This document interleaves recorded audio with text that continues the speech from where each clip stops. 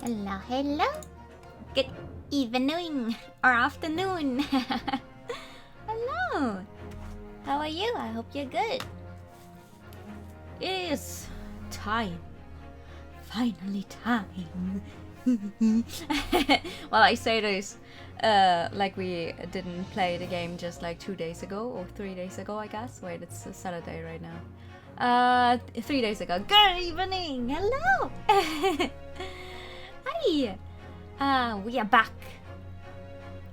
We are back, and I plan on going through the entire game today. Like, obviously, the stuff that is still missing, and it's going to take a while. Time for painful truths, definitely. Definitely. There's going to be some truths in there that we, or some characters, will not like very much, probably. Who remembers 2 days ago? Right. In other completely unrelated news to Ace Attorney, I managed to set up the internet in the apartment today. Works no problem, at least on my phone. So it should also be no problem to set up my computer and everything over there. So hopefully streaming from there will not be a problem soon. But yeah. That's the thing. Does anyone... Wait, let me just get everything in order. Does anyone really need oh, what's happened so far? Or are we all on the same page? We're in the middle of the trial. Jigoku, the judge, tried to abscond for whatever reason, but we got him. He's here as going to be as a witness. He got a telegram with those 4 names, with Assassin, Kazuma, Wilson, the doctor, and the detective with the fish and chips, whose name I just literally forgot. I don't know why. So he definitely has some secrets. You're all caught up? Okay. Will you be able to connect computer and console via LAN? Yes. It's like I'm just missing a desk right now. Like everything else is fine. I have my bed set up. I have you know those Kallax thingies from IKEA? Because I'm an IKEA child. I have a lot of IKEA furniture. I just need a desk to set in between so I can set up my PC and everything, and then I'm good, I think. Last thing you remember was the guy in the suitcase. Oh yeah, that's Judge Jigoku, and he's definitely hiding something because he's the one who received that telegram with the names, and Holmes was like, oh, there's this entire thing about them exchanging assassins. So apparently Kazuma is now an assassin, a trained assassin. I'm not sure I want to believe that, not gonna lie. Because I trust him. I don't think he would hide that from me. But I don't know. maybe he would go that far for his own goals. I'm not sure. But the last thing we did was we managed to find Jigoku, so now he's going to be here as a witness. And then we're probably going to ask him about that assassin thingy. But on the other hand, those are like state secrets. Like that was a intercepted message, like state secret message. So, whoo. Well, it's a closed court, but still, it's probably not going to be as easy as we make it out to be right now. 4th November, 9:30 a.m. The Old Bailey courtroom. Alright, we're back. Ah yes, you are the judge. I forget. Before we begin today, I have a brief announcement. As with the closed trial 10 years ago, some astonishing facts have come to light in these proceedings. The revelation that the well-known Reaper is actually an organization illegally executing its own brand of justice, and the discovery that a respected yard inspector was at its heart until he himself perished in an assassination plot. Aren't you the one at the heart of the entire Reaper thing? Well, that's just my theory, but... Well, I say to all members of the judiciary here present on this occasion that we will stop at nothing to uncover the whole truth behind these disturbing findings. Oh, I'm going to make you eat those words. You wish you would have stopped. I am going to uncover the whole truth and not the truth you want everyone to believe. Oh, I'm going to make you eat that. Counsels, you will undertake this trial with the resolve to pursue the truth to the bitter end. Resolve, yes. That's my intention. My lord, if I may inquire. The defendant may speak. On what grounds is Kazuma Sogi permitted to continue in his role as prosecutor? He has admitted to colluding with the victim in a plot to assassinate an innocent man. He shouldn't be enjoying the privilege of freedom, let alone be leading the prosecution.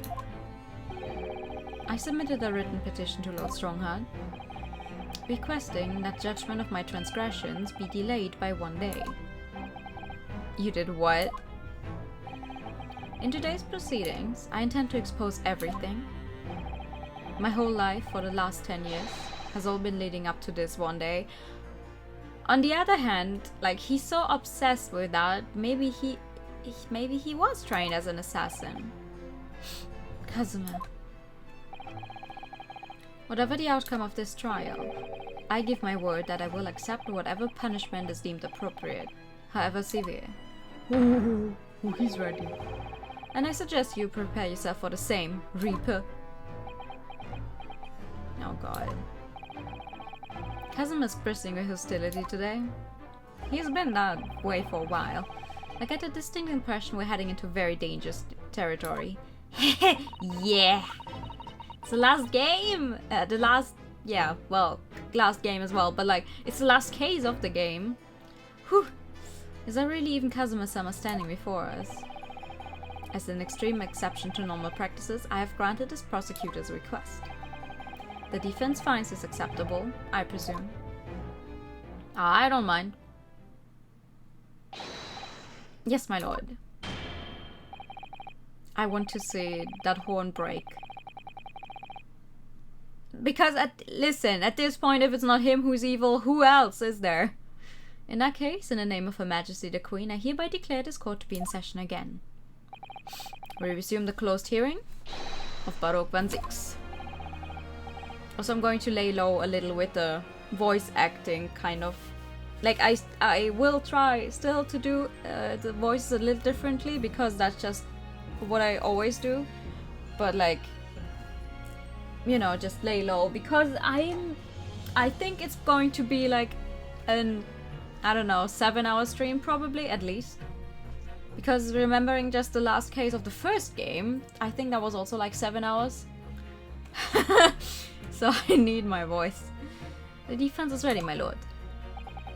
The prosecution is more than ready. Ooh. Very well then. This preamble has taken long enough. Prosecutor Sogi, begin. As you wish, my lord. The prosecution calls the first witness to the stand. Bring Seishi Rajigoku into the courtroom. At last, then. We've reached the final battle. Oh, tighter time, thank you. Yeah, true. He's putting literally everything on the line now in order to get the truth. Get to the truth, sorry. Okay. Ryunosuke is also ready. Come on, Ryunosuke. It's time for that steely resolve, because this is going to test it to the limit. Better start it then. Thank you. Witness, state your name and occupation for the court. So it was you who issued this, was it? You're so bueno. I did what was necessary. Well, look what the young man has become. I didn't think I'd see the day when you take that tone with me, I must say. The witness will ensure his responses are pertinent to the questions asked. My name is Seishi Rajigoku, a Supreme Court judge from the Empire of Japan. 16 years ago, this man came to London as a visiting student. 6 years later, he returned to Japan. As well as presiding over the Supreme Court, he's also currently Japan's Minister of Foreign Affairs. Oh, he's a big guy. Like, not just build-wise, but also what he does. I'm of course fully aware of Mr. Jigoku and his preeminent roles. I invited him personally to the International Forensic Science Symposium as a representative of his country. I hear he also played a key role in the conclusion of the Anglo-Japanese Treaty of Friendship and Navigation. It was a great honor to be involved in the negotiations. I put my all into that treaty. Just Jigoku, I must ask. Well, I never fancied a young murdering student turning up here of all places. You acquitted me yourself. And now I'm a practicing defense lawyer. Yes, and full of self-importance like your friend across the courtroom. I see. You came here to London by invitation to the International Forensic Science Symposium. But then, without informing anyone of your plans, you took flight to France. Took flight? I'd have to object to that turn of phrase. Okay, you took a ship, but like... Then explain yourself. What exactly were the circumstances? Well, I was somewhat expecting this. And I'm sorry to say... I decline to comment. What? Leaving the country prematurely when I was an uninvited guest may be questionable etiquette, but my decision is unrelated to this case. I can't be bound to testify. Oh man! Imagine trying to get a judge to testify anything. Unrelated, you say? Is it though? I appreciate that a respected police inspector has been killed, for which I offer my condolences. However, being an alien, I'd obviously never met the man, nor do I know the first thing about him. That's not true. As such, I'm in no position to testify. It's as simple as that. So you would run from all this? I beg your pardon. This case is more far-reaching than the murder of Inspector Gregson. It has ties to another murder, a case that was tried in Japan almost a year ago now. A year ago in Japan, the murder of Dr. John H. Wilson, you mean? That's right, and you, Just Jigoku, are at the heart of both cases. The defense has evidence to prove it. You are not going to get out of this that easy.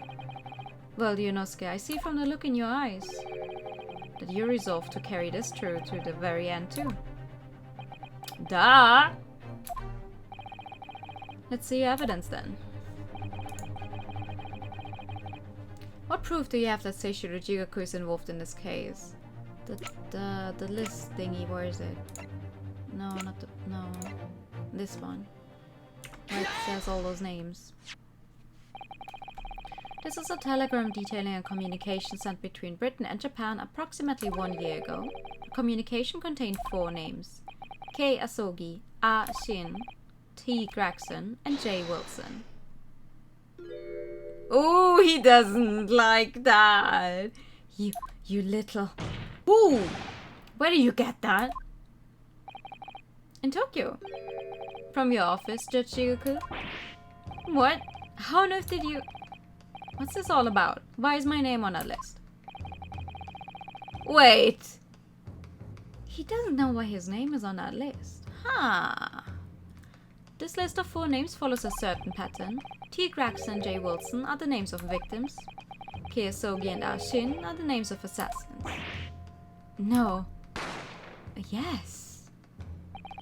A year ago in Tokyo, Dr. John H. Wilson's life was taken in a Western-style restaurant in the capital. The culprit was found to be a visiting student who went by the name of Giselle Brett. But her real name was Asa Shin, a professional killer sent on a mission to kill from Great Britain.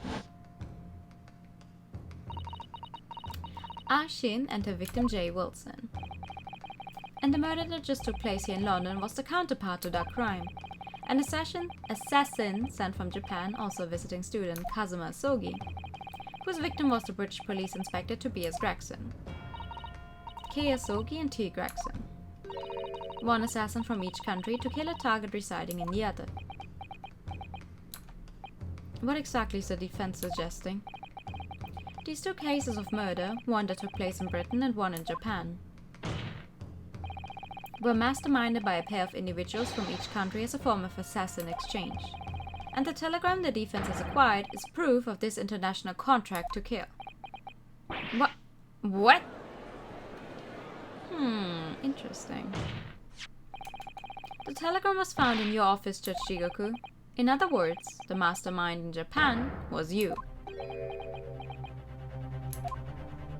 Oh man, this is one of my favorite sounds, like in the games. That when it starts going, it's so good. Judge Jigoku, what's this all about? And you, Kazuma, you lied. During yesterday's proceedings, you acknowledged that you'd accepted the assassination mission, but the mark wasn't Judge Jigoku at all. It was T. Gregson, Detective Inspector of Scotland Yard, as shown by the name on the killing contract. Very impressive, Ryunosuke. But actually, I didn't lie. The name of the target I was ordered to kill never passed my lips yesterday. The idea that Seishi Rajigoku was the mark came entirely from you. That's very true, sadly. You deliberately avoided saying a name. But he's not dumb. Of course he would. The defense claims these 4 names indicate some sort of international assassin exchange. I'm sure I speak for all present when I say that the very idea seems utterly absurd. Well, Mr. Jigoku, what do you have to say for yourself? His silence only goes to prove his guilt. There's another very important point that this new development brings to light.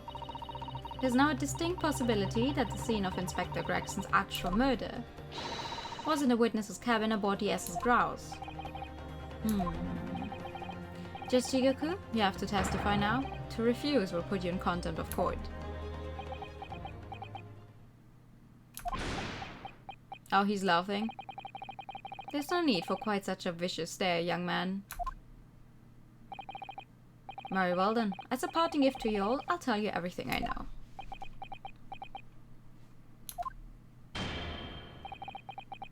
Okay. It seems this Japanese gentleman has information that the court must hear about the alleged assassin exchange and the events of the night of the 31st of October. Present your formal testimony now. As you wish, my lord. Alright. Let's see it. Let's hear it then. The assassin exchange. It's true that Kazuma Sogi was assigned the assassination mission 1 year ago now. The target was Inspector T. Gregson. That was a condition of the British study tour. However, in the end something happened that meant the young man was unable to carry out his mission. Well, technically he died. On the evening in question, a member of the crew was on duty outside my cabin at all times. If there'd been a shot fired, the crewman would have heard it, so clearly I can't be involved. Aha! There was a fucking evacuation drill thingy going. There cannot have been stationed the entire fucking time. You're lying. So you admitted then, as this communication suggests, there really was an assassin exchange arrangement between Britain and Japan. A political endeavor at the highest levels, not something I can discuss here. To use such a worthy practice as a foreign study to coerce somebody to commit a murder. It's the most appalling thing I've ever heard. Appalling? Well, it's easy to judge. Pardon? I saw he had a reason for taking his sword to the British inspector, you know. What? Which is why he accepted the mission in the first place. Isn't that right, Counsel? Oh. Kazuma-sama. Rajigoku, if you are the mastermind behind this operation in Japan, then tell the court the identity of your counterpart in Britain. Why would he? I'm not obliged to divulge that information. As I said yesterday, I've killed nobody. I freely admit that I accepted the mission, but on the night the plan was to be executed, I backed out. In short, this assassin exchange that the defense has identified is unrelated to the events of this case. The crucial point is this. Your police inspector can't have perished aboard that steamship in Dunkirk. Because if he'd been shot in a cabin, it's inconceivable that a member of the crew wouldn't have heard it. That's right. Gregson was killed after returning to London, in the room on Fresno Street. And the perpetrator of the crime was the Reaper, Clinvanzix. The prosecution's accusation remains unchanged. Alright. To think that a seemingly innocent foreign exchange program was a facade for such a... I don't know how to say that. Clearly it's a plot only a government minister and high-ranking judge such as the witness could hope to execute. Well, I seem to recall that it was someone on the British side who controlled everything. Be that as it may, it is not the place of this court to pursue this villainous assassin exchange plot. Is it? We are concerned only with the tangible events pertaining to the murder of Inspector Gregson. Is the defense clear on that point, Counsel? Okay, we're going to make it work out somehow. Yes, my lord. I'll keep that in mind as I cross-examine the witness. We'll have to, like, you know how you peel an orange? Or something that has more layers, like you'd peel an, oh wait, I just forgot the word. Anyway, we have to peel back the layers. An onion! Slowly we will peel back the layers. That can't be true. Because they had that evacuation thing going on. Where is it? So there was a time, a very small time frame. Onions have layers, yeah. Yes, at the core. Hey! Is your stream already finished? I'm sorry, I couldn't stay until the end. Yes, as the court has heard, there was a crewman posted outside Rajigoku's cabin. However, we can be sure that, contrary to the witness's claim, the guard wasn't there at all times. You just said it, okay. Well, I hope you still had fun. What? I have here notice of a particular event that was scheduled to take place aboard the steamship on the 31st. What? Where you get that? I don't know, in your fucking trash can, which was very open and obvious. You want to try and say hello? Thank you. Hello. It's evidence gathered by Mr. Sherlock Sholmes. You were acquainted yesterday, if you remember. Sherlock Sholmes again. Yeah. That guy. According to this itinerary. Itinerary. After leaving the port of Dunkirk at exactly 10 p.m. and for a period of 20 minutes, all crewmen of the SS Grouse were to gather on deck for an evacuation drill. All crewmen were away from their posts. And during that 20-minute interval, of course, any gunshots emanating from your cabin would have been heard by no one. In summary, Rajigoku, you had ample opportunity to commit the crime. Oh. A 20-minute window of opportunity. That's an excellent find, Ryunosuke. But it amounts to nothing. Why? Because the witness clearly stated in his testimony that no incident occurred in his cabin. Unless you have some deceased's evidence that can show his testimony to be false. The accusation is nothing more than conjecture. Conjecture? Very true. Well, counsel. Well, I mean, I can't show you guys the hole in the wall, but I can show you that small clock thingy? Watch thingy? No, it's a clock, right? A watch is only those things you put on your wrist with a band or stuff, right? Inspector Gregson was killed in Rajigoku's cabin that night, I'm certain of it. Because the defense has the evidence to prove it. You will present the evidence for the defense at once, counsel. What proof do you have that the victim's life was taken in Rajigoku's cabin on the 31st of October? This thingy. Rajigoku, this was found in your cabin yesterday. What is that? The crown of a pocket watch. A pocket watch? And if you will observe, the victim's pocket watch, which we know he treasured, is missing precisely that part. It can't be. Moreover, this crown is a perfect fit on the spindle protruding from the victim's watch. Now, the fact that this was retrieved from Rajigoku's cabin tells us that the victim's watch almost certainly broke there. In other words, the victim was killed on the 31st during the 20-minute evacuation drill. In the cabin occupied by you, Rajigoku.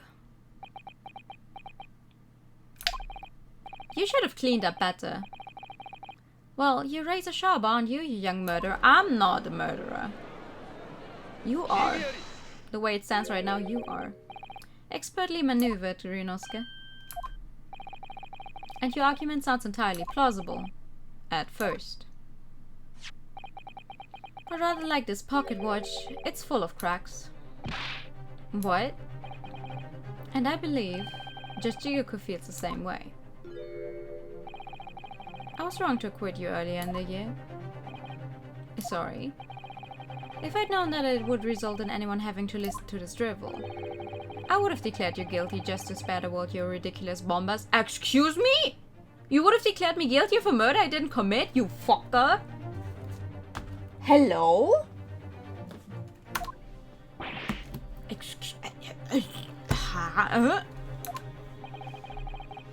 I think it's clear that the witness will have to give further testimony. How dare you? Like, hello? I don't know how you say this in English, but that's definitely, I don't know, abusing your power because you're such a high person. When you hear what actually happened in my cabin that night, you notice the pitfall into which you've stumbled. Prior to your new testimony, I would like to clarify one point. The fact that this part of the victim's watch was discovered in your cabin means that you acknowledge he was there, I presume? Yes, I do. Very well then. You may proceed to give your formal testimony about what exactly happened in your cabin aboard the ship on the evening of the 31st October. I hate the word 31st. It's two words I like combined that I cannot pronounce correctly for some reason. Of course, as a man of the law, I have no intention of obstructing justice.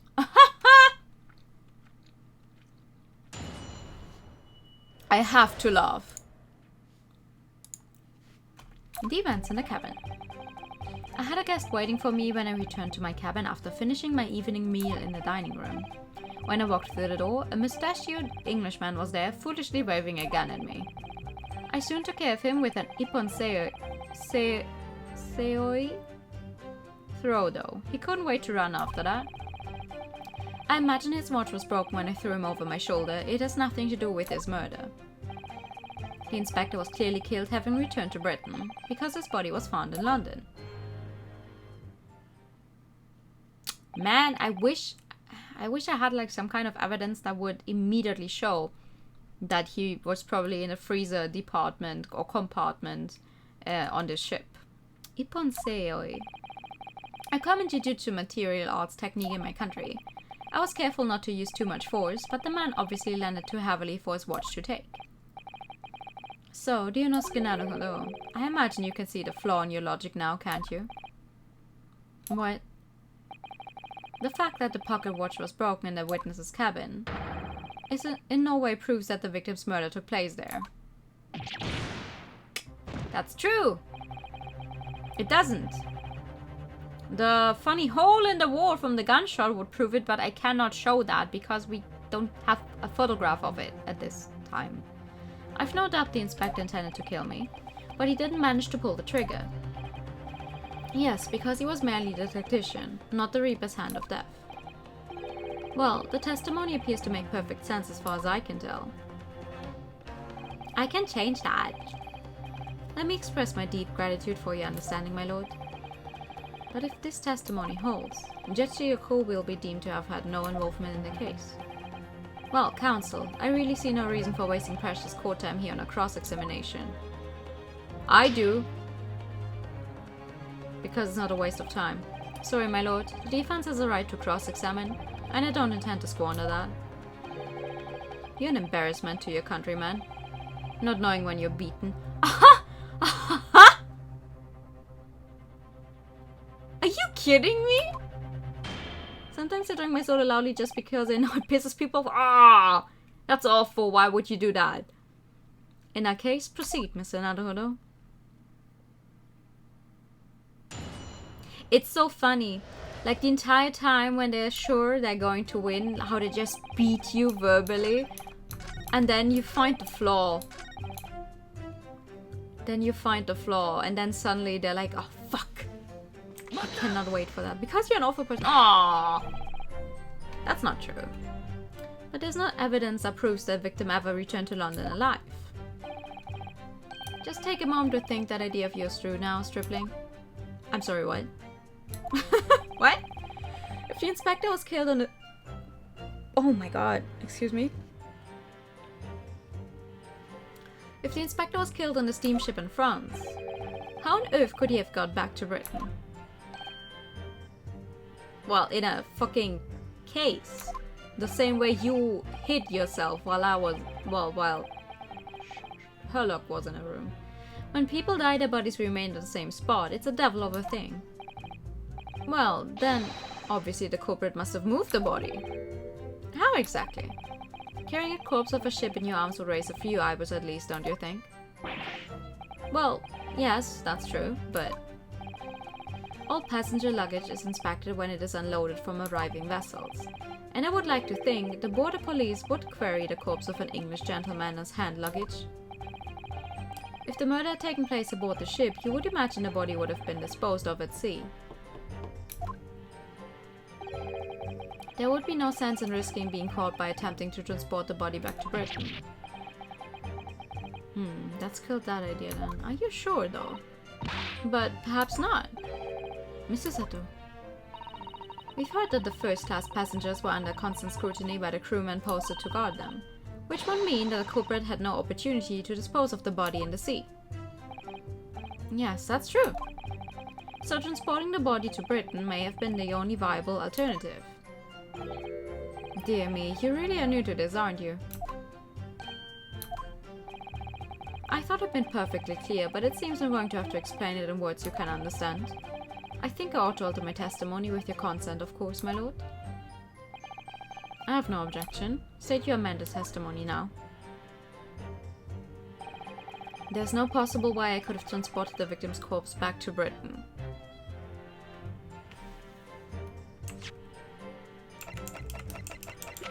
Where is it?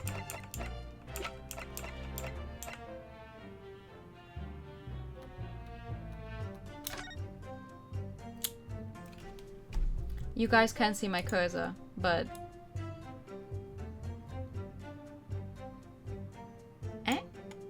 Oh man, we were standing right next to a corpse? No, wait, it wasn't when they arrived here the first time. It was a little after that, but ooh, Jesus. There's no possible way you could have moved Inspector Gregson's body, you say? I would say the opposite is true. And what's that supposed to mean? Oh, I heard 2 minutes. Okay. Wait. I'm eating a gummy. I need to stop eating gummy worms while I stream, but they're so yummy. You love doing this during Ace Attorney streams? I can't see why. Far from being impossible for you to do, the transporting of Inspector Gregson's body back to Britain is something only you could do. What are you talking about, Ryunosuke? As well as being a judge, Mr. Jigoku is also Japan's Minister of Foreign Affairs, which means he's exempt from having his luggage searched when he enters the country. We learned that when we first met you upon your arrival in London.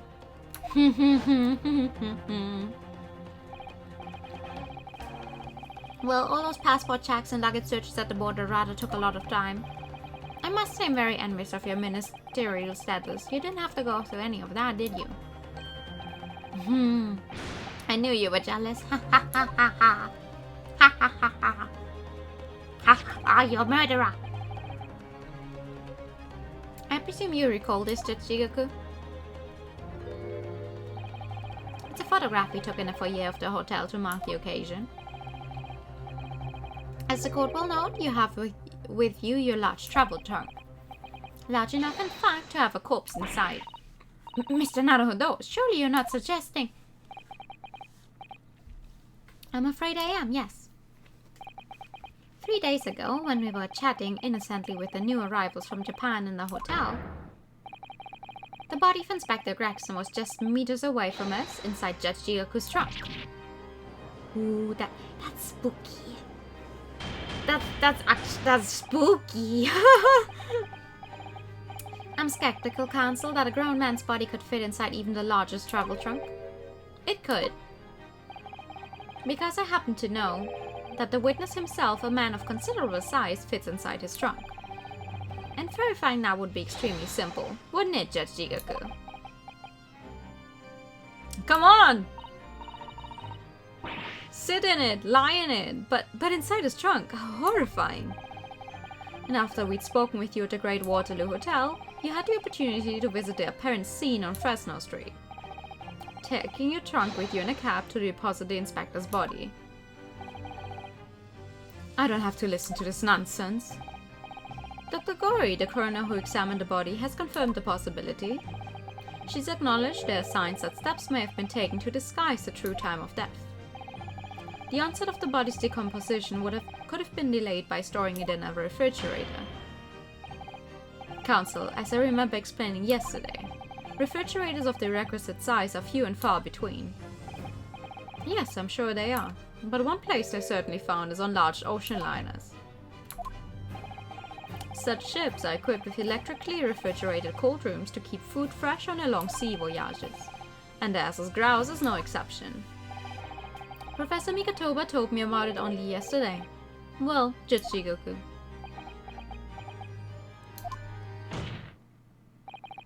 However much you prolong this debate, you can't eliminate the truth. All the evidence points to you being the killer. Come on, man! Oh, you're laughing now, Well, this is all very heartening. I can see that it was a wise move, letting Asogi and you embark on this study tour. What are you talking about now? Logical reasoning, of course. All court proceedings will be built on logical reasoning in the new century. And I can see that you've both laid firm foundations for that already. Just Jigoku, please, stop diverting attention from the issue at hand. The defense has made an accusation against you. How do you respond? Respond? There's really no need for me to respond, is there? Why ever not? Because before you can even begin to answer the question of when the victim was killed, you must first establish one key fact. Where was the victim killed? It's quite logical. The actual scene of the crime. Prosecution stance is unaltered. The killing took place on Fresno Street when a gunshot was heard. As the accused, Clinvanzix shot the victim at point-blank range. You're fucking dumb, Miss Kazuma. Since no tangible evidence exists to disprove the prosecution's claims at this time, the defense's deductions amount to little more than an elaborate fairy tale.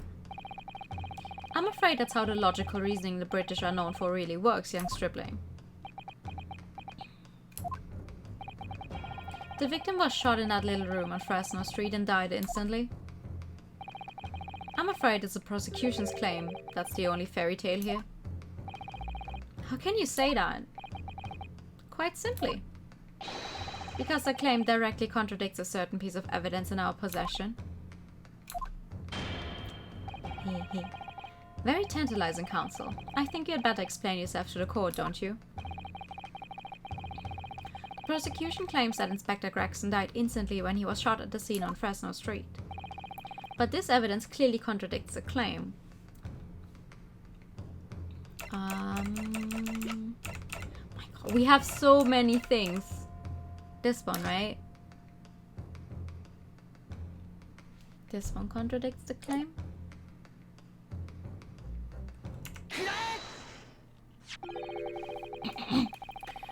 Hello, good evening. How are you? A photograph of the victim in the very location you claim he wasn't killed. Yes, but the point is the posture of the body itself. If he was shot at point-blank range, he wouldn't have fallen down the way he did. He's positioned on the ground.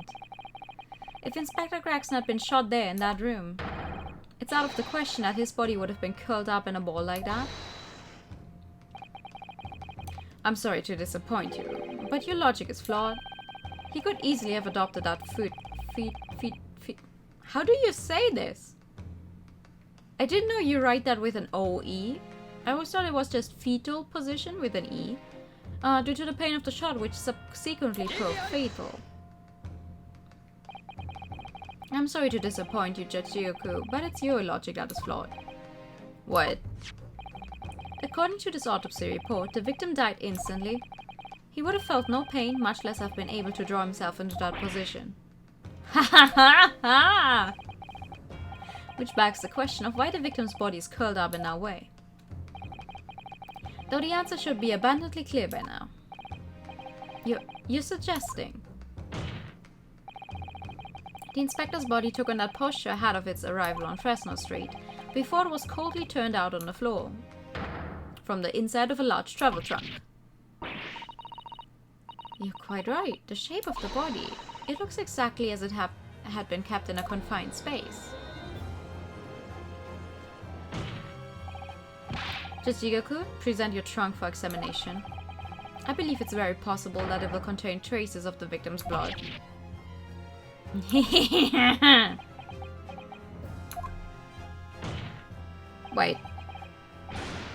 Wait, hold on. Can we... Because I'm not quite sure, can we even test for the blood? Like whose blood it is? Are we that far ahead in science? Present my trunk. I refuse. What? On what grounds? I'm the Minister of Foreign Affairs from the Empire of Japan. I shouldn't have to put up with this treatment just because of some stripling space's accusations. Oh! So now you're going, actually, I'm a very high-ranking person. Fuck you. I'm going to... Listen, you're already in the witness stand. I'm going to get the guy who's behind you up on the judge's pedestal to go down here. Just wait for it. Wait for me. I'm going to show you. There's no high ranks here. There's only murderers. In other words, Judge Ryuku, there's blood in your trunk. I decline to answer that. As the Minister of Foreign Affairs, I have privilege that allow me to... At this moment, you're not a government minister. You're a witness in a trial in Britain's highest court. I don't care who you are, what your status outside this courtroom might be. You will not withhold information. Tell him, Ryunosuke! Go off! Nothing is more important than the truth. Your sense of reality. Order. Well, Mr. Ryuku, what's it to be?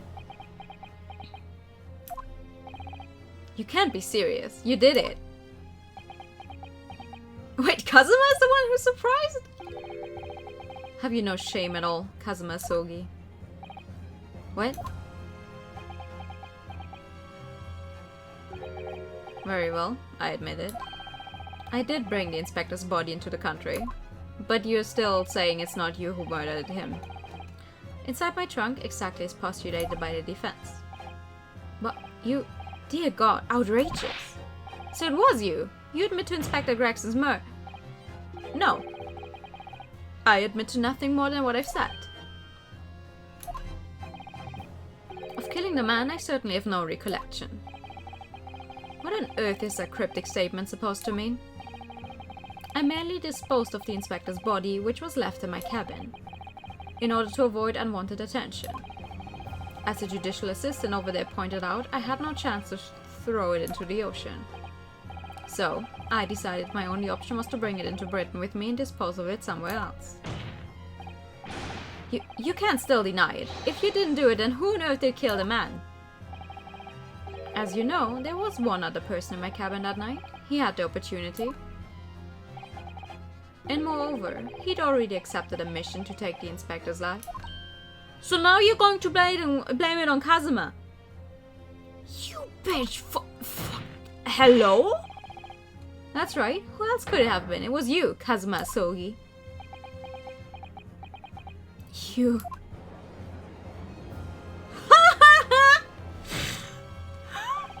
I never thought you'd stoop to this, Seishi Rajigoku. Damn that you guy. You've taken a word straight out of my mouth, Prosecutor Kazuma Sogi. You thought by leaving the body in my cabin you could pin the crime on me, did you? Well, the prosecution counsel has already admitted to visiting the witness's cabin on the night in question. Yes, on an assassination mission, no less. You wouldn't... Yes, he would. So, what do you make of that, young stripling? You've heard my testimony now, and that's all I have to say on the matter. I'll admit to nothing more. Did no say the B word. Oh, no! Even if he didn't do it, he's still an accomplice. Yeah, at this point in time, I guess he would count as an accomplice to the crime. Isn't disposing of a body very illegal? Definitely. But the problem being, if we cannot find out that he's really the murderer, we cannot have him held here. Because that would make for a different trial just for him, you know, illegally disposing of a body. If I understand their system correctly. Does not even matter at this point. Sadly it does, yes. In the Ace Attorney games, it's like... It's in the same sense that Kazuma here, despite already saying like, oh yeah, he did some things and, you know, he asked for his trial to be changed to a later date. It's like, it's always like this in the games. It's like, if you can not pinpoint the blame on this person for the case we're currently having, then they're pretty much free to go until a later date. And if they leave, you're fucked. I don't believe this. Counsel for the defense. What is your position now? The court awaits your response to the witness's assertion. The assertion that on the night in question, the victim's assailant was in fact Mr. Kazuma Sogi. This isn't a dead end, it seems to be. The answer's right in front of me. It comes down to Jigoku or Kazuma. Both of them had the opportunity to kill Gregson, but only one of them did it. And I'm just a step away from proving who. Very well. The defense is ready to respond to the assertion put forward by Judge Jigoku. We are? The idea that the victim's murder could have been committed by Prosecutor Asogi is impossible. It's not him.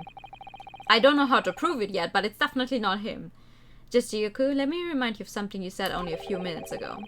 You claimed that logical reasoning is the future of the judicial process.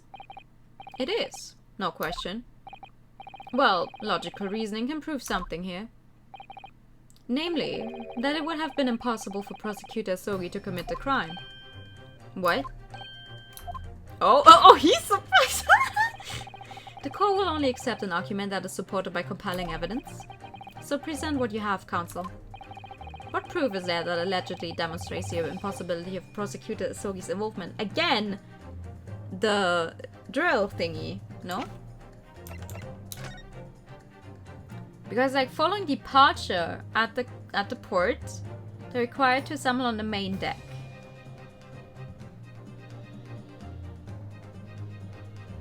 How would he have killed the guy in the 20 minutes in the room where someone else is staying? Shoot him, make it so the other guy is not actually there so he wouldn't notice that it was him who killed them, and only leave the body and leave it doesn't work. Doesn't work. That's all I'm saying. This itinerary for crew members of the SS Grouse, my lord. This is conclusive proof. An itinerary. What the fuck is this word? Itinerary. How does that prove anything? Just Jigoku, the moment you acknowledge that you found the victim's body in your cabin, this itinerary suddenly became much more significant. What? Why? On the night in question, as always, a crewman's sentry was on guard outside your cabin door. As long as he was there, nobody could have fired a shot inside the cabin. Absolutely, because it's inconceivable that the guard wouldn't have heard it and come to investigate. So that tells us that the crime must have taken place when the guard was elsewhere. And that narrows it down to the 20 minutes just after 10 o'clock as indicated on the itinerary.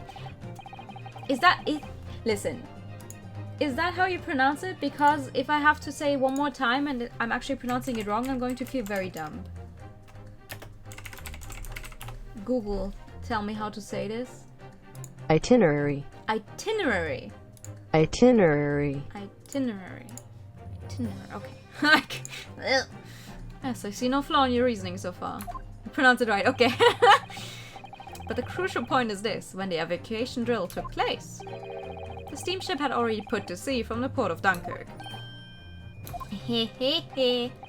Now, clearly the murder could only have been committed by somebody who was aboard the vessel at the time. But Prosecutor Sogi stated in yesterday's proceedings, I didn't come to Great Britain to take anyone's life, so I left Gregson and disembarked the ship. I spent that night at a boarding house in a town and returned to England the following morning. Right! He did say that. And how his signature is in the book. There, in the guest book. Which I'm sure the court will agree is conclusive proof that Kazuma Sogi couldn't possibly have carried out the killing.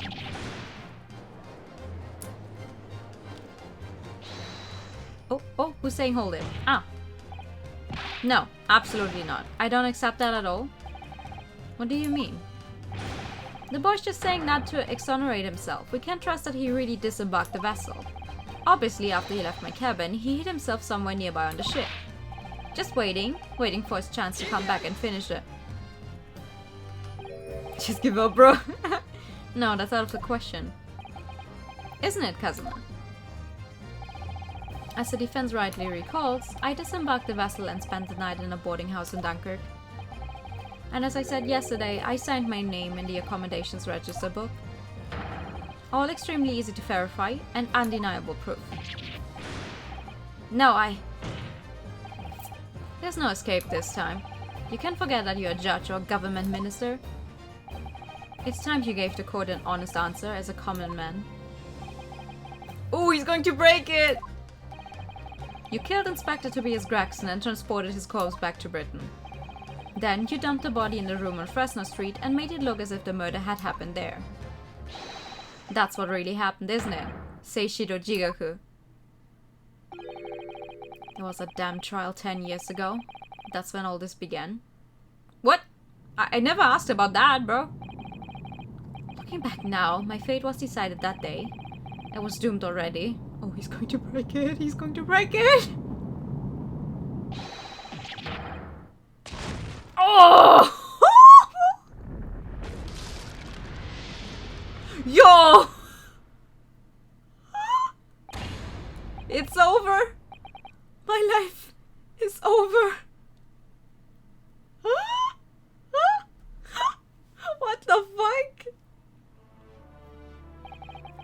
little much, isn't it? A British assassin to eliminate a professor in Japan, a Japanese assassin to eliminate a detective in Britain. Both assassins will use diplomatic immunity to evade conviction and return safely to their homelands. There it is! The assassin exchange request arrived from Britain about 1 year ago. Though it was hardly a request, it was a demand. And for that you decided to recruit Mr. Asogi. Just destroying the courtroom like he did 10 years ago. What the hell? But things didn't go according to plan. Your chosen assassin never made it to Britain. And you found yourself unable to dispatch a replacement. Because I was already on my way to Britain at the time in Kazuma's place. And that left me with only one option for carrying out my obligation. You do it yourself, huh? To eliminate the mark myself, personally. Of course, there was but a single opportunity for me to do that. The International Forensic Science Symposium, I presume. That's right. I decided it would be safest to carry out the plan before my arrival in Britain. So I enlisted the help of my British counterpart. And made arrangements for a pretext that would take the inspector to Dunkirk.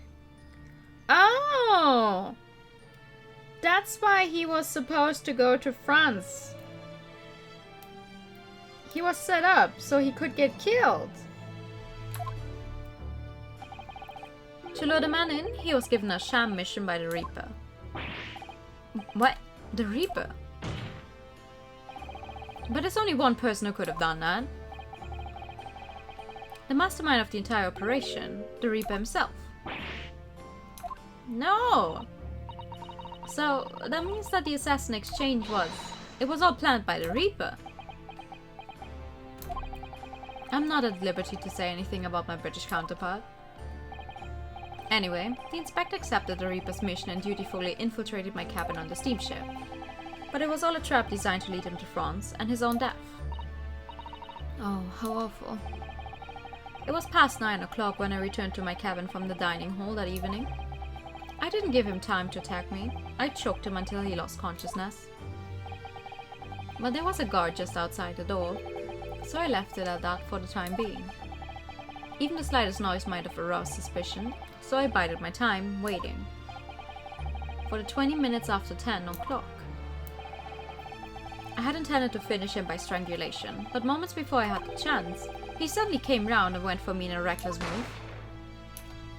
Oh. Well, I mean, he obviously didn't want to die. I'd received the British issue gun 16 years earlier, being a member of the judiciary as a visiting student. I never imagined I'd have to use it for something like that. So the revolver belongs to you, does it? Just say yes. Or just say nothing at all is still a yes in my book. Then the victim was killed inside your cabin on the SS Grouse, which begs the question of why you arranged for his body to be discovered in the room on Fresno Street. The young judicial assistant over there has already answered that question. There was no way I could take the body up on deck to throw it over the side. That's precisely where all the crewmen were gathered for the evacuation drill. So, before the first-class cabin sentries returned, I took the corpse to the refrigeration room. And then on arriving in Dover, you concealed the body in your trunk in order to smuggle it past the border police. I knew I needed to take steps if the police were to be convinced when the body was found in London. In that case, you must have known. You must have had intimate details of Inspector Gregson's intended schedule. Yes, my British counterpart sent me everything I needed to know. The inspector was due at Fresno Street at 5 o'clock that afternoon, in order to meet a man by the name of Hugh Boone, from whom who would take back his police identification. Ah, so we're back at this point in time now, okay. I decided our man would be the perfect person to set up as the culprit, so I took a hackney carriage over there with the body still in my trunk. That must have been just after we took this photograph with you at the hotel then. Yes, I wasn't expecting a welcoming committee. I was more than a little nervous. On Fresno Street, I spotted a young girl selling little firecrackers. Miss Venus, of course. I conceived of the candle trick there and then. So I donned a simple disguise and approached the girl to buy enough firecrackers to replicate a gunshot. Well, he's a very intelligent man to just come up with that on the spot, that's for sure. What sort of disguise? For some reason, the inspector had a bright red hairpiece in his own traveling case. So I put that on, although I suspect I drew more attention to myself in that than I would have otherwise. The hairpiece we found at the scene, the inspector had ready for the Red-Headed League investigation. I only arrived at the room at around 4:45, so I quickly placed the body on the floor, moved the notice board, and set up my little candle trick. I arranged it so the firecrackers would go off with a bang around 15 minutes later, so that Mr. Boone, who was due to arrive at 5, would walk straight into a trap. So, like, sorry, just if you plan stuff for a specific time because you have an appointment set up with someone, you have to be very, very sure of them arriving right on time.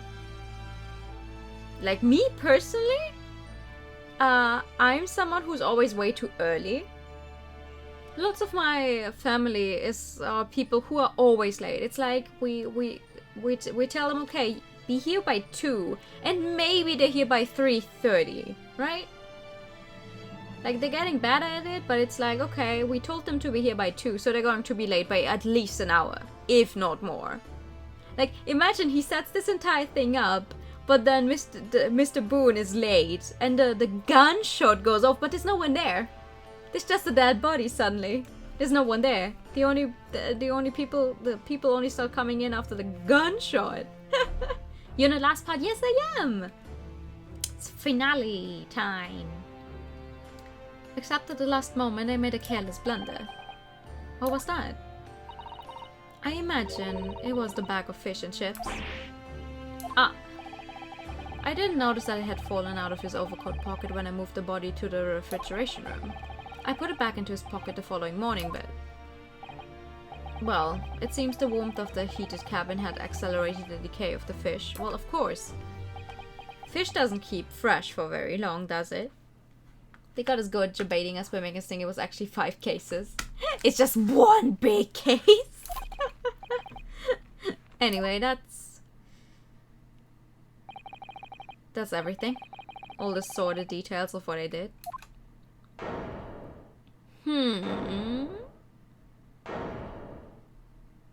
But that's not the end, is it? There's no witness stand anymore. Witness, please take to the stand. But judge, there's no stand. I've heard enough. Gregson died in another last case and then shifts to chapter 4. Yeah. But it's nice. It's good. Like, I'd rather have it this way, so it's like 2 things and not just... imagine all of this was 1 case. There's still the British assassin and Reaper missing. Of course. It's not the end, but like, we finally know who killed Gregson. We've arrived at the truth about the murder of one of the country's most capable and respected police inspectors. The witness will be tried in the coming days. For crime of such a vile nature, you can expect the most severe penalty. Do they still have death penalty here?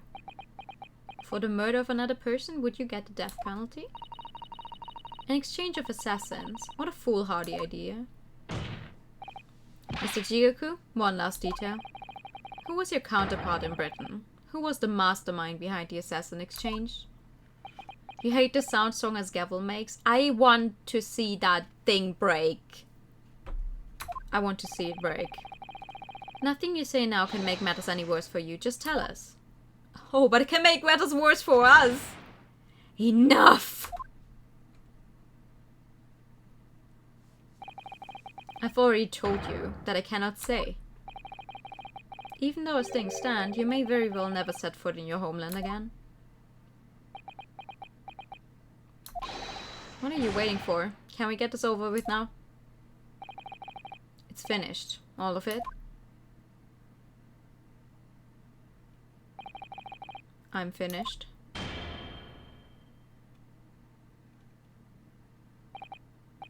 Then, in the name of Her Majesty the Queen, I now pronounce the findings of this court. This man before us has admitted to the willful murder of Tobias Gregson. guilty.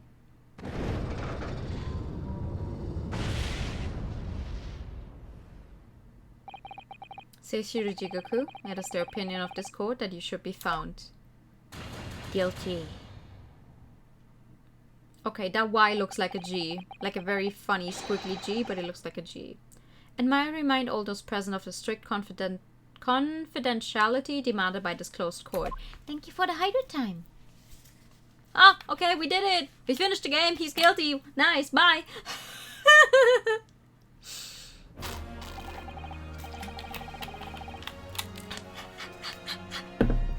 I'm joking!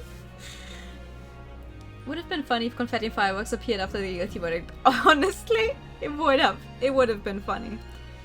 Moments ago, Mr. Jigoku signed a written confession admitting to the murder of Inspector Gregson and the subsequent conveyance of the body.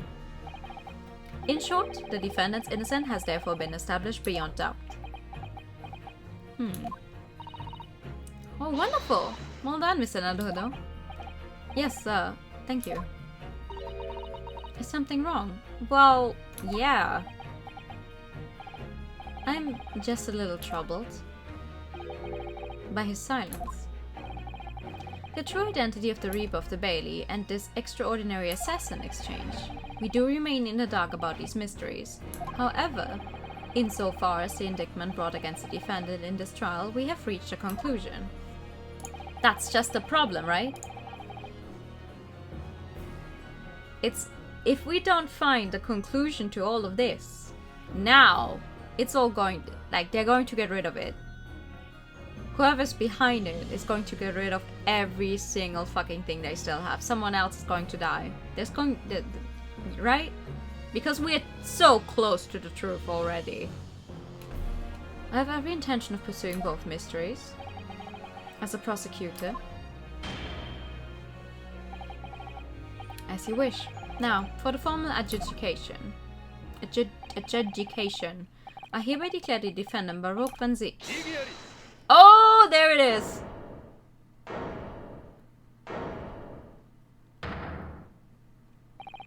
The prosecution calls for adjudication to be deferred. Counsel. The accused's innocence hasn't been fully established at all. And therefore, it would be wrong to deliver a verdict at this time. That's the prosecution's unwavering position. What? But just Jigoku has already confessed. Nevertheless, Baruch Vanzik has committed crimes for which he must be punished. Kazuma's Igiyari sounds so much like actuals. Yeah! They have a lot of similarities, I feel. Well, it would appear you have information that the court needs to hear, Prosecutor Sogi. Certainly, the murder of Inspector Gregson was actually carried out by Seishi Rajigoku. But it's clear from the witness's testimony that he was coerced into complying with the plot. Into this sick, merciless assassin exchange. That may be true, but... So what I want to know is who coerced Jigoku? Who was pulling the strings? I think we all want to know that. And I feel like there's literally only one person in this courtroom right now who does know. The victim went to France having been ordered on a mission for the Reaper, only to be murdered. In other words, the mastermind behind the assassin exchange is someone in a position to give such an order. As we've already established, the Reaper himself. Well, certainly that would appear to follow. The prosecution hereby formally accuses the man in the dock, Baruch Vanzik. Oh wait, the dock is back! No, right, that's not the witness stand, that's where he stands as a defendant in this case, right? I guess. Or they were really fast at repairing stuff, who knows? Of being the Reaper of the Bailey. And furthermore, I'm going to prove his guilt beyond all reasonable doubt. What? Huh? Maybe they just have a second stand there. You know, in case you need it. The Reaper of the Bailey is a long-standing mystery, Counsel. Are you suggesting you have some new information with which to build a case? Scotland Yard has already investigated Lord Vanzik very thoroughly in that regard, and they found no evidence whatsoever to substantiate the claim that he is the Reaper. Gregson will answer to no matter what, and therefore is the mastermind. Presents Iris's profile. No. Perhaps, but circumstances have now changed. What do you mean? It's already been established that the assassin exchange was negotiated with Jigoku by the Reaper himself, which means we now have a new line of questioning by which to identify definitively the man's identity. That is the prosecution's intention here. I must say I'm surprised, but quite how tenaciously you appear to want to besmirch my name. I've never seen two people hate each other this much in an Ace Attorney game. It's like, we've had people who don't like each other. We've had people who would, you know, try to murder us, the main character. But I've never seen two people hate each other quite like this. Okay, maybe Phoenix and Kristoff, but even those two, they weren't like, they were hiding the real feelings behind a mask when they were going against each other. Mud and okay, yeah, true. It's been such a long time since I played that. Guess you were right, New. Kazuma isn't evil. Woo! I'm not getting destroyed often. It does get damaged often by people that allow knives and such in there. Honestly, they probably have another one, a spare part somewhere. You're guilty of an unforgivable crime, Lord Vanzix. And I will bring you to justice for it, whatever it takes. Cool. That explains Kazuma's silence before. He'll stop at nothing to finish what Lord Vanzix unwittingly started 10 years ago. They just had to have Kazuma wear yeah. An extra room filled with spares. By leave, get the spare. Oh fuck no! Did someone destroy it again? Yeah! Very well. Whilst it's extremely irregular, I will on this occasion grant the prosecution further opportunity for witness testimony. The defendant will disclose any and all involvement he has had with the Reaper and the Assassin exchange. I thank you, my lord, for guiding the court so wisely. You stop that. Like, right now, it's even worse than when he normally stands before us, because now he's definitely looking down at us. Like, his entire model and the way he looks at us is just pure scorn and contempt. Do you have any idea who could be a true mastermind? I do. I mean, I've been saying this the entire time. I've been saying this for a very long time now. I'm putting my all onto Strongheart. If it's not Strongheart, I guess I was really fucking wrong, but I'm putting my all into Strongheart, so. Aw, that is cute. Need a hand? I hereby declare this court to be in session for a supplementary hearing. Also, who does that? Who lights all those fires? Hello? Feet on the ground, young man. Pray turn a blind eye to the discourses and verify that this vile and unremitting accusation hasn't soured the contents of my hallowed chalice. Lord Vanzix. I first had to suffer the pseudonym of the Reaper 10 years ago now, and ever since that time I've endured the weight of implied guilt that's gone with it. So I welcome the chance to testify now and crush those allegations once and for all. Vanzix is in no way gay. Good. Every game I touch, I rub my gay little hands all over the characters. They're all gay now. Gay. Then let justice decide, Lord Vanzix. The prosecution seeks to begin building its case by calling the accused to the stand as a primary witness, in order that he may answer the accusation brought by the prosecution that he is the Reaper of the Bailey. That can't work properly! And what says the defense? So he's just a stick, is that what you're saying? Putting the defendant in the witness stand can be extremely dangerous, and Kazuma-sama is so emotional at the moment, he's not thinking logically. You're right that he's not himself, but I knew it would be like this. And I came here today determined to face him through whatever might arise. As a lawyer, and as his boyfriend. Then that's what we must do. Throwing sticks were actual weapons that aren't supposed to come back to you. Yeah! Also, they can hurt like hell. The defense has no objection, my lord. Very well. Defendant, you will take the witness stand and give formal testimony on the subject of your involvement with the Reaper and the assassin exchange. As you wish, my lord. So, did they bring it? Okay, they have a spare. The Reaper and the assassin exchange. I've never taken the life of another, nor have I instructed another to kill. I've been investigating the truth behind the Reaper for years, and I was aware of Grax's involvement. That's the reason why I went to Fresno Street that day, and that's how I came to discover the body. The point is, no common thread exists between myself, Graxon, and Dr. Wilson. Oh, that's not true!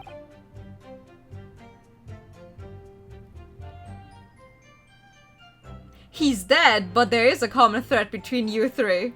Clearly, therefore, there's no reason to suspect me of being behind the assassin exchange. New as a friendship knife, I didn't forget about it. Yes! Do not forget. Or you will mayhaps one day feel the friendship knife in your back. So you deny all accusations by the prosecution. Both that you are the Reaper of the Bailey and that you masterminded the assassin exchange. I acknowledge that the public at large believe me to be the Reaper. However, that's a fallacy which I alone am in a position to forswear. I'm sorry, what? Naturally, the prosecution believes the testimony just given by the accused to be untrue. Ryunosuke Naruhodo. Why are we calling each other by our full names? Yes. Let me ask you, why are you here? What really brings you to this courtroom? Well? I've never taken the life of another guy in a gallery who got hit by 1/6 balls in a trial. Objection!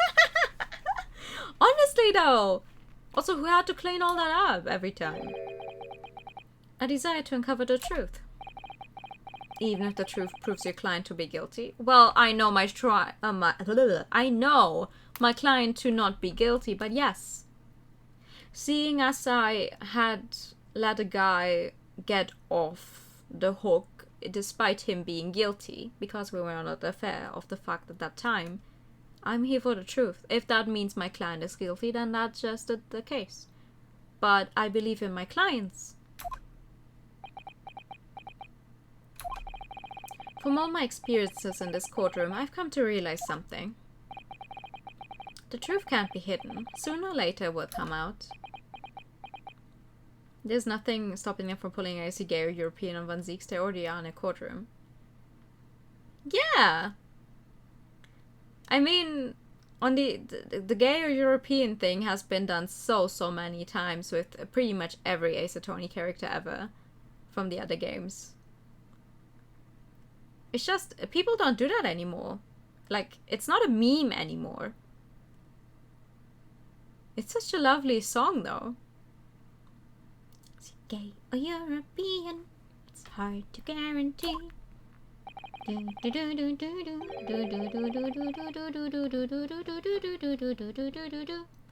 play peculiar sports.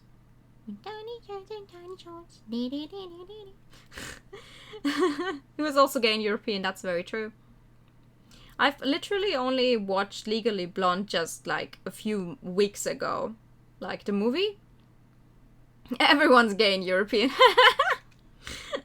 So it's always my intention to work with my client in pursuit of the truth. Well, Kazuma and Ryunosuke are not European. I want you to remember what you just said. Sure. Enough dilatory chatter. Counsel for the defense, proceed to cross-examine the witness. Yes, my lord. I know exactly what you're thinking, Kazuma. I know you're just waiting to point it out. The contradiction you're convinced lies somewhere within this man's testimony.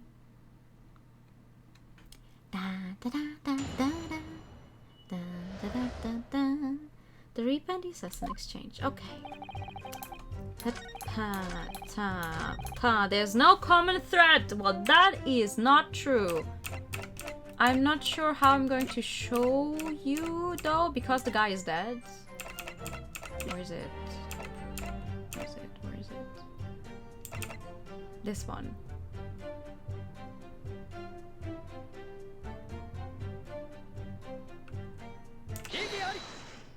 Your brother has to tie here. What is this? An autopsy report. Wait, this is 10 years old. From the autopsy of Lord Clinvanzix. What? My brother's autopsy report. I'm pleased to see the defense doesn't intend to run from the undeniable truth.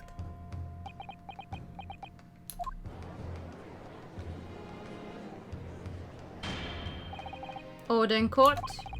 What reason do you have for presenting a 10-year-old autopsy report here, counsel?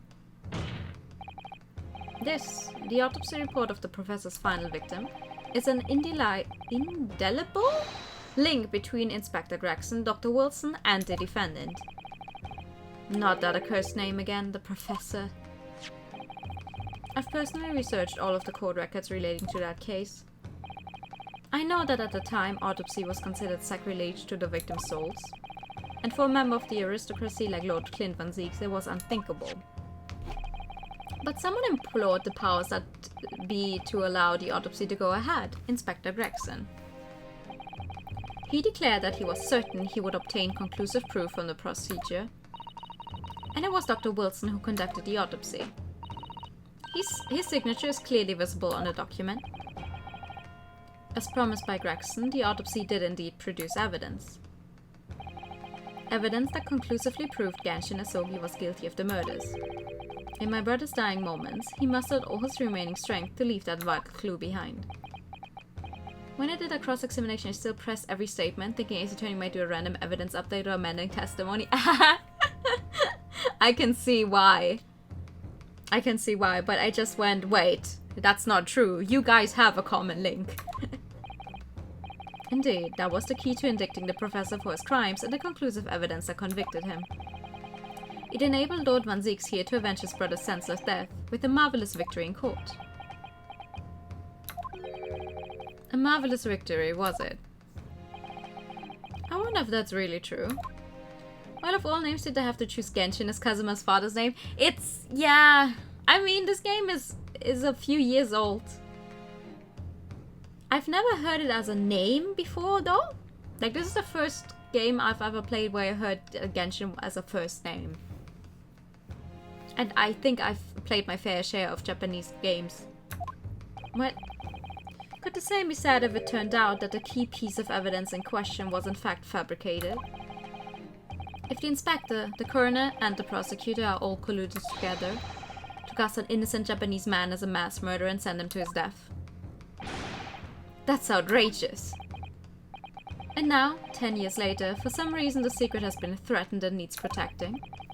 Which is why the inspector and the coroner had to be silenced, isn't it? By someone in power in Japan and in Britain, using the two killers recruited for the assassin exchange. Order! Order at once! 10 years ago, my father was convicted in this very courtroom as a mass murderer, to be sentenced to death. But it was all a sham, and I swore to myself that I'd prove it. Which is why I had to come to Britain, whatever the cost. Oh, you have another glass. You'll have to forgive me, if I feel compelled to toast this vengeful Nipponese tenacity of purpose here. However, there it goes. He who fails to quash his emotions in a courtroom has failed as a lawyer. Come on, Kazuma, you know this won't wash.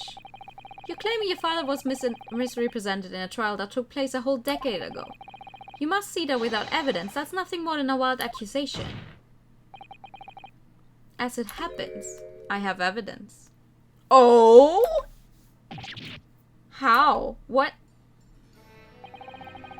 As the court is heard, I crossed the channel to France with Gregson on the 31st. I went with him on the pretext of being the assassin recruited to kill Seishi Rajigoku. But my true intentions were to make the inspector tell me the truth. What truth? The truth about the evidence. And he acknowledged what I'd already deduced. There's a closely guarded secret about what went on in the autopsy that... Sorry. What went on in that autopsy 10 years ago. He also has a giant suitcase full of glasses filled with wine. What? A secret? I know nothing of any secret. Yeah, because it's not you who is behind all this. While we waited for my supposed mark in Jigoku's cabin, I drew my clan's illustrious sword, Kadama, before the inspector's eyes. He very quickly understood what my true motive was. Right, I see. You're that Asogi's young lad, are you? And what? You're gonna cut me down with that thing, is that it? That will very much depend on the answers you give to my questions. I want to know what really happened 10 years ago. The truth. That's all. Before we get into it, let me make one thing clear. I still believe your father was a professor, there's no doubt in my mind.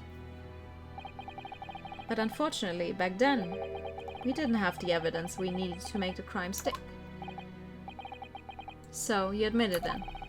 The evidence used in my father's trial was fabricated. It was for the good of the country.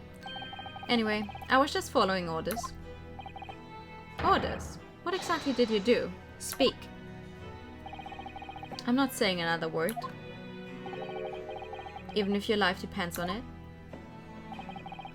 That's right. Even then.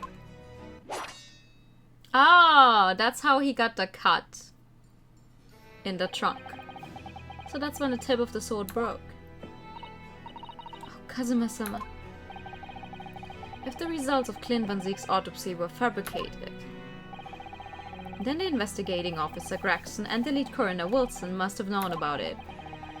And they can only have been ordered to pervert the course of justice in that way by one man. The man leading the case for the prosecution, Baroque 16. No, wait! Kazuma, you're wrong in that sense. Because there is another person who could have done that. The person who was originally in charge of the prosecution. Strongheart. Because Vanzix at the time was just a junior guy. There's no way he could have taken on this big a case himself. In other words, the defendant did have cause to organize this exchange of assassins. Exactly, and as was established earlier, it has to have been the Reaper himself who liaised? What the fuck with Jigoku in Japan to arrange the exchange? Okay. So it follows that the Reaper's true identity can only be that of the man who stands accused in this courtroom today, Baroque 16.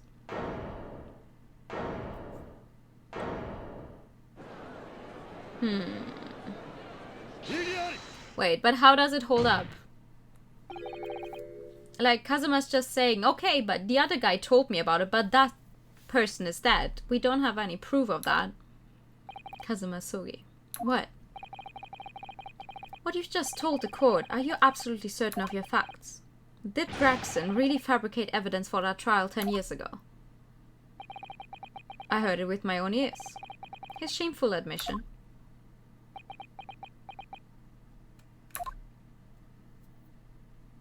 Ooh. In that case, I know. The name of the Reaper. I do too. What? Lord Vanzix. I gave no such orders. I know that for certain. Which narrows down the remaining possibilities to one. Yes! The guy behind you! If Lord Vanzix isn't the one behind all this, then yes, there's only one other person who could have done something like that. Yes, that's what I've been saying the entire time. I believe I know who it is too. You... I just had a feeling this name was going to come up. The true identity of the infamous Reaper of the Bailey is...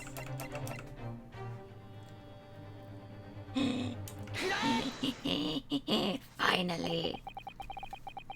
The only person who could have arranged the assassin exchange and manipulated the autopsy results is the Lord Chief Justice himself, Lord Mal Strongheart. Lord Strongheart? Yeah, you're so blinded by your pure rage against the person who sent your father to the gallows. You haven't looked deep enough. True identity of the Reaper is Greg's fish and chips, so no! Yes, it's true that 10 years ago the defendant handled the prosecution of the professor in court, but he only took over the case after his brother Lord Clinvanzix had been killed. Oh, he didn't know that. I can only assume that this is the most inappropriate joke in British judicial history. It's not. Well, Lord Vanzix. 10 years ago, I was very new to my profession. But I had a burning desire to avenge my brother's death, so I pleaded for control of the case.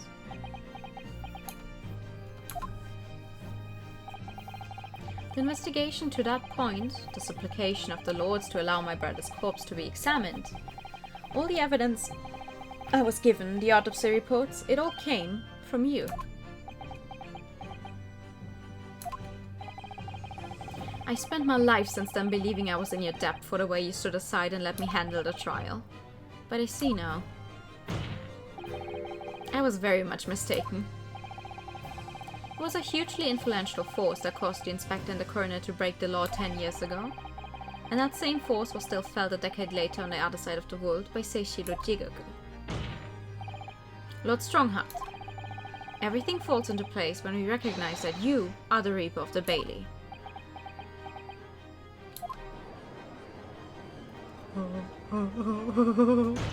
Hey!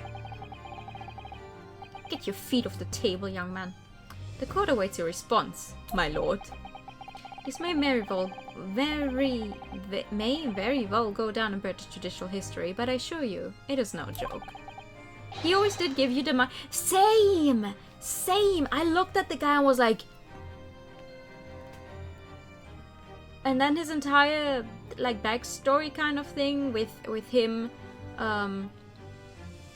being there for Vanzix, it always gave me Von Karma vibes. He's like a combination of the Moon Gant and Von Karma. Considered as a formal accusal by the defense. It doesn't warrant a response. A formal accusal? Don't be absurd. The defense's claims are utter nonsense, a wild fantasy at best. You're not going to defend yourself. You claim there was some wrongdoing with Lord Clinvanzix's autopsy. That's utterly untrue. But I heard it from Gregson's own lips. He admitted to it. And where's your evidence? What? That's what I'm saying, though. You don't have it on... Yeah, he's dead. Gregson's dead now. Unless you were thinking of summoning a ghost to the stand. Ha ha ha! You can kind of do that in other Ace Attorney games, by the way. We have mediums who are very much able to speak to the dead. You mean to say...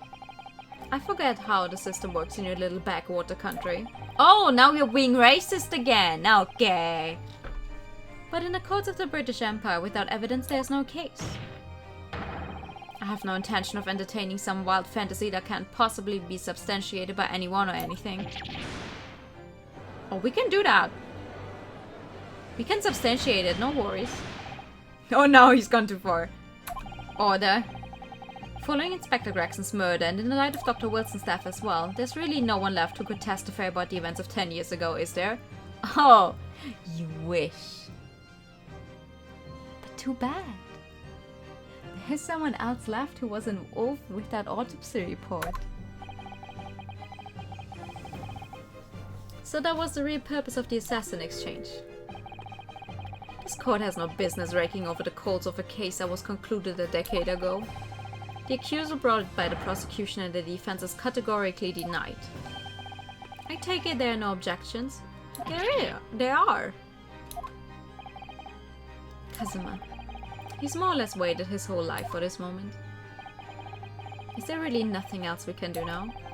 Is there no other avenue we can go down in pursuit of the truth about what happened all those years ago? If only there was someone who could testify about Clinvanzix's autopsy. Oh, there is. There is someone. He's gone to extraordinary lengths to cover his tracks. even so far as dispatching an assassin all the way to Japan to ensure Dr. Wilson's silence. And Dr. Seif won't say anything against Strongheart. But there's still one ray of hope. Oh, yes! Here we go! Actually, there is one person. One person who could still testify about that autopsy. Don't be ridiculous, there's no one left. Yes, there is, you're just not aware because you think that it was Dr. Wilson who penned the entire thing, but it's not! It's not! Who, Ryunosuke, who? Tell me! Let's take him down, yes! Alright. Please, this trial can't end. Not yet. I'm not doing this for you. I'm doing it for the truth. The person in the defense would like to call to the stand to testify about the autopsy of Lord Clinvanzix. Is right here! Heaven help us, another Japanese. Bro, what the fuck? An expert in forensic medicine, my lord. Professor Eugene Mikotoba, 16 years ago. He came to London with Seishi Rajigoku and Genshin Asogi as a visiting student. And what could his testimony possibly tell us? Professor Mikotoba was the primary assistant during the autopsy in question. He was also the person who actually penned the report. Incorrect, the autopsy was carried out by the coroner, Dr. Wilson. The report carries his signature. It was the primary assistant's duty to keep a written record of the coroner's work during the procedure. In actual fact, the coroner merely read over the report at the end and signed it. Assistant Sam, please channel Clinvanzix. Wait, wrong assistant. In other words, Professor Mikotoba witnessed the entire autopsy from start to finish. The defense demands that Professor Mikotoba be summoned as a witness as a matter of urgency. Whatever really happened in that autopsy laboratory 10 years ago is something only he can tell us. Do it, Ho, I dare you. The defense's demand is denied. What? But Professor Mikotoba is in London at this very moment. We could summon him to the stand in minutes. No, of course he's not going to agree to it. Strongheart has no intention of summoning anyone who knows. He's too concerned about protecting himself. Prosecutor Sogi, let me refresh your memory as you seem to have forgotten the prosecution's stance. Only minutes ago, you accused the defendant of being the Reaper and of masterminding the assassin exchange. I did, yes. So, present your evidence for those claims and make your case complete. At this time, I don't have the requisite evidence, but that's exactly why we need witness testimony. Professor, case is closed. There are no clues in the distant past that will bolster your argument today. I'm afraid to say, Prosecutor Sogi, that you would appear to be possessed by the spirit of your late homicidal father. Now, as I stated earlier, this court has already reached a conclusion with respect to the matter at hand. Inspector Gregson was murdered by Japanese Supreme Court Judge Seishi Rajigoku. As for any hidden circumstances that may exist, they will be investigated in due course by the proper authorities, so never, because you're going to hide any and everything you have. But we all know what will happen. They'll just give the mastermind of the whole venture time to cover his tracks again. By which you mean me? Yes, I do! Yes! I mean you! Get down here! Get on ground level! Your punishment for this contemptible behavior will be decided at a later date. As for you, Prosecutor Sogi, you will be remanded following these proceedings. Willingly, I trust, since you gave your word. Hi! Can we get a judge not involved in this mess? I doubt it. I don't think we can get another judge, that's the problem. I think he ranks higher than the judge we had for all the other cases so far. And we don't have anyone else who's even higher than him except like the queen herself. And we're not going to get the queen involved. I don't think we can do that. Your Honor, I call cap on all of that bullshit. This future game of revenge is over, young Master Asogi. It's not. Oh damn, don't break that table. I knew it, popping in to say hi before sleep since 4 AM. Oh, thank you so much for the resub! I'm not reading that. Thank you so much. Get some sleep then. That will be all. I hereby declare this trial to be over. Court is... Who did that? Wait, who said hold it?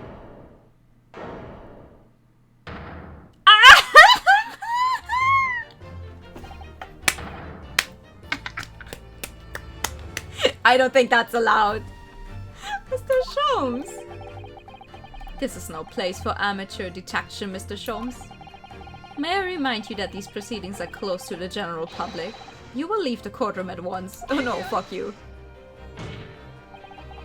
Mr. Sholmes was instrumental in the apprehension of Seishi Rajigoku before he fled from Europe.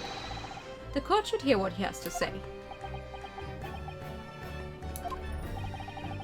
Lord Mal Strongheart. It's imperative that you refrain from bringing this trial to an end at this stage. Is it really? And why would that be? You need only recall your own words from the opening of the trial to answer that question, if I may. We will stop at nothing to uncover the whole truth behind these disturbing findings. Surely it can't be that the shock of being accused of being the Reaper yourself has erased that from your memory, can it? The whole truth, sir, has already been uncovered. I don't think that. I can't agree, no. It would seem that we have a great many important members of the judiciary present here today. I put it to you, my dear fellows, should the trial end at this juncture? After all, why have you been invited to attend? To nod along to the prevarications of your superiors? Yes! Get the general- get them! Get them! It seems to me that we stand before a door that leads to a new era of legal practices, a door that is ajar. Let us emerge from the shadows of the Reaper's decade-long ascendancy. For you and you alone, my dear fellows, have the power to push this door open now. The auditors in the gallery have no rights to express an opinion on court proceedings. Silence. That's right. The judge has absolute authority here. Yes, if he calls the trial to an end, it must end. What will that really do? I sense dark things occurring behind the scenes. Dark things indeed. Is there a single person here present who can honestly say he doesn't think the same? What's... Oh, sense the same, sorry. The trial should go on. Summon the witness. That's right, we need to clear this up before that young Japanese fellow is remanded in custody. I'm not that fast! He's a well-written character. He was trying to be an idiot. It was on purpose. Right? Like, he got on my nerve. My lord, you assured us present that you would uncover the whole truth here. Vindicate yourself of this outlandish accusation. The truth, the whole truth, and nothing but the truth. That's the very foundation of British law. Honestly, Sholmes did get on my nerves sometimes because his whole playing dumb thing did... You know, it was a bit too much at the time. But he is a very intelligent man. Mikato's tap dancing was top. Yes. A toast to my dependable colleagues in the gallery. On with the trial! On with the trial! Testify! Testify! Testify! Well, my lord, you hear the voice of British justice, I take it? I think you find it will be rather awkward to silence.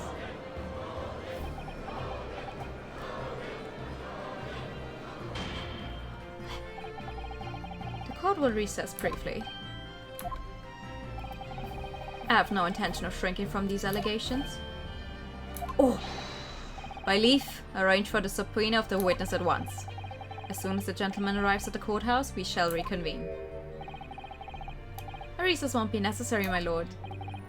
Pardon? Mikotoba is a close friend of mine. He accompanied me today and is waiting in the antechamber as we speak. I do believe he's been enjoying a little trip down memory lane, in fact. What? Professor Mikotoba is here in the courthouse? Mr. Sholmes, you didn't notice what happened, did you? My dear fellow, no one is in a better position to answer that question than you, surely. I wasn't just asking for the fun of it, you know. Well, I must thank you for your assistance in this matter, Mr. Sholmes. However, you have no further use here. Kindly leave the courtroom at once. Of course. In truth, I find myself rather busy now as a result of these developments. Mr. Naruhodo. Yes. I trust you have Iris's little lucky charm with you. Absolutely. It's still in my pocket. She sends her regards and a reminder. If you find yourself at the dead end, he is at your disposal. Just one tug, if you please. Oh, of course. A break would have been time for Stronger to repair. Exactly! In that case, the trial will continue without delay. By leave, show the witness to the stand. So it's Lord Strongheart. He's the Reaper of the Bailey. Where exactly is this trial going to take me, I wonder? Ha ha! Just how deep am I about to be plunged into the blackness of the abyss? Well, I'm ready. I'm ready to head into the heart of this maelstrom and confront whatever horrors it tries to drown me under. Same! Oh, to be continued. But I'm so sorry. I actually need a very small break. I need to get a new drink.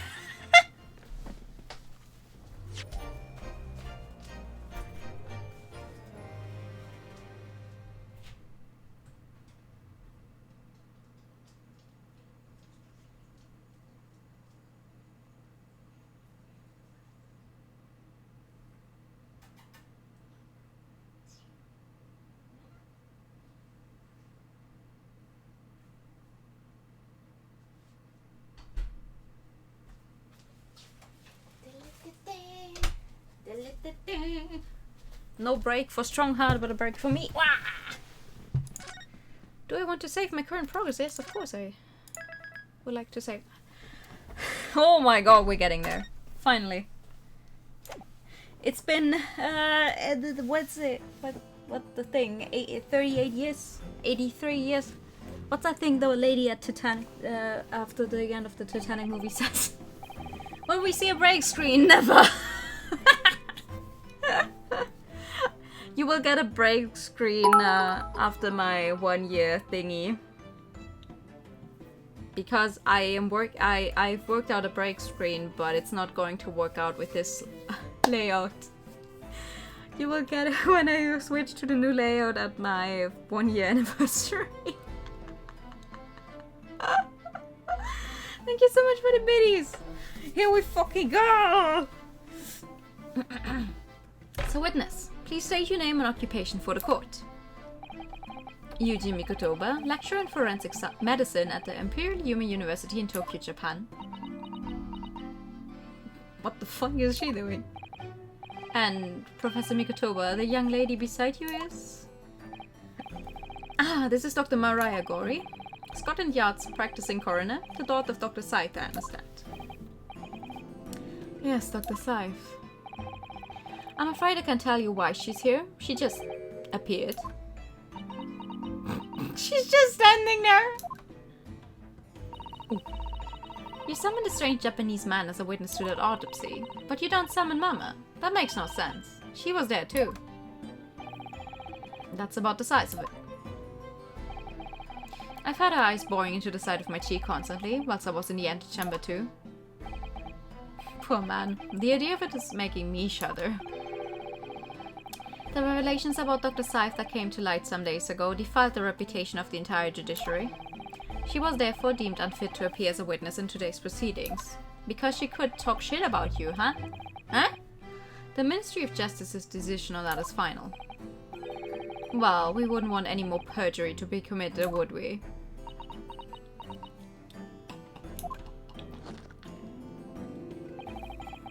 The Ministry of Justice. Some questionable strings are being pulled, I think. Alright, let's fucking go! I remember you, Dr. Mikotoba, but I certainly never expected to be meeting you under these circumstances. Yes, it's been a long while, Lord Strongheart. The prosecution understands that you were a visiting student of forensic science in London until 10 years ago. That's right. I studied under Dr. Wilson at St. Sinners. So you were present at the autopsy of my brother, Lord Clinvanzix. I was, yes. I assisted Dr. Wilson with the entire procedure. Mama is far more skilled than any Japanese man. Well, Dr. Wilson asked me to be his primary assistant on that occasion. And this autopsy report was actually penned by you, I believe? Yes. I noted all of the doctor's findings, and when we were done, he read through the document and signed it. Poor Mama. As secondary assistant, she wouldn't have had such a good view of all the innards. So, Professor, do you remember Inspector Gregson? Yes, of course. If it wasn't for his insistence, Lord Van Ziek's autopsy would never have happened. But he was absolutely convinced that it would reveal decisive evidence against Genshin, you see. So Lord Strongheart had to entreat the nobility to allow it to take place. Do correct me if I'm wrong, my lord. It was as a result of that autopsy that the mass murderer was apprehended and justice was done. But Gregson admitted it before he was killed. He admitted that the results of the autopsy were fabricated. You were there at the time, so you must testify. You have an obligation to tell the truth about what really went on. Absolutely. That's precisely why I'm here. And that's why I'm here too. Wait, why is she here though? Like, she wasn't there, her mom was there. You think her mom told her about it? Very well then. You will give your formal testimony now, witness. But before you begin, a word of warning. Oh. You will state truthfully and accurately what you saw and what you heard at the time. I wouldn't dream of doing otherwise, my lord. The moment your testimony verges on supposition, I will expel you from my courtroom. Remember that. Okay.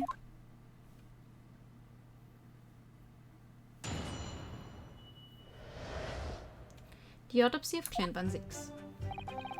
From my own observations, I couldn't say there was any indication of the autopsy results having been fabricated. Death resulted from a wound made by a Western-style sword transfixing the heart that I found a little strange.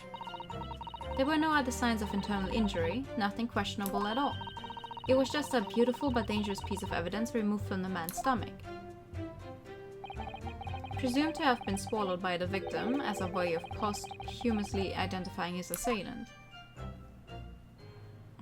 Okay. No indication. Nothing to suggest fabrication. Professor Migatoba, are you certain about that? Well, nothing that I could positively identify as such, much less swear to in testimony. That's not good for us. Oh, he's already beginning to laugh. Yeah, you're doing your supervillain laugh now, are you? Well, that clears things up nicely. The only fabrication here, Asogi, has come from you. What? You claim the inspector confessed just before his death. But that is the fabrication. No, he freely acknowledged it. I swear he did. Freely, with the tip of a sword at his throat. The man was clearly at his wit's end. The court will give no credence to this confession I was uttered in obvious desperation. Quite simply, there was nothing questionable about the investigation of Lord Clinvanzix's death. And with this testimony we have, without question, uncovered the whole truth of the matter. No, I haven't done my cross-examination yet. Fuck you. Oh my god, she's standing so fucking close with her little knife in the... Oh my god! If I may, my lord.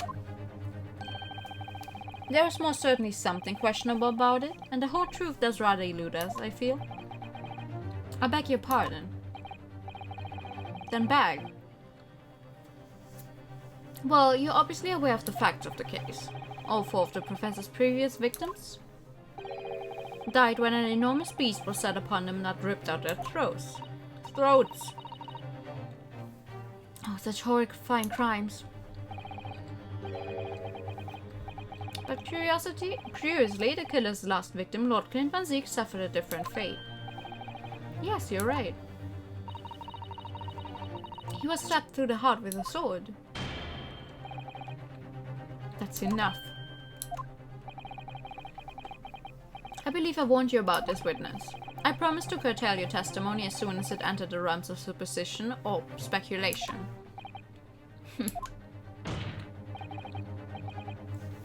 Very well, my lord.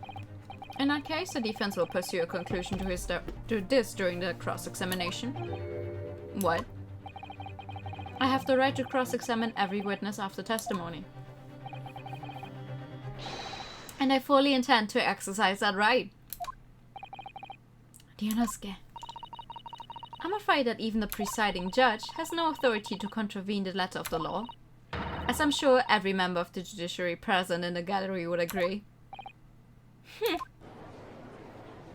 I'm going to get your ass, bitch! Very well, you may begin, counsel. However, the moment your argument strays from the established facts, I will not hesitate to bring the cross-examination to an end. Proceed with caution. Yes, my lord. I'm going to getcha, somehow or other.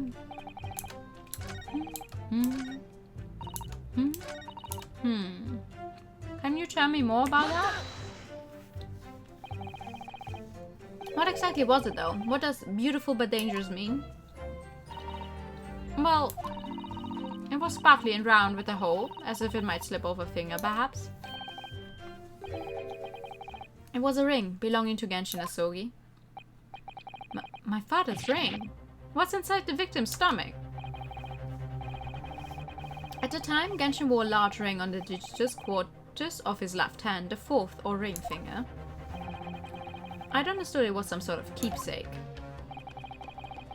When my father left Japan for London 16 years ago, I was 8 years old.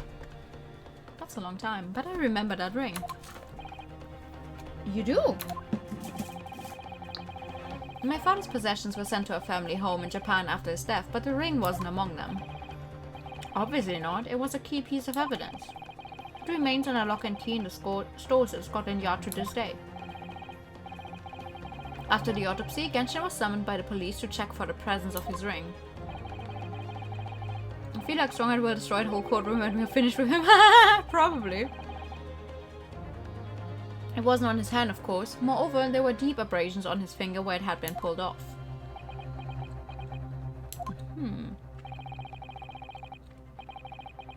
They arrested a man there and then, right before my eyes. How could they? I brought the ring along with me today. You did? What? Here it is, a bit dusty from years in the stores. Good gracious, yes, that's it. I haven't seen it in 10 long years. And that was found inside the victim's stomach. Yes, I'm afraid so. You hesitated there, Professor Mikotoba. Shall we read something into that? Well, it's just that thinking back now, I didn't actually witness the moment it was extracted from the victim's body. Ho ho! Really? At that precise moment, Dr. Wilson had asked me to fetch him a new scalpel, you see? Dr. Gori, the removal of historic evidence from the stores requires my consent, does it not? Do I look like I give a fuck? Does she look like she gives a fuck? However it came to be here, the court cannot deny that this is crucial evidence for today's proceedings. Very well, you may submit it. Haha! A ring belonging to Genshin Asogi found in Lord Clinvanzix's stomach during the autopsy. The claws clasping the gem look sharp enough to cause a very nasty scratch. It's not the sort of ring normally seen in Japan. They almost look like claws protecting a jewel. We must examine it very carefully, Mr. Naruto. Very carefully indeed. Sure, okay. Let's do that. Let's look at that ring. It is nice.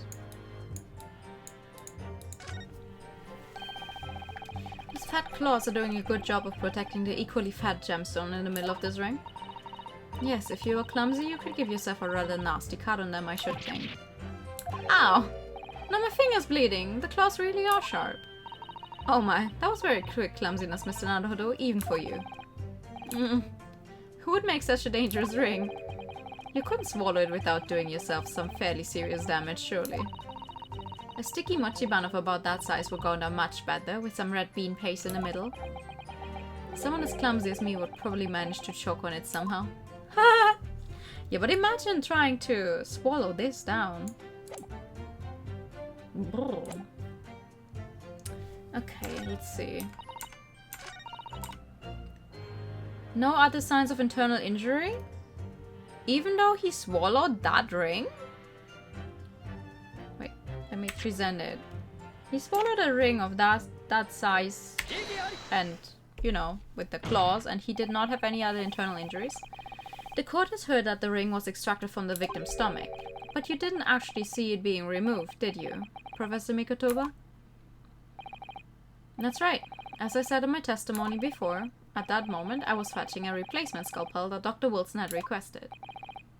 In other words, you can neither confirm nor deny whether this ring, in fact, really came from the victim's stomach or not.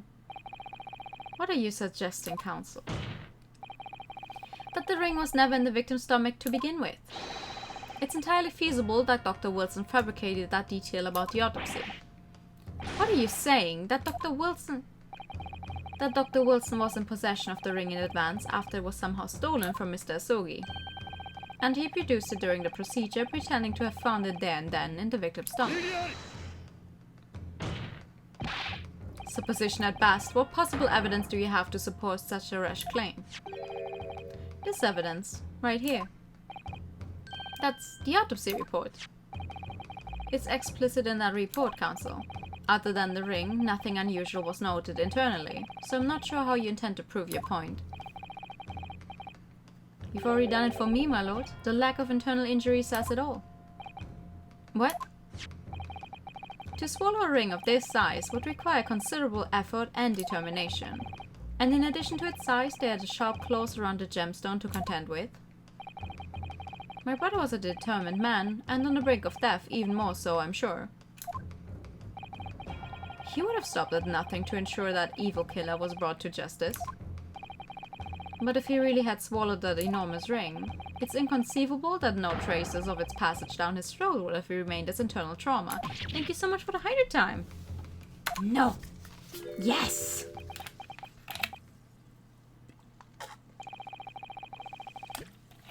And there you've arrived at the sticking point. That's precisely why I had my doubts about the findings myself 10 years ago. Then why didn't you say something at the time?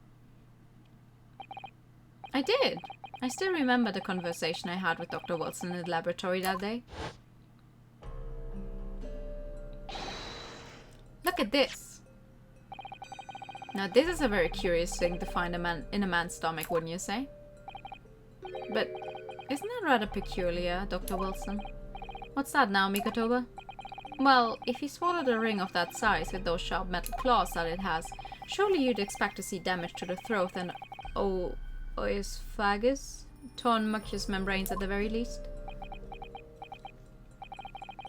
Dr. Mikotoba, may I remind you that I have vastly more experience than you? I'm terribly sorry.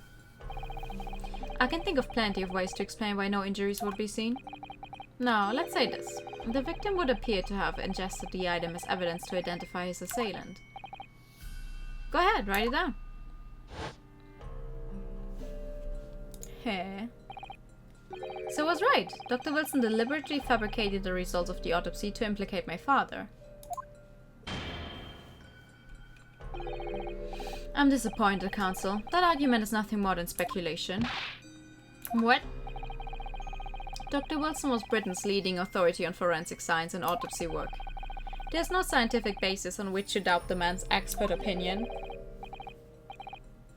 Pardon the interruption, my lord, but damage to the mucous membranes of the throat is easily identified even in living subjects. Using a device called an endoscope recently demonstrated in practical use in France. I want one. The government can pay. I love her so much. Hello, hello, playing the L game. Goes, good evening, how are you? I don't think so. And Dr. Gory, rest assured that your removal of evidence from the stores without permission will not go unpunished. Pfft. The only one who's going to get punished here is you. We opened up the dead to find the truth. I beg your pardon. Then beg. But Mama, she chose to stitch her corpses up, with all her secrets inside. That's wrong. Dr. Gory, it's looking as though she's chosen to walk a different path to her Mama. And why do you have another drink? God fucking damn it, at least drink it! Yes, the ring. What about the ring? I've just remembered something. An earlier incident. What incident? The one I recounted to you before? About a memory I have? Of Genshin Asogi saving my life. What? My father saved your life? It was 10 years ago, on a foggy night. Genshin and I were walking down some back streets at a late hour. All of a sudden... Don't make a peep, you're coming with us. All of our assailants were armed with pistols, their faces obscured by scars. Bang!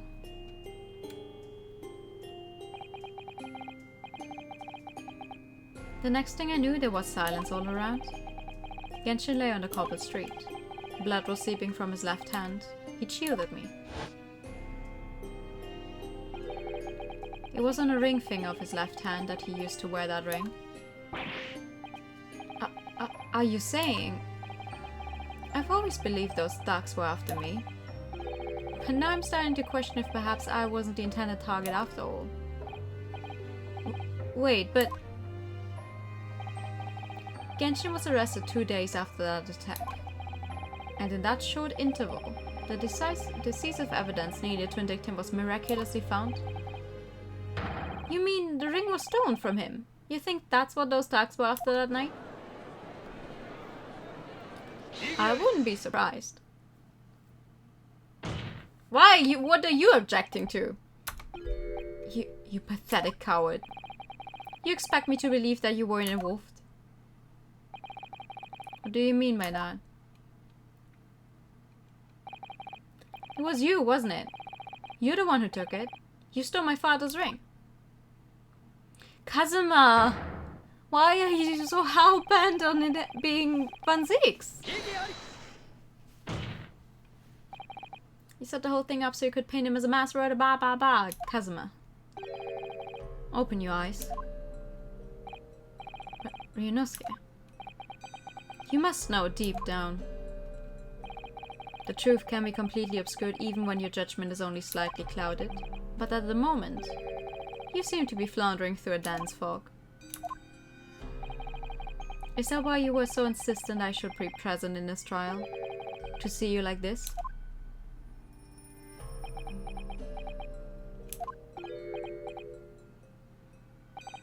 Stop doing your supervillain laugh. You're not going to laugh anymore once I'm done with you. Well, this is an amusing spectacle. What a grandiose expression on your face, as if you were Lady Justice herself. It seems you've thoroughly convinced yourself of this alleged fabrication of the autopsy results. So much so that you're apparently blind to the blatant contradiction that will be born out of it. What? Though it's extremely hard to believe, let us imagine that there was some misconduct during the autopsy.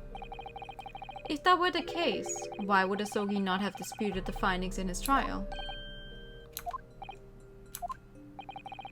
In a closed court hearing 10 years ago, the defendant never once denied the claims against him. Isn't that right, Lord Vanzix? Yes, that is indeed correct. Upon hearing the verdict of guilty, he merely closed his eyes, quietly accepting the judgment. The actions of a man who has accepted responsibility for his deeds and is resigned to his fate. But then... Oh my, that is very strange. If Mr. Asogi did nothing to oppose the charges against him, then that would surely mean there was no fabricated evidence. An obvious conclusion at which you should have arrived many minutes ago, Prosecutor Asogi. Your twisted loyalty and clouded judgment are hampering your ability for logical thought.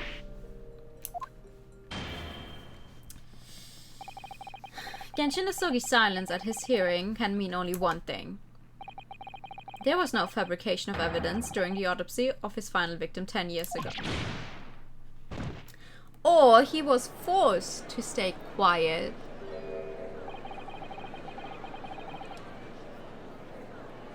For whatever reason. But if that autopsy was all above board, there'll be nothing to stop Lord Strongheart bringing this trial to an immediate conclusion. Who the fuck... Wait, who just said objection? Oh! Kazuma! Thank you, Ryunosuke. If it wasn't for your frank words just now, this trial may very well have ended prematurely. Kazuma. What's this latest absurdity, Counsel? My lord, your reasoning is perfectly sound. But for one giant hole. I beg your pardon. Then beg! I love I beg your pardon. It's so funny. I know it's just a saying they have, but it's like, I beg your pardon, then beg. You claim my father's silence was due to the fact that there was no fabricated evidence. But there's another possible explanation. You've overlooked the possibility that he had a reason for maintaining that silence. Silence that would lead to him being convicted and sent to his death. If the autopsy results were an invention, there's no conceivable reason why the man wouldn't have protested. Oh, those results were an invention, alright. There's no question of that. Or are you forgetting that 2 people with a connection to that autopsy have been assassinated? If I force the grievances I free from my mind, I start to see you in a very different light. I think perhaps it's you who's been living in a delusion these 10 years. Me? Kazuma-sama has created one last chance for us here, Mr. Naruhodo. If you can only show there was a reason for his father's silence in this trial. A reason why the man would have said nothing even though he was innocent. Could it have been part of some negotiation, perhaps? Enough rhetoric, the court must be shown evidence. What proof do you have that could possibly explain Asogi's silence in court? Oh boy!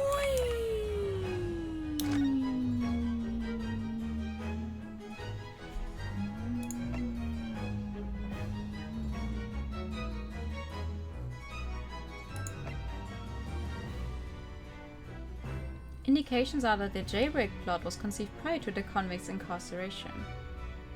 It's believed that the convict engaged in some form of negotiation with prison staff in order to secure assistance. Full disclosure of information regarding these negotiations will be demanded.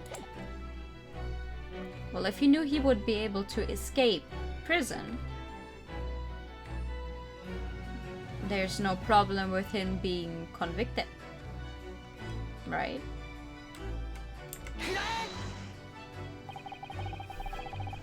It's true that Genshin Asogi's silence during this trial resulted in his conviction, but that didn't actually lead to his execution.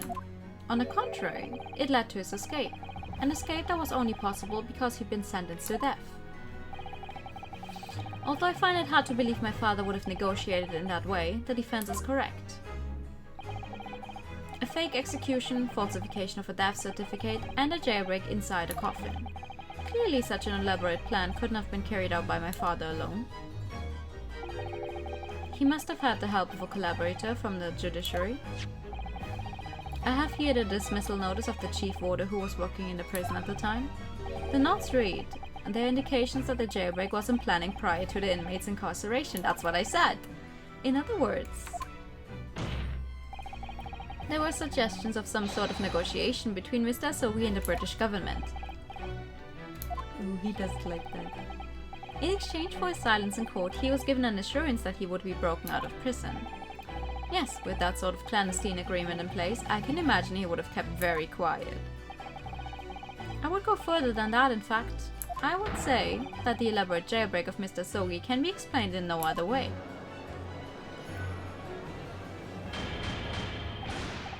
Order!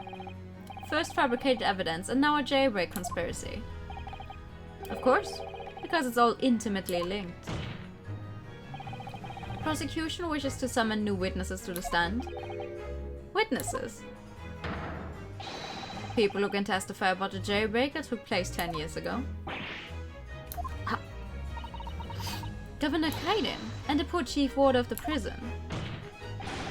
I won't allow this trial to turn into a farce to summon the governor of the prison after all these years. Oh, it wouldn't be any trouble, my lord. He's already waiting in the antechamber, is he? When? Father.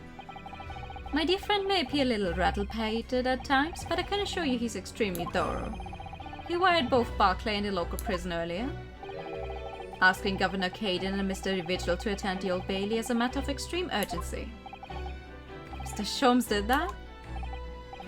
Are you telling me that?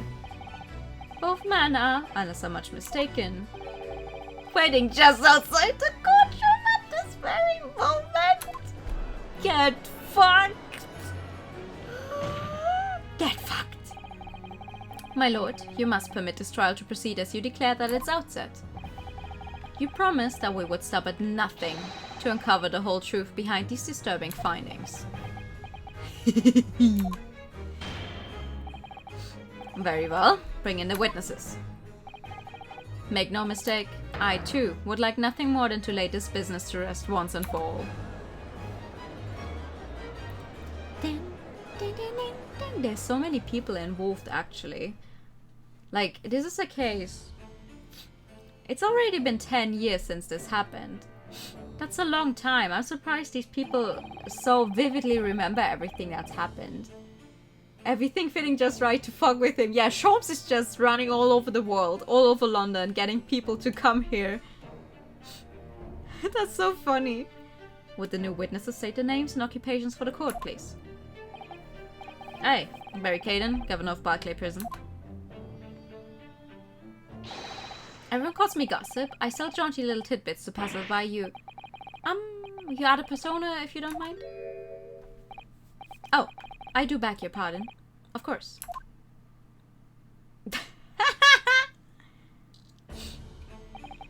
My name is Daily Vigil. I used to be the chief warder at Barclay Prison. Vigil is great, he is. The reason you've been summoned here to court today is to testify about the jailbreak of the so-called professor 10 years ago. Lush, the professor! We've already been through all this before, a decade ago. And the conclusion was that there wasn't anything untoward happened. A convict escaped from your prison, Governor. Hardly what you'd call nothing untoward. The convict's death certificate was somehow falsified after he was allegedly executed. And he escaped the prison inside his own coffin. A plan of that complexity could never have been carried out without the help of somebody of influence inside the prison. Governor Kaden? Governor Kaden! Don't imagine that the passage of time will afford you any protection. If it turns out that you were involved in a plot to break Mr. Asogi out of your prison, then of course, the consequences will be very serious. In all likelihood, a capital punishment.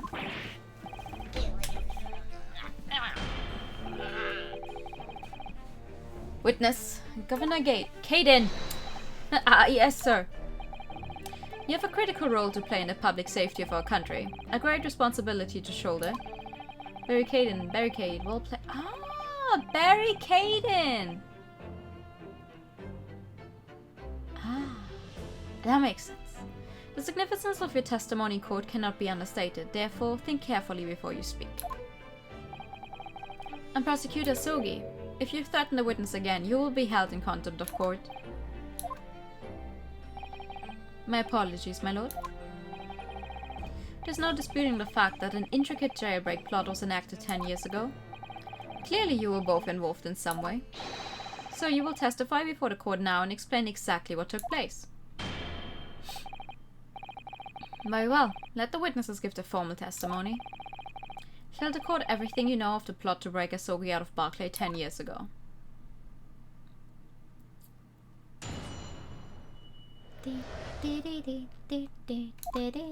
Jailbreak plot. It was the day that Japanese jock was found guilty. The directive came from the prosecutor's office. I assigned a convict to the chief warder vigil here and put the plan into action behind the scenes. I was responsible for Sogi right up until the night of his execution, but I knew nothing of any plot. I didn't care if there were some negotiations between the convict and the prosecutor's office. All I did was carry out my duty for Her Majesty's Great British Empire. Wow, you guys are giving me nothing to work with. I directed from the prosecutor's office. Are you saying that was the jailbreak plot? Aye, that's right. Who sent it? Who authorized that plan? I don't care now. You say you don't know. Listen, there wasn't anything about that Professor case that wasn't unusual in some way. I didn't ask any questions, I just did what I was told to do. More than that, I couldn't tell ya. I don't know how to do his accent thingy. I see. But if the jailbreak plan originated from the prosecutor's office, then one thing is very clear. As suspected, there were clandestine dealings going on between Mr. Sogi and that office. He's supposed to be very Scottish. I don't know how the Scots speak, not gonna lie. Or like if I hear someone talk like that, okay, sure, but I cannot do it myself. The jailbreak was promised in exchange for Mr. Sogi admitting to crimes he didn't commit.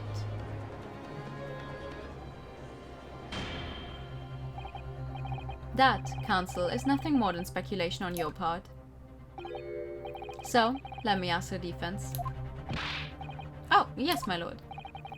I fail to see how these witnesses have any more pertinent information here. Probably better than guessing being horribly off. Yeah, right. I'm just trying to read it kind of how it's written. Do you intend to assert your right to a cross-examination? Well, duh, of course I do. Absolutely. I have no intention of squandering a single opportunity, my lord. It seems all you Japanese are fiercely tenacious. Very well. Proceed, Counsel. Thanks. Alright.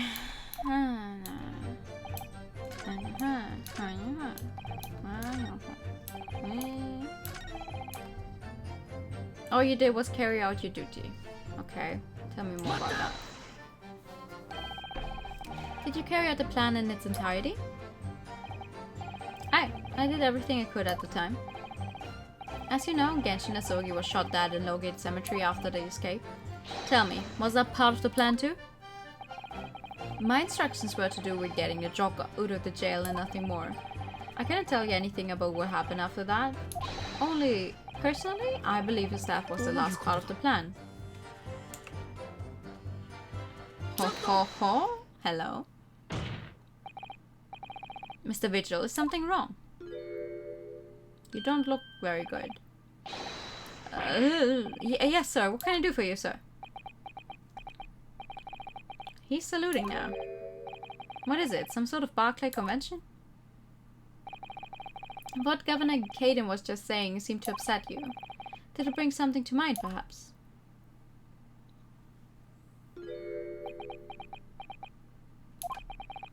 For the last 10 years, I've completely blotted out the memories of that time from my mind. I was betrayed by my superiors in the name of my country. Just as my father was betrayed, it seems.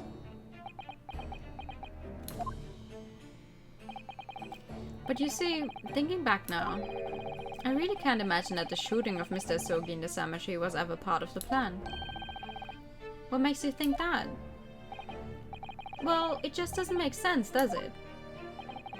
To make the man admit to crimes he didn't commit with the promise of a jailbreak only to kill him in the end?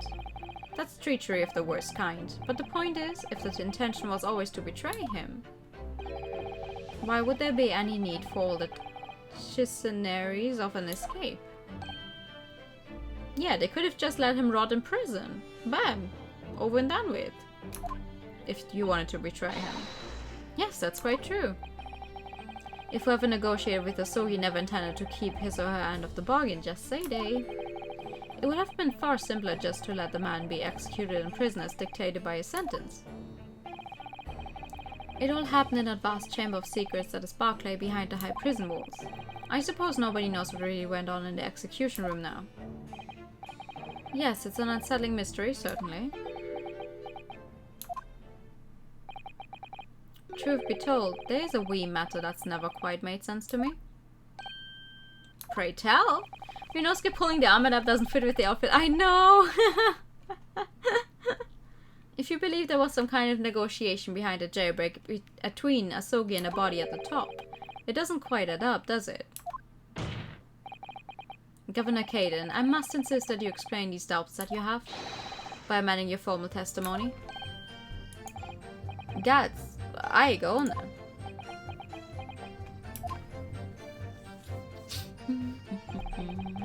Seems to me that the Japanese fella didn't have nothing to bargain with. Are you sure?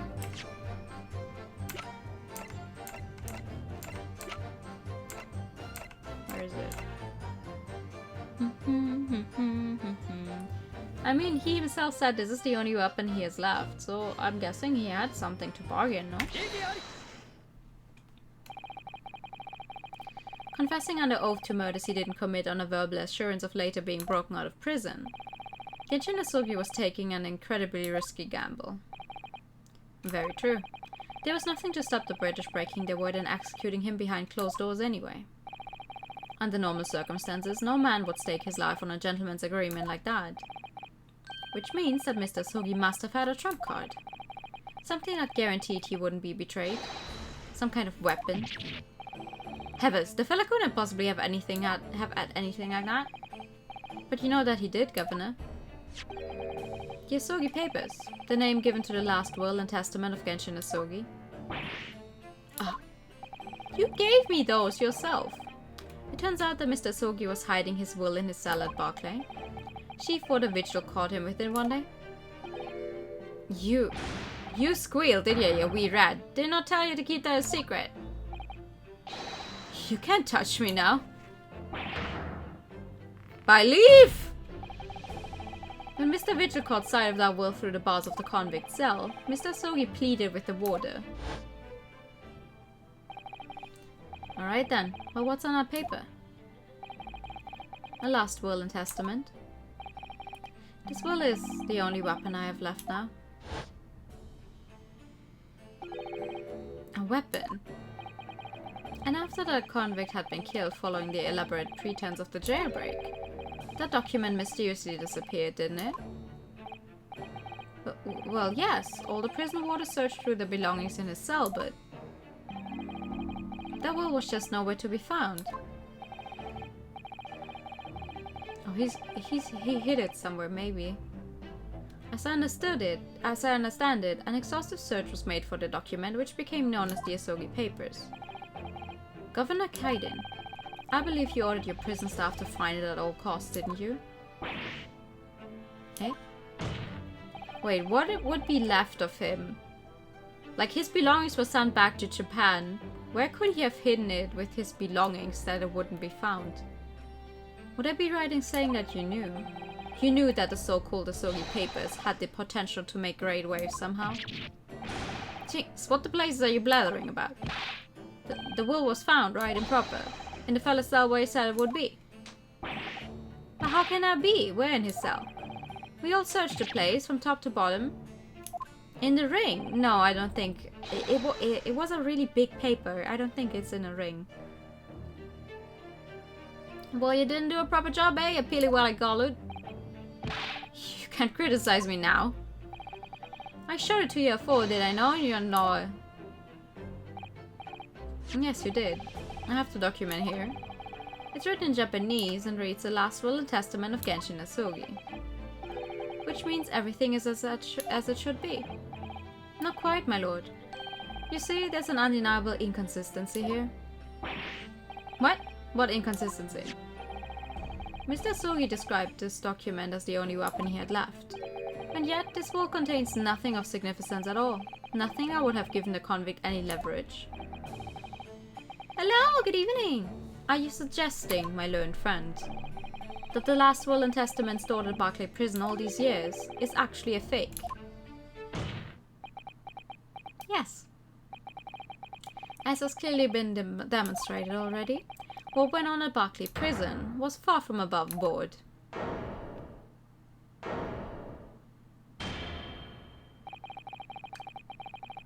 You want a Pikachu? Okay. Pikachu. Pika Pika. Pikachu. The last vilification by the defense was an affront to the entire British legal system. Oh, you want to hold me in contempt of court? Oh, just a baby when you. This absurd notion of a weapon is something for which we have only the former Chief Warder's word. The man could quite easily be lying, or at the very least sorely mistaken. What? No! I definitely heard him say that, I swear. Clearly we need to get to the bottom of this. We need to know exactly what happened with these so-called Asogi papers. A waste of time.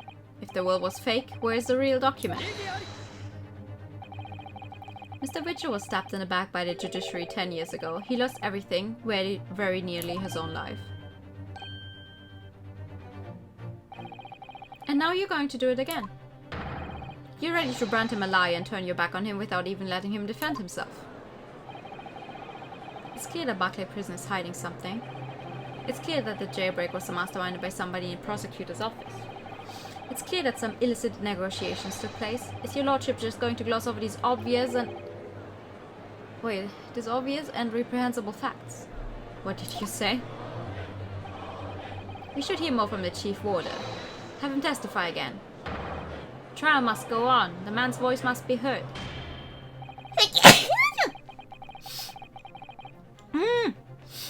It would seem that a vocal few here are utterly blind to the truth. Very well then. Let the witness testify again. Tell the court precisely what you think you saw of the convict's last will and testament. Thank you. Thank you. Yes, sir, my lord.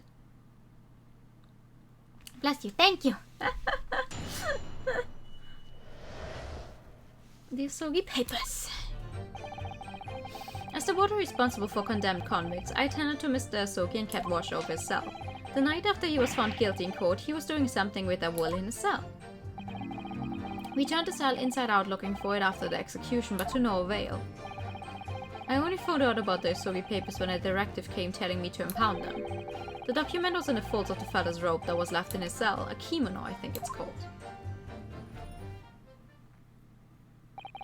In his kimono? That's a lie. We searched every inch of the man's cell. We looked through all his clothes. It can't be true. Were you not satisfied with calling me a liar that once, eh? A wee whatfinger. There's nothing you can do about it now. You don't have any hold over me anymore. Other than the hold you like to take on my cravat, of course. Is that what you're going to do, is it? Oh, give it to him! Are you going to give me a good shake again, or are you too scared?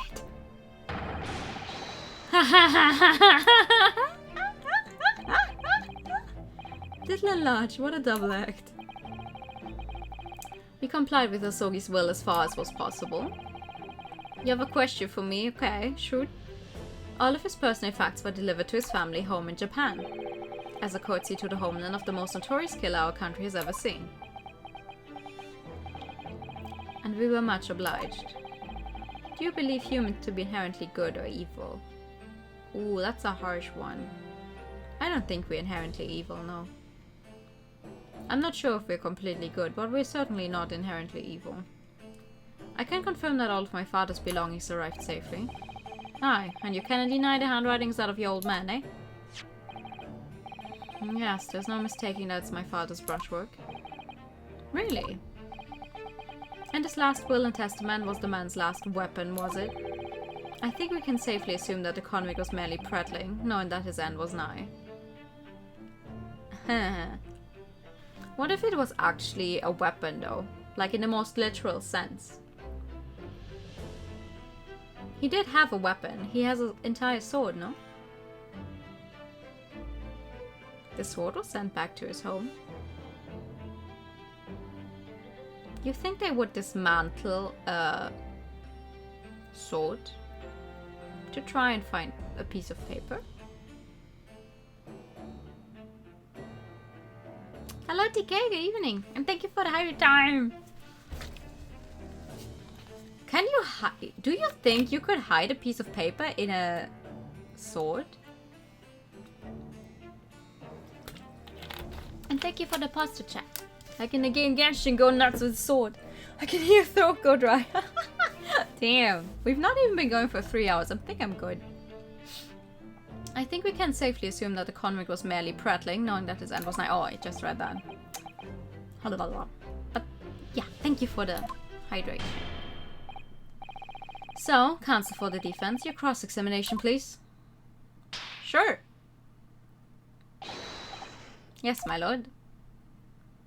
Dun dun dun dun dun dun dun dun dun dun dun dun dun. You watched over him in his kimono. Tell me more about that. In Mr. Sogi's kimono. Aye, the one he brought with him when he was locked up. Yes, he was permitted to have his personal effects with him during his incarceration, I understand? That's right. He was granted as much freedom as possible during the few days before his execution. Indeed, he had a number of items of personal significance, I remember. He was very reluctant to part with them. Some books, a kimono, his sword. His sword? Kanama, the famous sword of the Sogi clan. It bears the soul of my family. I don't doubt it, but I wasn't really getting at that. Forget it being the soul of the clan. Could the man have had a more obvious weapon? Have some respect, Ryunosuke. Respectful silence. The warders carry firearms at all times, and the inmates have shackles around their ankles. He couldn't have hurt anybody with that thing. Still, he was allowed a sword, but no writing materials. Aye. He wrote that well before he came to stay with us at Barclay, you see. Dr. Mikotoba was asked to bring the necessary Japanese writing implements to the prosecutor's office. Susuri inkstone, black sumi ink, and some Hanshi rice paper, no doubt. I was present when he wrote it, but I'm sorry to say, the letters just look like a squirming mass of jet black earthworms to me. Just say you can't read Japanese and go. Are you feeling faint, Mr. Vigil?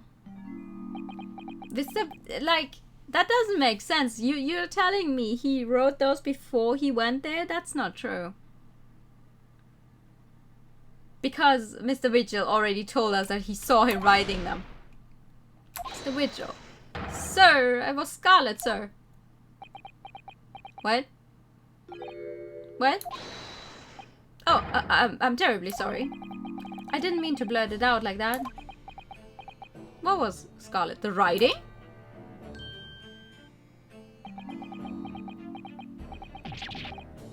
Less swaying and more explaining would be helpful. Is it something about the testimony we just heard? Have you recalled something of importance? Something of importance? Possibly, or possibly not. Just talk. I'm unable to tell which way he's leaning, I'm afraid. My lord, the defense asks that Mr. Vigil be permitted to supplement his testimony with this possibly or possibly not important detail. Permission granted. Go ahead, Mr. Vigil. Yes, it was Scarlet.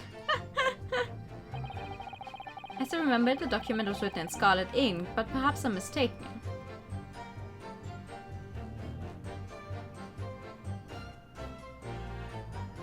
Okay, so it was written in blood is what you're trying to tell me? Is that it?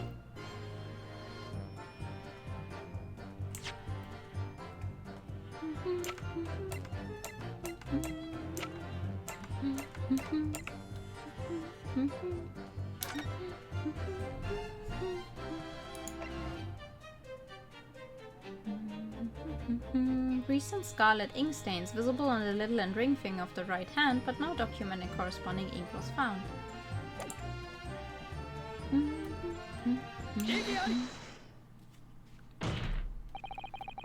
Scarlet-colored writing is what you said you thought you saw, Mr. Vigil.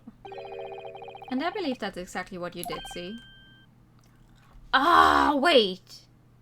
He didn't actually write it himself while he was there. He had whatever Clint was writing. Maybe it was Pepino's tomato sauce. Heavens again, you've no evidence to say that. Have a look at this report. That's my brother's autopsy report. Again! Yes, and there's something in here that's bothered me since I first read it. It states that scarlet-colored ink stains were noted on the fingers of the victim's right hand.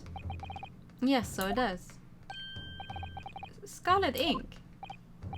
Now, I'm not familiar with the habits of the British aristocracy, I freely admit, but I would hazard a guess that they don't all go around with ink stains on the fingertips, do they? Your wit does not appreciate it. My brother was a well-bred and fastidious man. Should ink have sullied his fingertips, he would have cleaned them immediately. What is your point, Counsel? My point is this.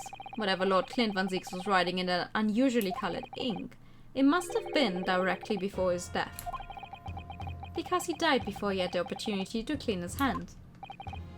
What?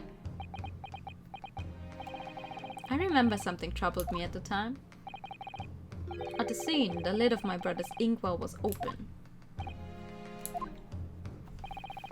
But Clint was punctilious about such things. It seemed unusual. And no document penned in the color of the ink that was in the inkwell was ever found. So the document had disappeared. Are you suggesting that the document my father had in his hand that night in the cell was the same document that Dr. Clinvanzix was writing moments before his death? Then it was. If Mr. Vigil's testimony is to be believed, it can only mean that yes. Mr. Vigil? Sir? When you spotted Mr. Asogi with the document in his cell, his precise words were as follows, were they not? Alright then. Well, what's on that paper?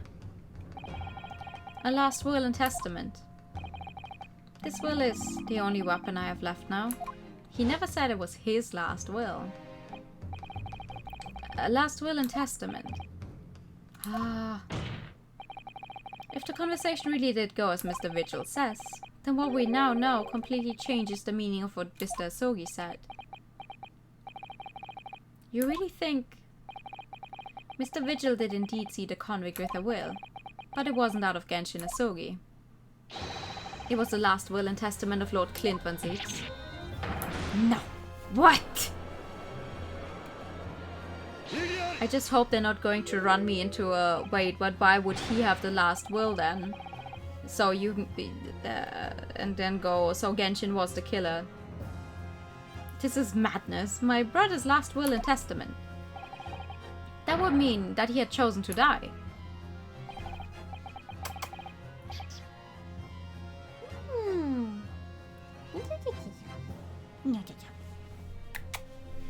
That is what it would mean, yes. No, impossible. That is utterly out of the question. Lord Van Zix. Clint was pursuing the professor. It consumed him day and night. Whatever happened, he would never have abandoned his investigation before its conclusion. Never. No!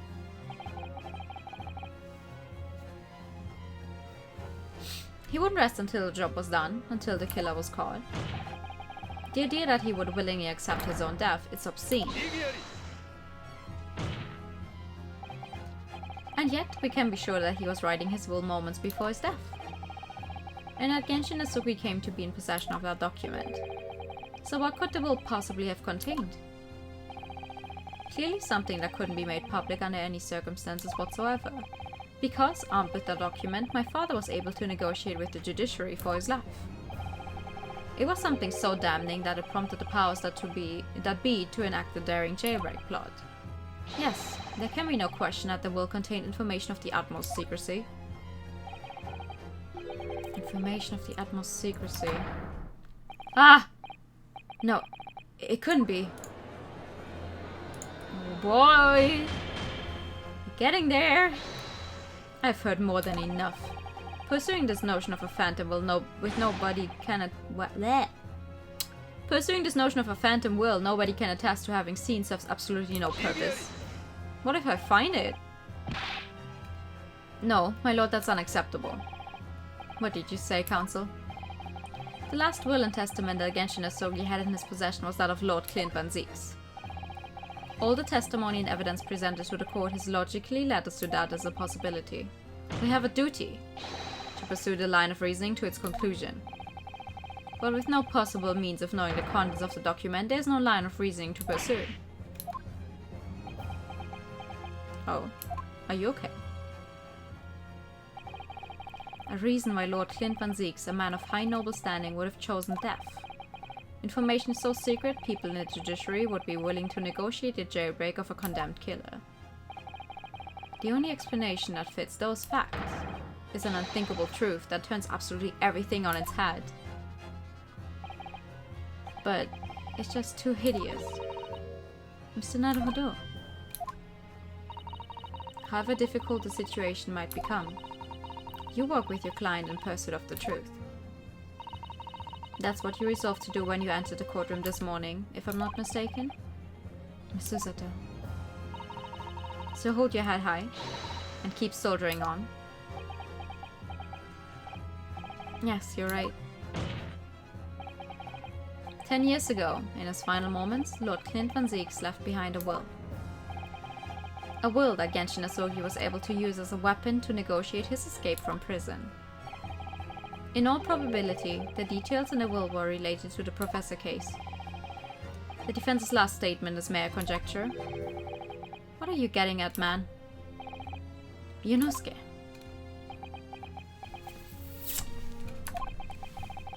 As soon as these words come out of my mouth, there's no going back.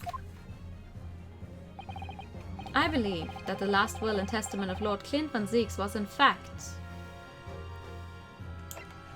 a confession.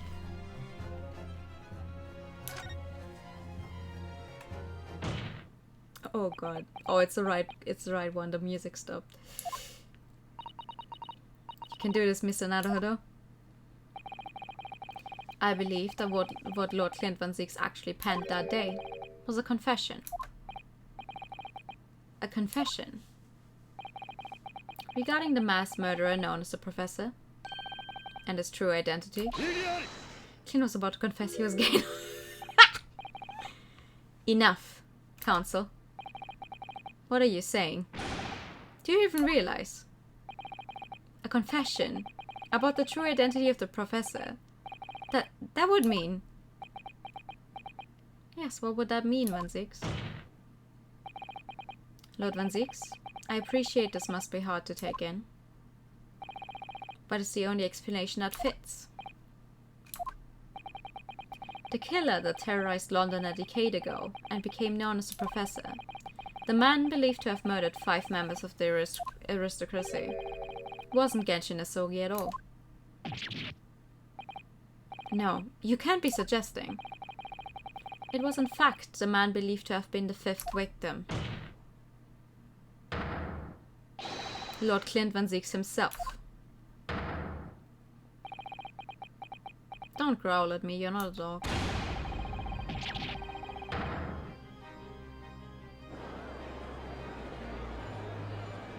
Okay.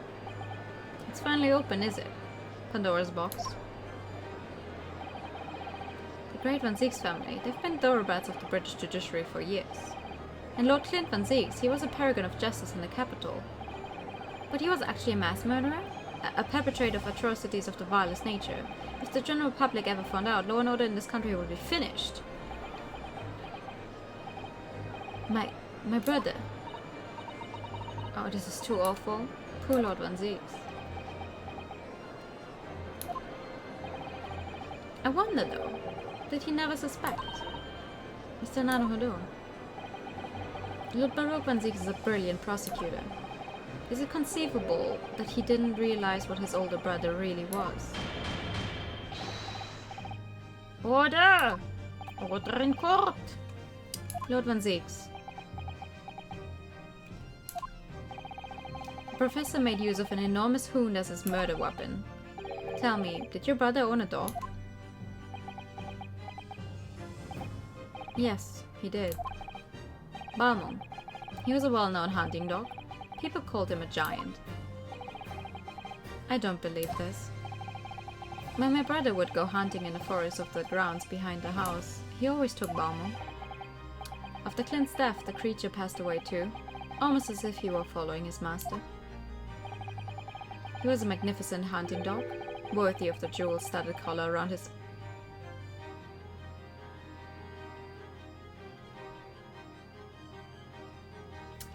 A collar? With jewels?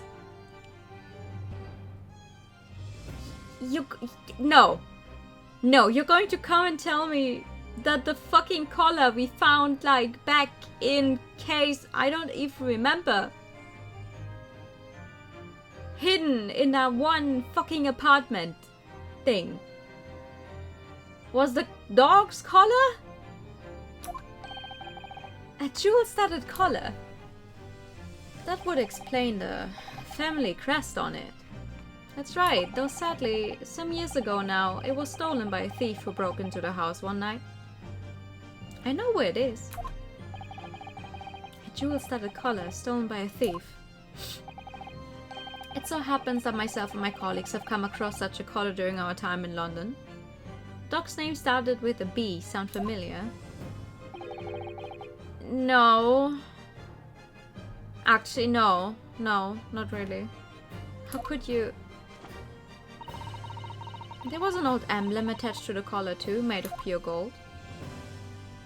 There's blood on it. It was topped with a small crown and bore an ornate capital letter B.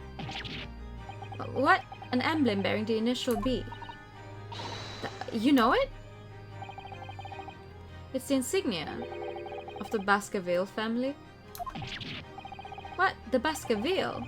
Why is that name coming up now? I said it before and I said it again. The only way I know Baskerville is from a completely different series, namely Pandora Hearts, which has nothing to do with this. Baskerville is the family name of my late brother's widow. The pure gold emblem was an heirloom which Clint acquired upon their marriage. There can be no doubt then. The collar you've described was Balmo's. The family insignia of Lord Clinvanzix's widow. There was a considerable amount of blood on the collar when we saw it. Since we know the dog was used for hunting, it could have been from its quarry, of course. But it could equally have been from human prey. So is it true then? Clinvanzix really was a professor? Impossible. These Japanese are making it all up to exonerate their own. So in fact, the person responsible for these murders of nobles and royals was a noble himself. And that threatened to be an enormous scandal that would irrevocably destabilize British society. My father knew that and was using it to negotiate his way out of unjust charges brought against him. But at the very last hour, those he'd bargained with betrayed him, slaying him mercilessly on foreign soil.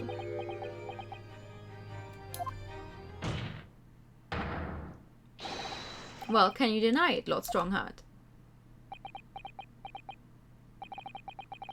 10 years have passed, and still now the 6 million inhabitants of our great capital rest easy believing that justice was done. That though his anonymity remains, the diabolical murderer was caught and executed.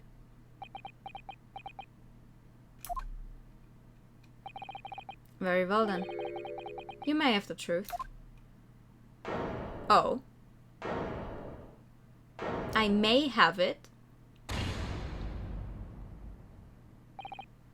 Tell me then. Tell me what Clint really was.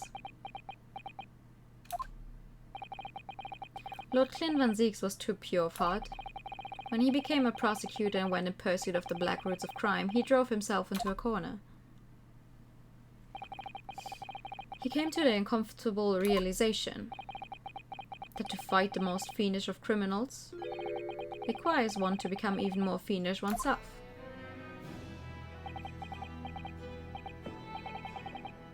Clint.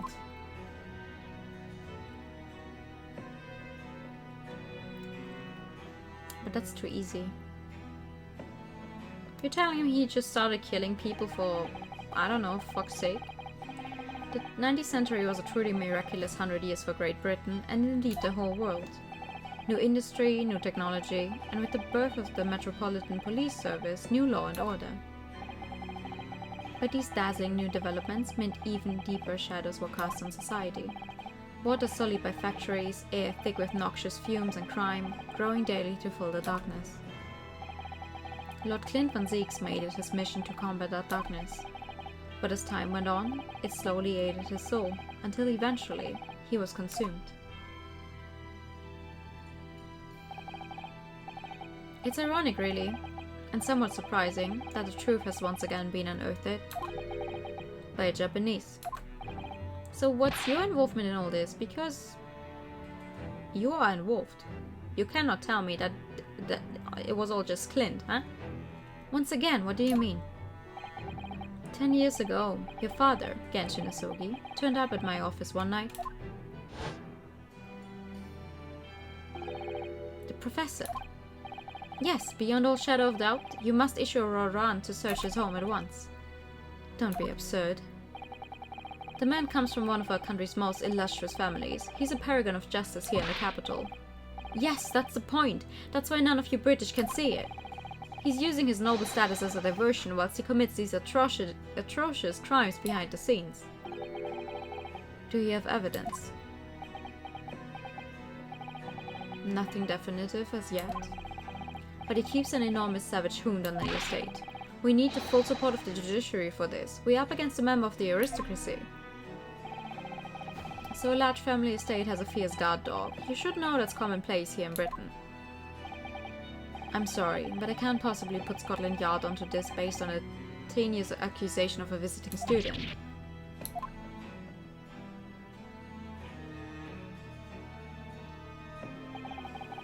So he turned down Asogi's plea, and as a result, he took it upon himself to visit the Van Zeek's mansions on his own.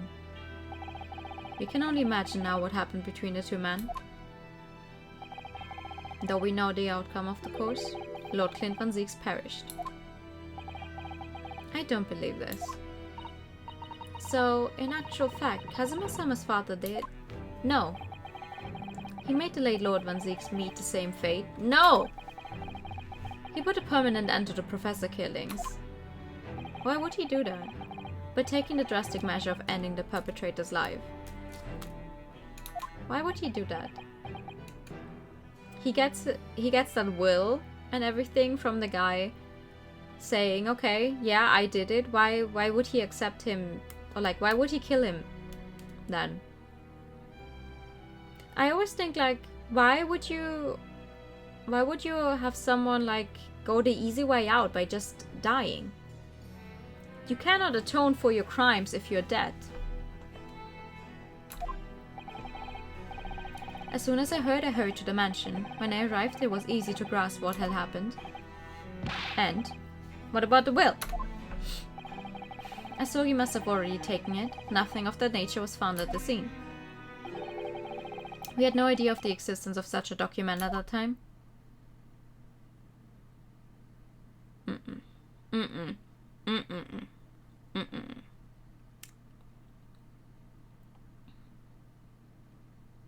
That's not the full truth.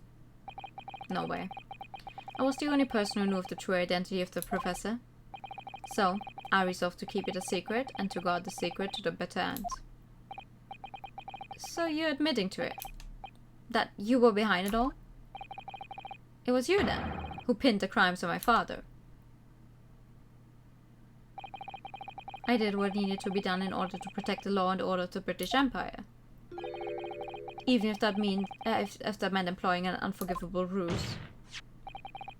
Then it was you who arranged this fabricated evidence. Why would Strongheart try so hard to prevent this to come out? That is too tame, he's more involved. Absolutely. Maybe he's some stakes in some of the killings.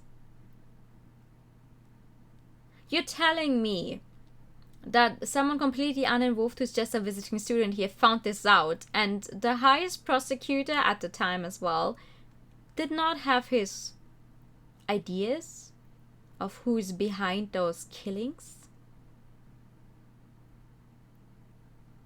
I don't believe that. I ordered that detective to take care of it, whilst keeping the truth from him, naturally. Gregson. Obviously, he opposed me at first. Are you off your rocker? We can't do something like that. There's no question that it was Asogi who murdered Lord Vanzix. The house staff have made statements that they saw the man running from the mansion that night. Yes, well, I've no doubt there was a Japanese fella. But we haven't got a shred of conclusive evidence against the man. And worse than that, he doesn't keep a dog, so we're short of a murder weapon to boot. And we're short on time, Gregson. We must put a stop to this man's rampage for the good of the country. So we'll use whatever means necessary. Do I make myself clear, detective? Blimey. Blimey. So that night 10 years ago, when I was attacked by those ducks in the back streets, and Genshin's ring was taken, that was him, was it? That was Gregson and some hired help. Then the detective handed the stone ring to Dr. Wilson, who feigned its discovery from the victim's stomach during that autopsy. And in the light of that decisive evidence, Mr. Soki was found guilty of the charges brought against him. However, behind the scenes, he had actually already struck a deal with his accusers, in which he agreed to silently accept the charges. But I just don't believe that part. As far as I knew the man, my father despised such underhand dealings. It was extremely easy to make him comply. You see, he had one crippling weakness. But what weakness? Isn't it obvious? You, Kazuma Sogi. Me? Well, yeah, he has a child. At home? What's to say they wouldn't threaten his child? Perhaps you have no desire to return to your homeland, Asogi. What? Though I hear you have a 14-year-old son. Agree to cooperate and accept your guilt without contention, and you will see Japan and your son again. You scoundrel! Whether you choose wisely or not, it will be a close trial, by order of Her Majesty. So whatever rash claims you might make in court, we'll have no trouble in stifling them. There's only one outcome for you, Asogi. The gallows. Don't forget that I still have a weapon at my disposal. A document revealing a truth that I know you're desperate to keep hidden. Yes, it hadn't escaped my mind, which is the only reason I'm willing to bargain with you. I only want to protect this country's law and order, you understand? So, what's it to be, Asogi?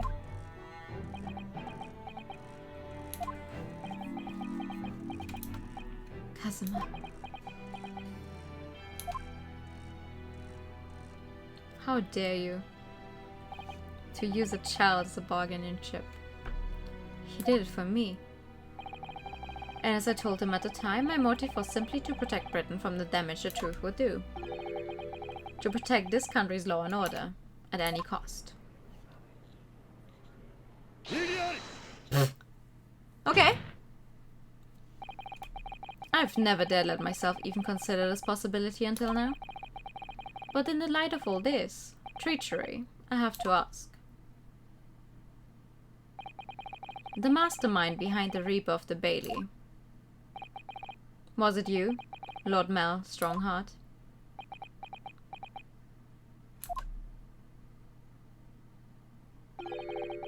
A rather brilliant idea, wouldn't you say, Lord Baroque Vanzix?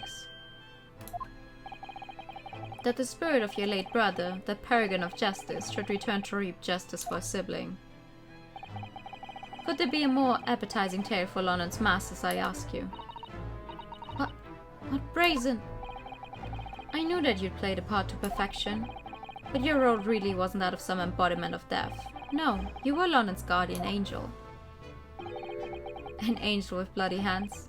I think not. Those who had cooperated with me already were only too happy to participate in my plan. Inspector Gregson, Dr. Wilson. My minions worked tirelessly to ensure that the finger of guilt could never come to rest on you. It's all thanks to them that you were exalted as the demigod the Reaper became. But Dr. Wilson left Britain 4 years ago when he was invited to work in Japan. That's right. So he had to employ the services of his young protege, however you say that, Dr. Courtney Scythe. Dr. Scythe? So what with the execution of the Professor and the subsequent reign of the Reaper of the Bailey, I've successfully safeguarded law and order in our mighty capital for the past decade. That is everything. No! It's not. That's too easy.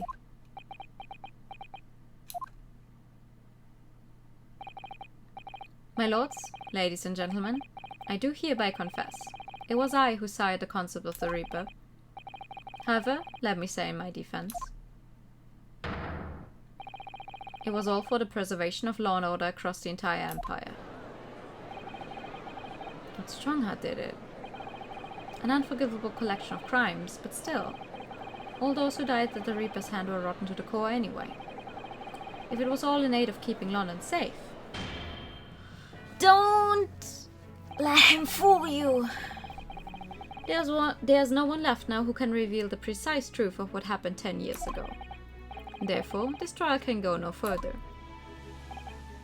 Now, I would like to entreat all those present. Beyond these four walls, nobody need know the truth. Even Her Majesty must be protected from this. I trust you all appreciate the importance of my request. It is, of course, for the good of the country. We haven't pulled the Sholmes card yet, he gave it to us for a reason. Yes! That's very true. Also, we haven't found those papers yet. We will find these papers. Can he do this? Can the trial really end now?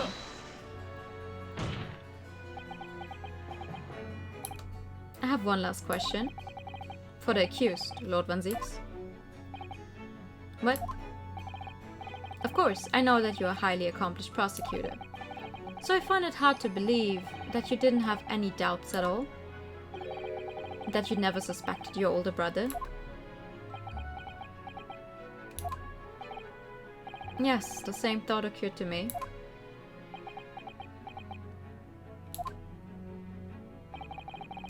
It was only once, but yes, I couldn't say that I never had my doubts. My brother's sense of justice was extremely strong, perhaps too strong, I observed. At that time, there were members of the aristocracy who were bleeding the country dry for their own gain. And since they were nobles, they were untouchable. For my brother, it was a source of great turmoil. And coincidentally, at the same time, the Professor began his terrifying reign. During the time of the Professor killings, my brother did not appear to be himself.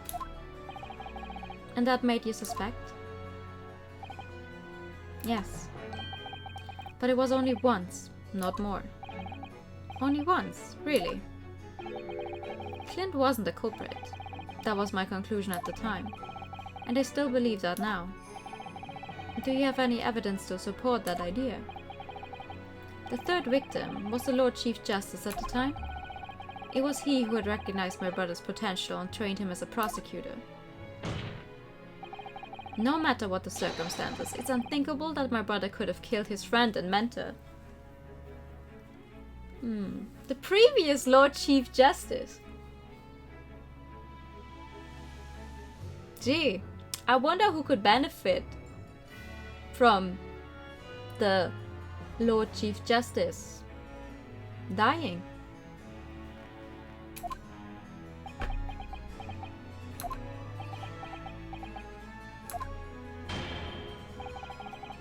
That will do. Neither Clinvanzix nor Genshin Asogi still walk this earth. However much we debate this matter now, we cannot hope to reach a conclusion. But there are only two extant pieces of evidence from the time. The woe-begone ring that acted as the incriminating evidence to condemn Genshin Asogi, and the 3-page last will and testament penned in black ink and left behind by the man. The wretched truth of what happened is exactly as I have explained.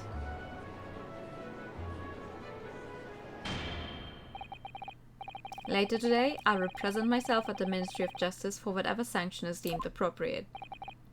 That is all. Court is adjourned. No, it's not. No, it's not.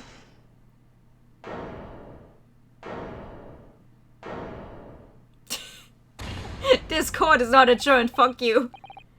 Thank you, Kazuma. Me? If it wasn't for you, I wouldn't have made this 11th hour discovery. What discovery? My lord, I'm afraid I must insist the trial continues. I beg your pardon. Then beg. As the court has been reminded today already, we must stop at nothing to uncover the whole truth. And to that end, one particular statement made by somebody in this courtroom moments ago revealed a very subtle contradiction. What contradiction? But all it did was ask the accused one simple question. So? Well, it began with Lord Vanzix and his recollection about his brother, but Lord Stronghart didn't permit the defendant to speak at length. I merely pointed out that we can draw no further useful conclusions here, so where on earth is the contradiction? One of them definitely just said something contradictory. It's time to identify who. It was Lord Stronghart, I'm sure of it. Something he said was slightly off. Come on, Ryunosuke, think back over his words, find the problem. Neither Clinvanzix nor Genshin Asogi still walk this earth. However much we debate this matter now, we cannot hope to reach a conclusion. There are only two extant pieces of evidence from the time. The woebegone ring that acted as the incriminating evidence to condemn Genshin Asogi, and the 3-page last will and testament penned in black ink and left behind by the man.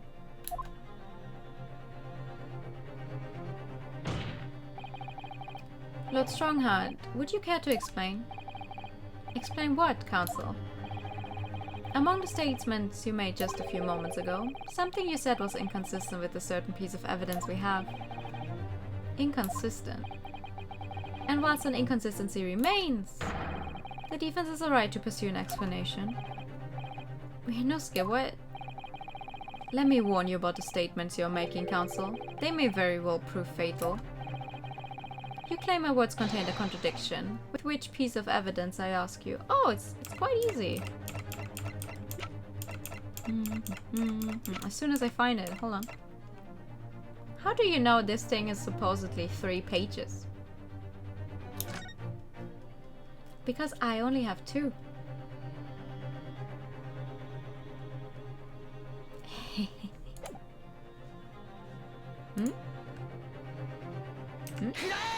Where's the 3rd page, my dude? Let me just go through this mound of evidence behind me. This here is the will left behind by Mr. Asogi. The 2-paged will. What? Yet moments ago, your precise words were... the 3-paged last will and testament? Ah. Could it be that originally there was a 3rd page?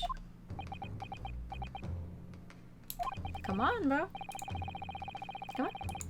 Ah! No, I misclicked! No!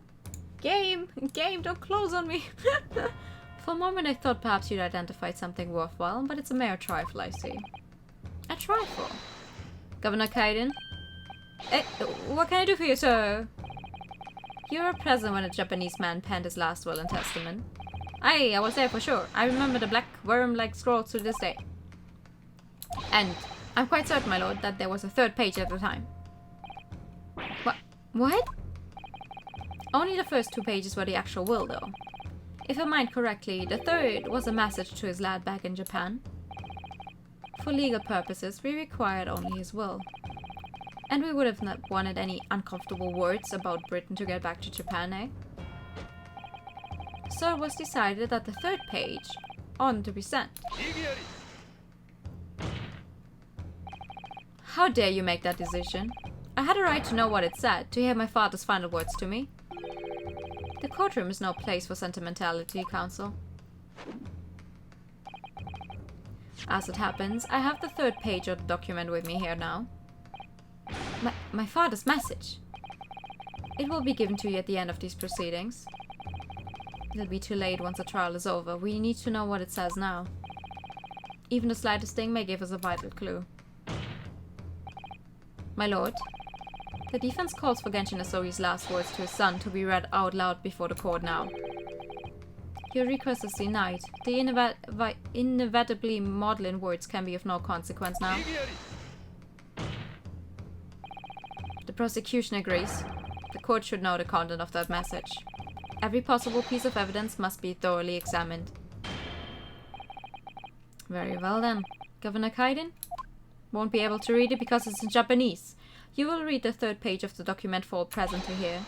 Yes, sir! Only, I should point out, my lord, that I cannot actually read worm language. This beautiful handwriting. Shame on you, Barry.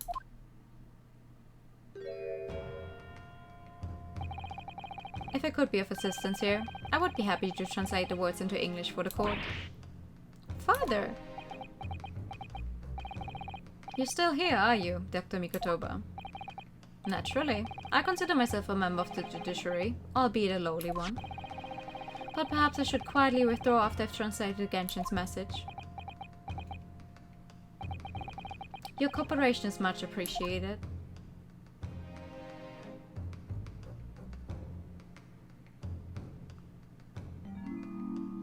Kazuma, the truth is shrouded in darkness. A darkness only our clan's great sword can pierce. Mighty Karuma, twist thy hat and watch them fall, all thy mortal foes. Ah, that's not a long text at all. That's the end of the message, it would seem. A haiku poem. Twist thy hat. Father. What is Karuma? The name of the Asogi clan's famous sword. A razor-sharp blade known to all, passed down for generations, it embodies the Japanese spirit. It's not known to me. It's a katana sword that was submitted as evidence early in these proceedings. The sword is indeed important, it seems, yeah. The one worn by the prosecution counsel when he confronted Inspector Gregson. The last will and testament of Genshin Asogi that Mr. Vigil claims disappeared after the convict's execution. It seems there was a third page to it. Okay, hold up. All these procrastinators are beginning to try my patience. Adjournment of this court is long overdue. Nah, fuck, wait. Wait. Let me look at the sword then. Twist thy hat. What do you mean, twist my hat? Can I do that? Can I twist it? Mighty Karuma, twist thy hat and watch them fall, all thy mortal foes. That's the proper way to use the sword, is it? Maybe I should try it. It hurts my neck, that's the trouble. Ah, Mr. Naruto, if I might make a suggestion? I think perhaps it doesn't mean your head. Oh.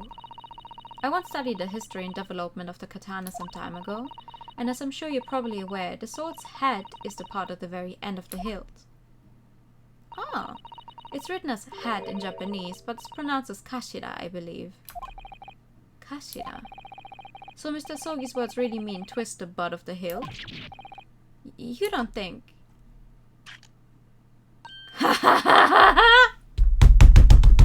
There it is! You can hide something in a sword! Look what's inside it. Is that a tightly wound sheet of parchment?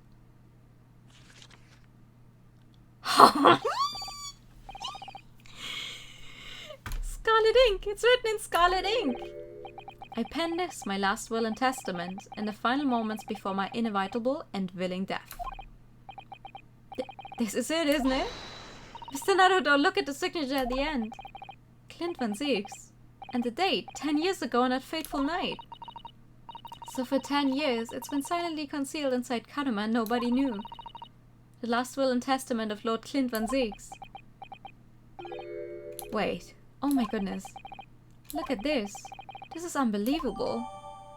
The last will and testament of Lord Clinvanzix that has been hidden inside the great sword Karuma for years. A trump card left behind by Genshin Asogi. Inevitable again. The word won't leave you. I hate it. I hate the word. Actually snaps his own neck.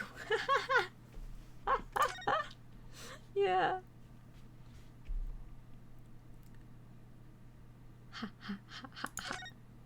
What happens if I open it again? Twist I had and watch them fall, all thy mortal foes. Kazuma's father certainly had a way with words. And he certainly thought up an ingenious hiding place too. It seems almost playful at first, but I do wonder if over the years, perhaps, the duties of the Asogi clan have actually called for such inventiveness. Protecting great secrets, you mean? Those sort of duties? Well, I could believe that. Kazuma conducts himself like someone with the weight of his clan's long and noble history on his shoulders. Oh, I got an achievement for that. Okay, well let me read it then. What does it say? I can read it. Ah, I'm not allowed to read it. Damn it. Okay. Well, we found what we wanted. As the presiding judge, I have been as accommodating as possible of the will of the courtroom. However, despite all that, no new information has come to light.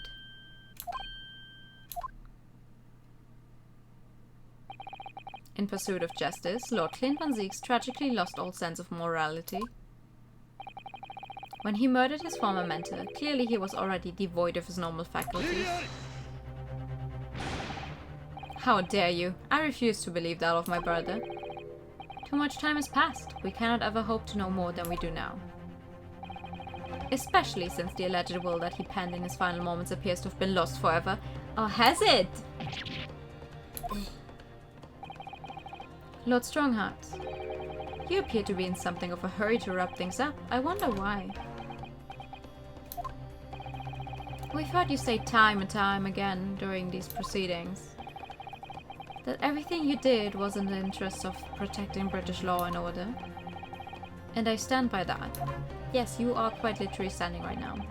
Without the Reaper, we could have never have achieved the reduction in crime the capital has seen. What about Inspector Gregson then? And Dr. Wilson? They were no criminals. You used them to achieve your ends, and then you had them killed. However you dress it up, there was nothing fair or just about that. Lord Strongheart, what exactly is it that you're hiding? Dr. Mikotoba, were you not to quietly withdraw after the translation of your former associate's will?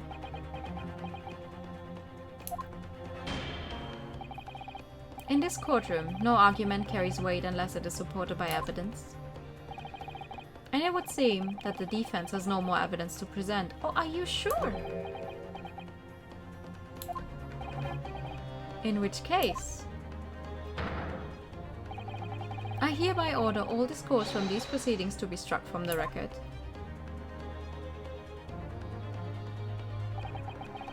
This is my last chance. Senarudo. I have to present some decisive evidence now, or it's all over. But can I? Of course I can.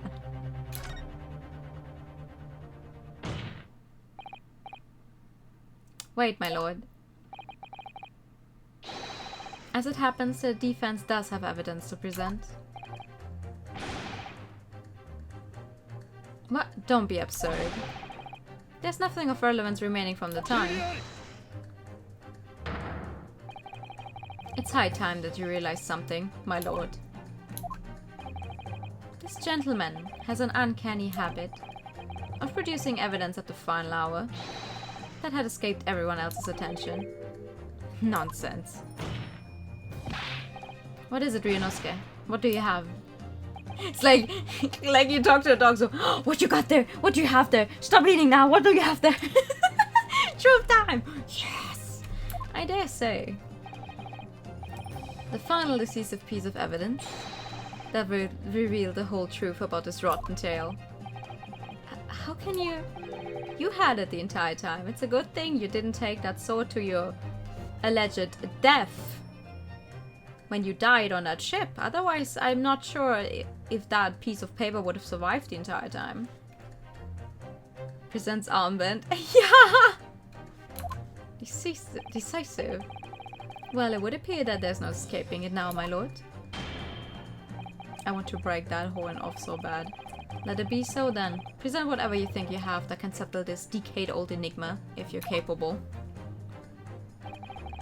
What exactly is this evidence that the defense claims to be so decisive?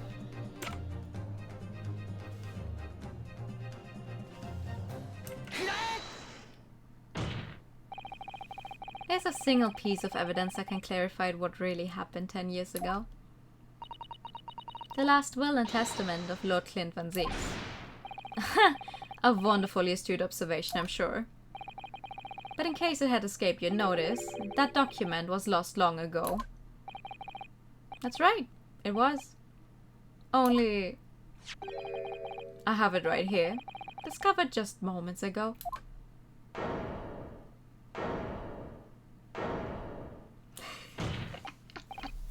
Impossible. That can't be.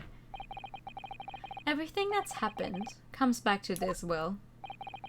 This document is the key that will unlock the entire mystery. Ooh! There it is. My brother's last will and testament. Where did you find that? It was rolled up inside this. Inside Kanuma? That ultimate weapon Genshin Asogi obtained has lain undisturbed in the hilt of this sword all those years, just waiting for the right time to emerge and reveal the truth. The signature and seal certainly look official. My god, it's true. It's my brother's handwriting, there can be no mistake.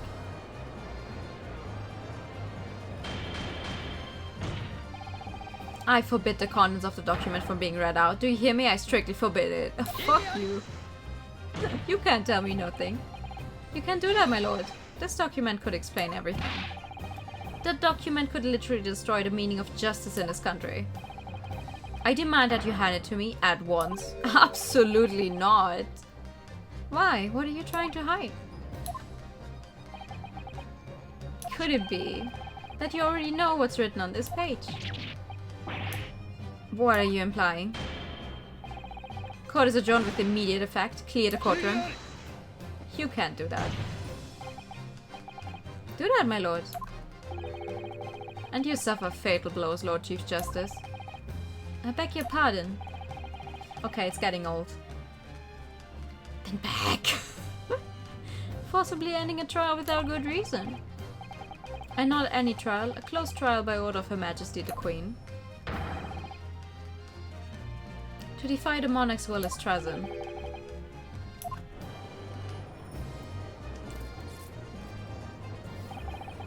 Lord Clinvanzix really did pen a will that day. It's exactly as the young Japanese man said. Read it out, now! We have a right to hear what's in that will. A right and a duty. Well, my lord. It would rather appear as though proceedings aren't going to go quite as you'd hope. You fools! Go ahead, Ryunosuke, read it.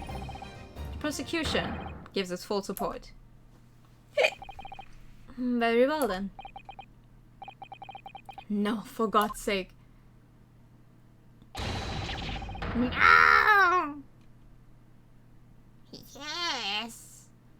Yes!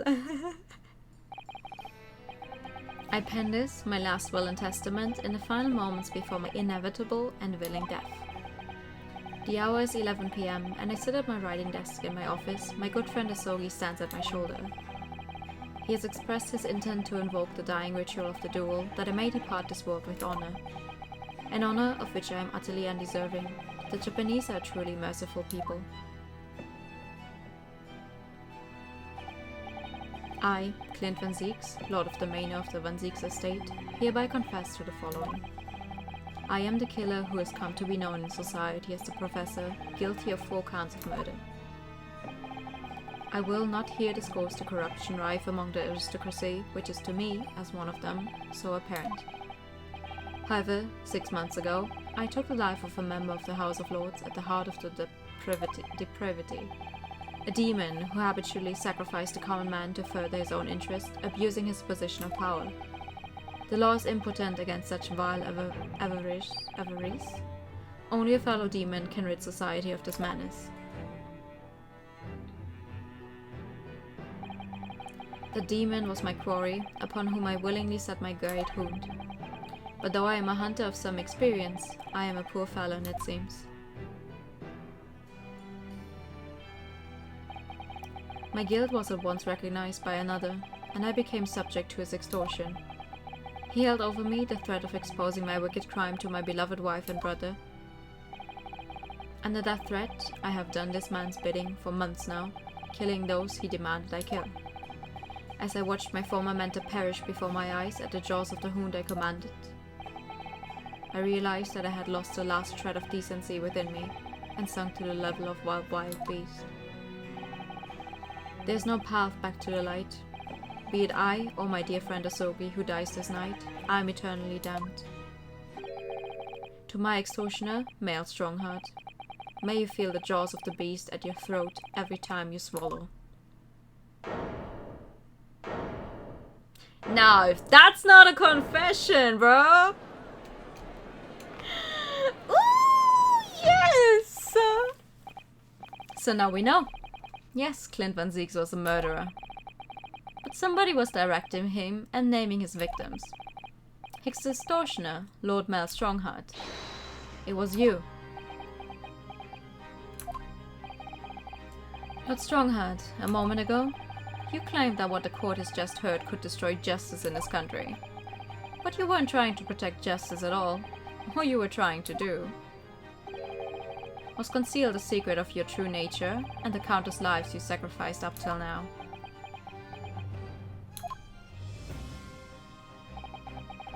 It just didn't make sense to me that the third victim, the former Lord Chief Justice, was my brother's benefactor and a man of lofty principles. As I said, Clint had no possible reason to kill the man. But you did, didn't you, Lord Strongheart? To eliminate the man who stood between you and the office you'd set your sights on. So you used your own hunting dog, Lord Clinvanzix, to take him down. It had to be done. London's unsavory shadows are deep, and the arm of the law fails to reach their depths. Crime must be cut off at the roots, but the Lord Chief Justice at the time couldn't see that. He was weak. Lofty principles, you say. Tantamount to cowardice, if you ask me. Which is why I took his place, in order to fight the crime he was allowing to spread like wildfire. By murdering the man? The Reaper, the Professor, the name makes no difference. As I've explained countless times already, it was all done for the furtherance of law and order in London. Are you going to legitimize the murder of my father now too? Genshin Asogi. Well, that was unfortunate. I had fully intended to send him back to Japan as we'd agreed. I don't believe you. It was you, wasn't it? You killed him? No, it wasn't me who took your father's life. Then who?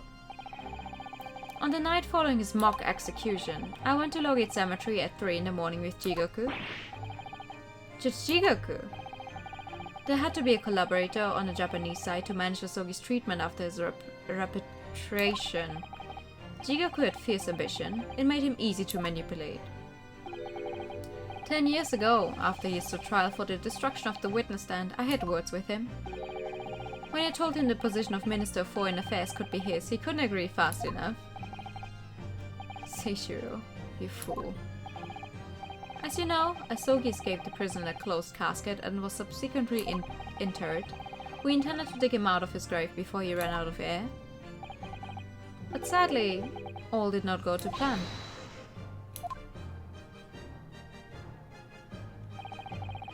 There was an unexpected visitor to the cemetery with his own ideas about digging up graves. A man who witnessed what nobody was supposed to see. And then you just shot him dead. A knocked rubber. Of course, I knew grave robbers frequented London cemeteries. But that grave on that particular night... Last, if people find out the convict wasn't really executed, the scandal will rock the very foundations of the Empire. Then what do we do? Shoot him, Mr. Jigoku. Shoot Asogi at once.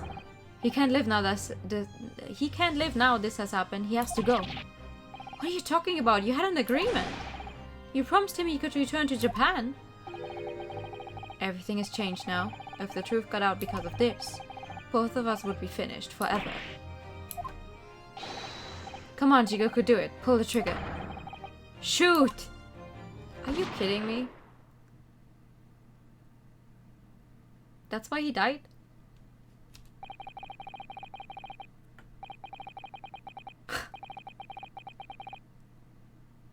Wow.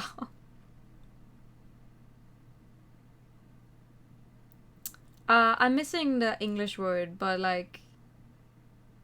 Wait, let me look it up. Because I only have one word to describe Strongheart.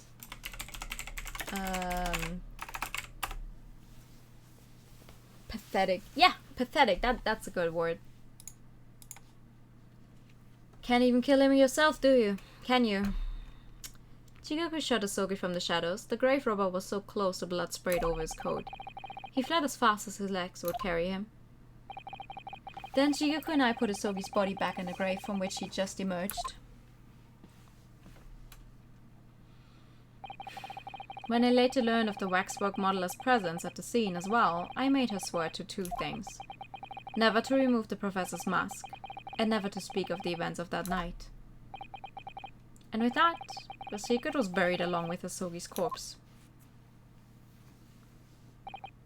So, now you know what really happened in Lowgate Cemetery that night. He was such a pathetic little man. Truly.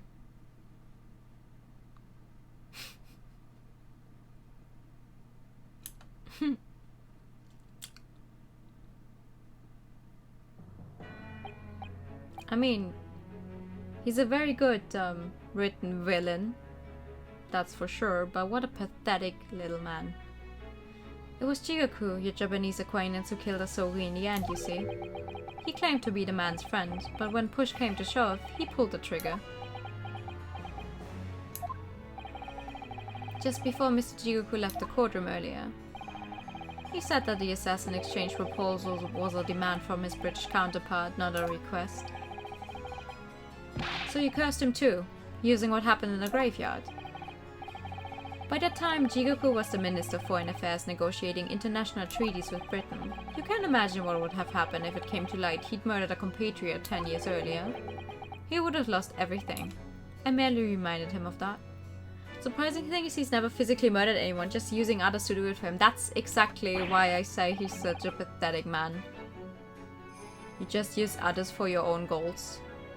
You use others to kill people who are in your way. What a pathetic little man. How do you sleep at night? These past 10 years, I fought tirelessly with the darker recesses of London's criminal underworld. And I've used whatever means necessary to ensure that justice prevails and law and order reigns supreme. By walking over corpses? That couldn't be further from the truth. The fact is, you haven't fought crime at all. How dare you? I saved Clinvanzix from dishonor in his death. Whilst behind the scenes, you systematically buried anyone who stood in your way. And then, you made my father take the blame. It was unavoidable. It was the only way to protect our justice system and public order. Let's not forget the others you had killed as well. Setting the defendant up as the Reaper to cover up the truth behind the murders of countless more. That's enough! Do you have any idea of the conniving that led to the acquittals of those wretched criminals? We have to fight fire with fire. Our courts can't function without a Reaper. If your court cannot function without a Reaper, then maybe you are the one who's failing your legal system.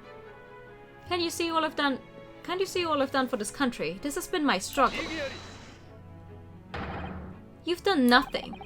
It's Lord Vanzix here who worked tirelessly and justly in court whilst enduring the disgrace of the Reaper name. Oh! And Inspector Gregson fought with anguish for having sullied his hands to a desire to do the right thing. Not to mention Genshin Asogi, who risked his life going in pursuit of the truth you tried to hide. No, the darker recesses of London's underworld were largely filled by you. You little... When will you get it through your thick skulls? That it was all for Queen and country? I'm tiring of that excuse. You've consistently twisted the truth for bargaining power to make others do your bidding, nothing more. People who willingly twist the truth and coerce others have no right to call themselves part of the judiciary. I strongly suggest you don't ever talk of justice again. Come on, have your breakdown. Yeah! His hands are shaking.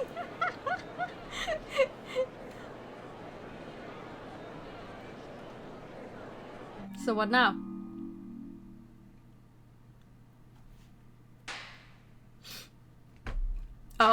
Oh, he's slow clapping for us. Okay, it's not slow anymore. Well, dear me, my good fellows, dear me. A well-deserved round of applause, I think, for quite marvelous performance. What are you talking about? Those delightfully grave expressions, the beautifully pronounced Queen's English. Really, our friends from the Far East are quite a picture of industriousness. You fraud, keep your mockery. Please, don't misunderstand. It really is exactly as you've both said. What are you trying to say? I've occupied the darker recesses of London's underworld, and how did you put it? Done nothing. Oh my god, thank you so much for the raid. Welcome. Good evening. Hello. Hi. My name... Oh my god, and thank you for the follow. Welcome. My name is Nua. I like the color pink, and I like visual novels and RPGs, and we're currently playing Great Ace Attorney Chronicles. For anyone... A big spoiler territory who doesn't know the game.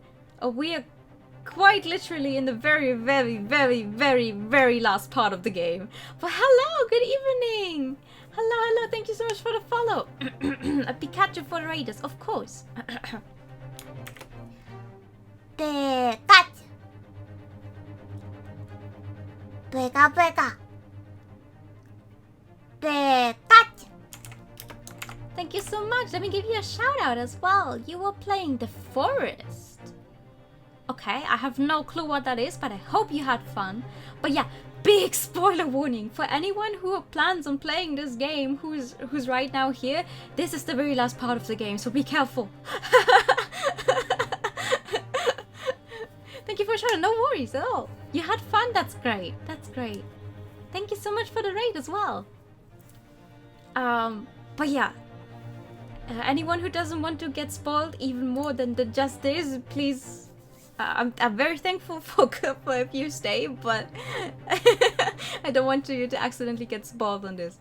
You liking my model a lot? Thank you. Very cute, isn't it? Aha. Aha. Wait, I need to show something off. As soon as I find the... No, that's not the right combination. Damn it. Hold on. No, that's also not the... Hold on.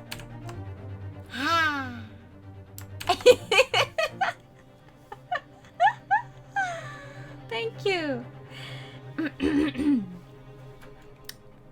That's so cute. It's really spoilers for Stronger just screams final boss when you look at him. Well, just because a character looks suspicious doesn't necessarily mean they are. Could be a red herring. But yeah, in this case, he gave me bad vibes. I confess it's a little embarrassing to have it pointed out quite so starkly, but yes, I really have done nothing, which means I can be indicted for nothing. No? Yeah, he never directly killed anyone. So we can't. We can't get him for it. You go rest and lurk for a bit. Have fun seeing you. Thank you so much. Once again, thank you so much for the raid. Please get some rest. What? It's true. Personally, I've committed no crime. I've merely been surrounded by fools who've acted very rashly indeed. You can't get away with that. You've consistently preyed on people's weaknesses. And what? Threatened them? Are you sure it wasn't just bargaining?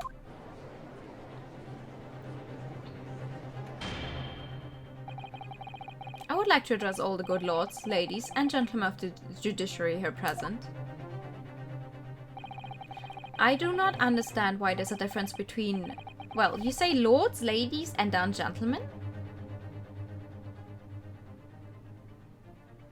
Why make the distinction between lords and gentlemen? You all know of these darker recesses in our great capital, and deep down I believe you also know that to fight those who dwell there, it requires at least some of us to occupy the darkness ourselves. Lords are nobles, yeah, but like, wouldn't you also have like... What's a female lord then? Lords are nobility while gentlemen are commoners. Okay. And you're telling me the lords would be very affronted if you just called them gentlemen. A female lord is a lady. Oh, so that's why it's lords, ladies, and gentlemen, because lady is just lady in any case. Ah, okay. I learned something today. So let me appeal to your good sense now. Consider the situation with me. If this catalogue of horrifying revelations were to become common knowledge among the 6 million inhabitants of London, what might happen? To learn that the infamous murderer of royals and nobles was a respected member of the aristocracy himself, that evidence was fabricated in the scapegoat's trial amid secret negotiations with prosecutors to effect a jailbreak, that the Reaper of the Bailey was an organized group of assassins managed by a Scotland Yard inspector.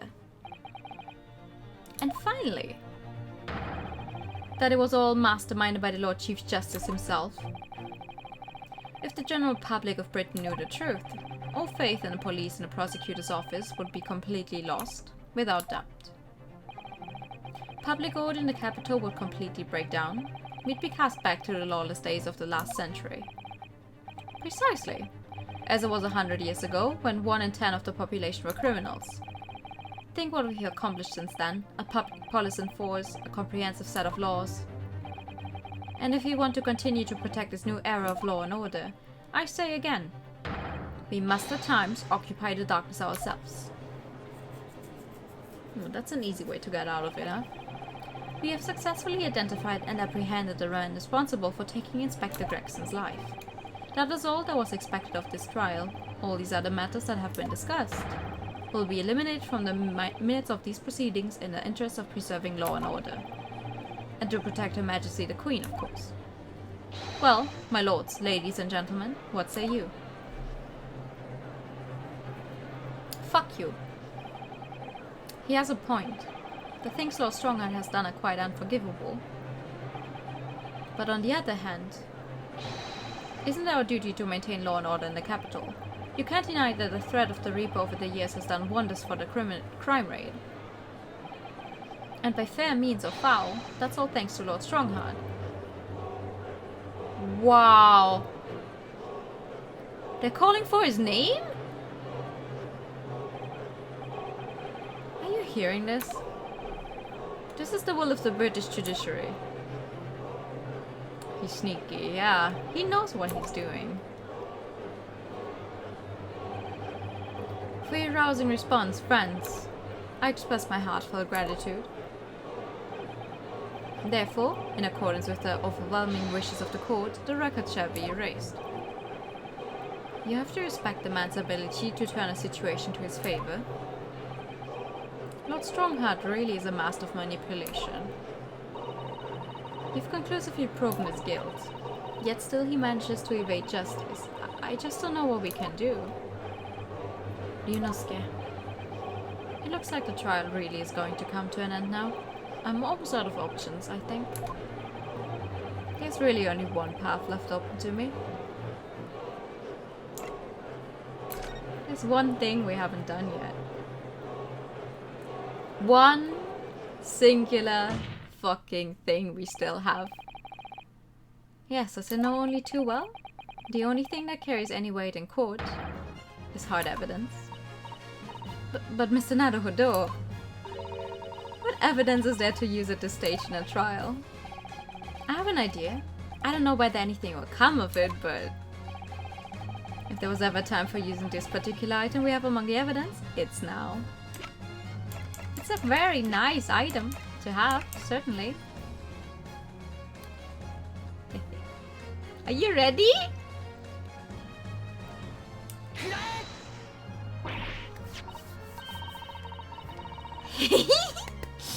Oh my, yes, Mr. Sholmes asked if you had that with you earlier. We've exposed all of Lord Strongheart's wrongdoing now. I've no doubt that Mr. Sholmes had already deduced exactly how the truth would unfurl. So I think it must be time for the great detective to take center stage, don't you? Yes, absolutely. Let's take the hair by the ears then, and heave! Alright, here goes! Heave! Oh! My dear fellows, must I remind you every time, a gentle tug will suffice. Mr. Sholmes! You're looking in quite the wrong direction, Mr. Naruhodo. Because I'm over here. Ah! Mr. Naruhodo, he's... Oh! Ooh! It's Mr. Sholmes!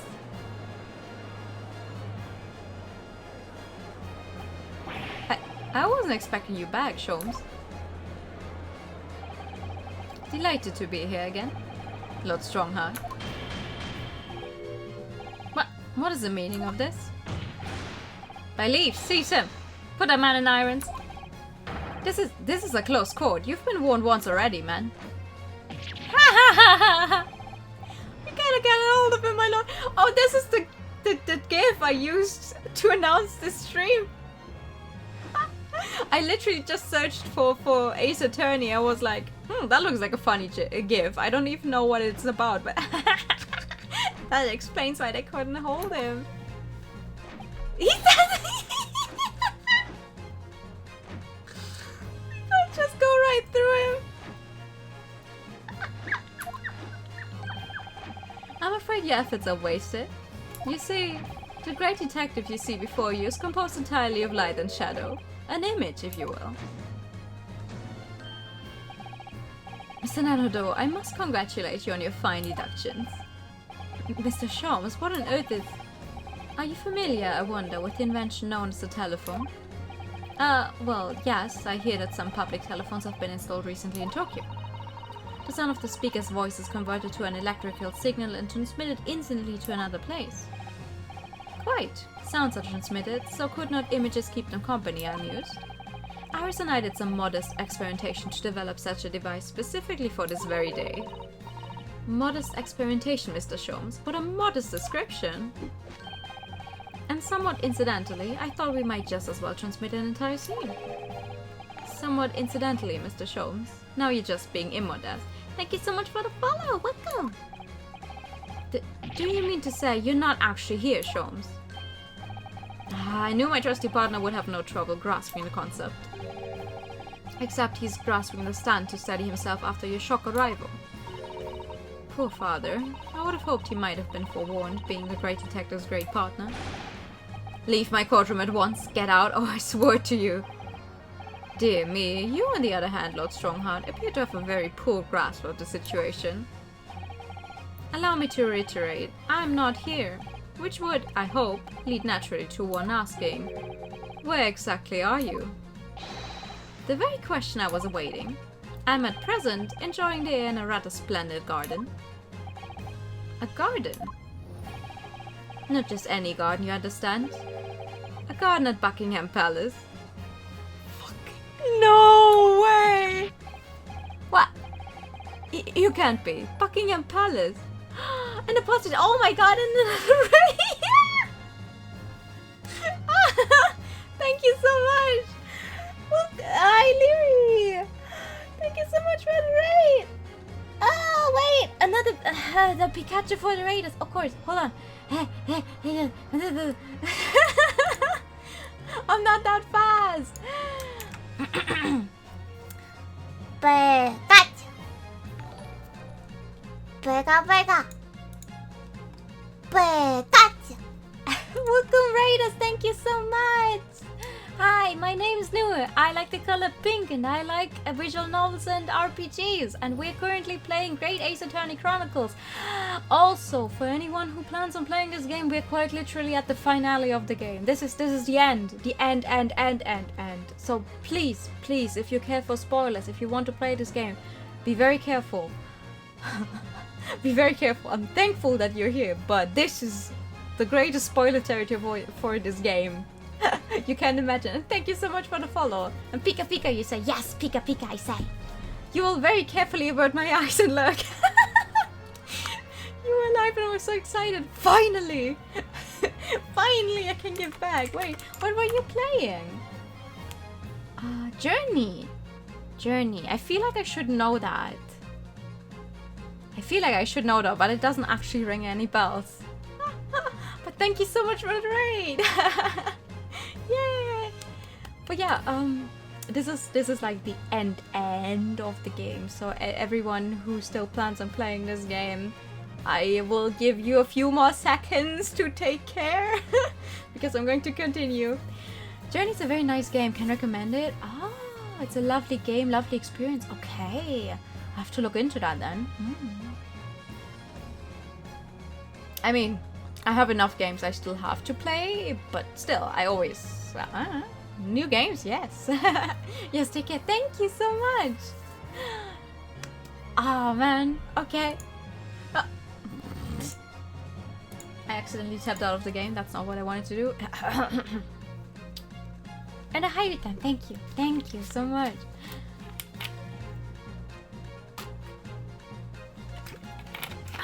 I want to see this man destroyed.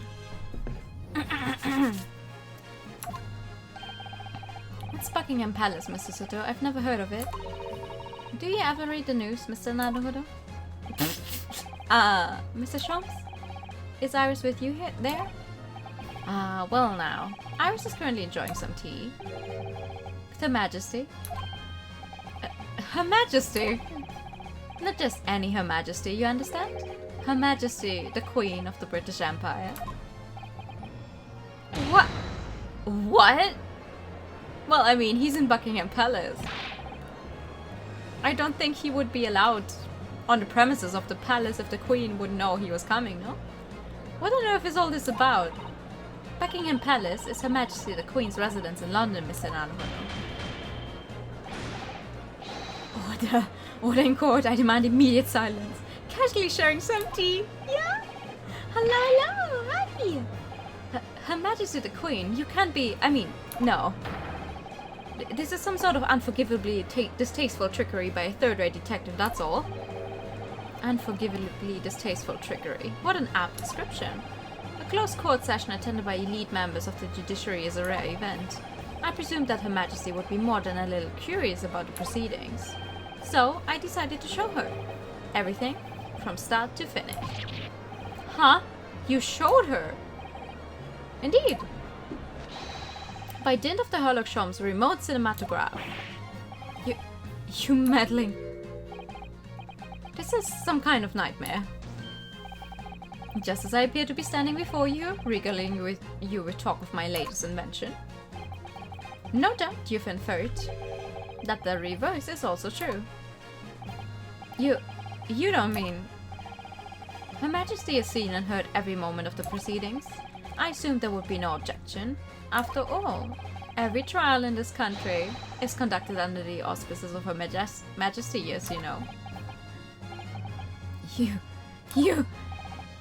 I confess, I'm quite impatient to hear Her Majesty's opinion about the unforgivably distasteful trickery in which you've been engaged over the past 10 years. No, I was merely... Oh, so sorry to keep you all waiting. Vicky and I had so much to talk about! Queen Victoria! Vicky!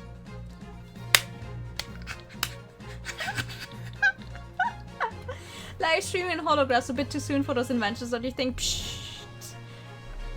It's an Ace Attorney game. They don't have to actually adhere to the physics we have at the time. Iris, there you are. In fact, I have a little message here from Her Majesty. A message. Well then, if everyone is sitting comfortably. Forthwith and with immediate effect, all authority previously afforded to Mal Strongheart is hereby revoked forevermore. Furthermore, he will be prosecuted for crimes against his country in a public trial by jury in the coming days. So, it seems that Her Majesty doesn't believe we need to fight fire with fire. Justice in this country needn't be administered from the shadows at all. Man Strongheart. The darkness you fostered to conceal your despicable actions these last 10 years is a thing of the past now. We can analyze blood, yet also great as attorney. We got holograms cause plot armor. Yeah, it's a little... Yeah. After today, your brand of law and order has no future. Because no longer are you the Lord Chief Justice. In the eyes of the law and of Her Majesty the Queen, you are nothing but a criminal. Like, what I had in mind was like maybe he had some devices installed here so he could hear the proceedings and could show them to Her Majesty. Like, that's what I had imagined he would have done. But him having like a fucking hologram just showing up wherever, that's a little more than I thought would happen, definitely. But hey, if it works. Break it, break it, break it, break it, break it, break it, break it. Yes! Oh!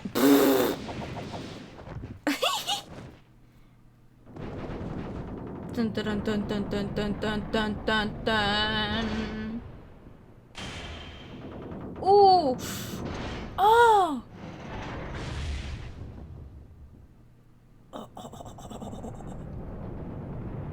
Uh-oh. Oh. Wow. I'm surprised he wasn't hit. I was thinking like, oh, that's if that hits you, you might die. Good night, Strongheart. Good night to your very specific brand of justice. Hope he repairs that. Lord Clinvanzix left a will in which he confessed to everything. When those words came out of Asogi's mouth, it deranged me completely. I knew I must do anything and everything in my power to contain the situation. But I couldn't find the damn document. I searched his cell, but it wasn't there. Which precipitated the jailbreak plot, I assume. What do you mean? The need to obtain a will was all-consuming. I was sure that if I facilitated Asogi's escape, he would emerge with the will somewhere on his person. But despite searching his limp body in the cemetery that night, it still eluded me. It never even crossed my mind that it was concealed in his sword's hilt. I didn't even know you could open it up. He did destroy the cane in a huge part of the courtroom. I'm satisfied. Me too. Finally, I wanted to see that cane fucking gone. What pains me now is that my brother left this world without a word to me. I'm sorry, Lord Vanzix. In point of fact, I think perhaps that isn't the case. Sorry? How can that be? There's more to his last will and testament. Wait, there is? What? There is?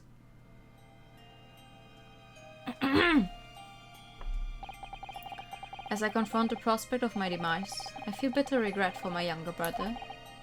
Baroque, you have always looked up to me, and now you follow in my footsteps to become a prosecutor. It is my fervent wish that my unspeakable deeds should not hinder your advancement. I ask not for understanding, for none could understand my depravity. I ask only for forgiveness. Oh! Asogi is a fine detective and a hunter worthy of respect. He has agreed to honor my final two wishes. The first is that this document survives. The second, I cannot commit to paper. I have confessed my sins to my wife. May she find resolution in my death. With my eternal gratitude to my Japanese friend, I rest my quill. Clinvanzix. Huh.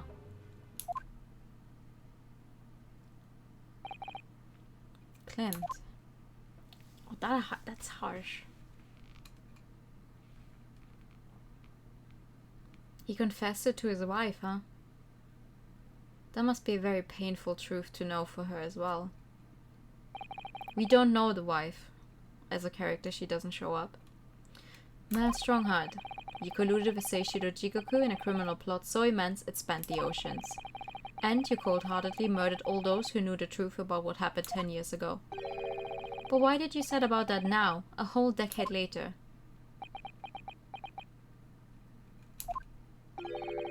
To ascend to the very peak. Huh? These last 10 years made me realize being the Lord Chief Justice wasn't enough. Short of becoming Her Majesty's Attorney General, I could have no real power to effect the changes needed in this country. And for that promotion, I needed to ensure no remnants of the past remained. How could you?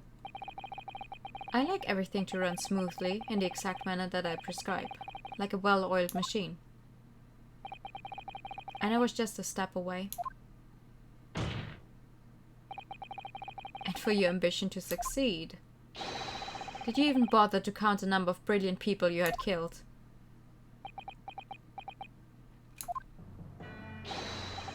Ah, Mr. Reaper, are you not forgetting something? Such as? You very much adopted your usual prosecutor-like demeanor in the proceedings now. But the reality of the situation is that you are the defendant in this trial. However, the presiding judge would appear to have fallen from the bench, as it were. May I suggest, therefore, that we entrust the final adjudication to an old friend? Ah! My lord! As a member of the judiciary, I've been following the proceedings from the gallery. And I must say, I shan't ever forget that extraordinary battle between good and evil that I witnessed here today. Oh, the darkness that has blighted justice in our land these past 10 years has at last been dispelled. Thanks, in no small part, to the efforts of a bright young star from the east. Defense Counsel Naruhodo. Yes, my lord. On behalf of everyone here present in the Old Bailey, I give you my heartfelt thanks. This is just sneaking to the seat while nobody was looking. Yeah! You're too kind, my lord. The first time I faced you in court, just under a year ago now, I had the faintest of intimations. That if British justice so warped and twisted over its long history is finally to know change, this might just be the man to do it. What? But at the time, I wouldn't allow myself to acknowledge the possibility. I couldn't overcome my hatred of the Japanese after the circumstances of my brother's death. Mr. Naruhodo, allow me to apologize for countless discourtesies on my part. You're a lawyer of boundless talent. Aww! Clinvanzix! The only non-corrupt judge, yeah. Sun finally shines on London town. When I first arrived in Great Britain, I was literally a nobody. Certainly not a lawyer. The truth is, my fortunes have entirely been made by the miraculous people I've met. My best friend, Kazuma Sogi, who led me here to Britain in the first place. My lawyer and ever-patient judicial assistant, Mr. Sato, who helped me study to become a lawyer. The brilliant Lord Vanzix, who never failed to challenge his Nipponese rival.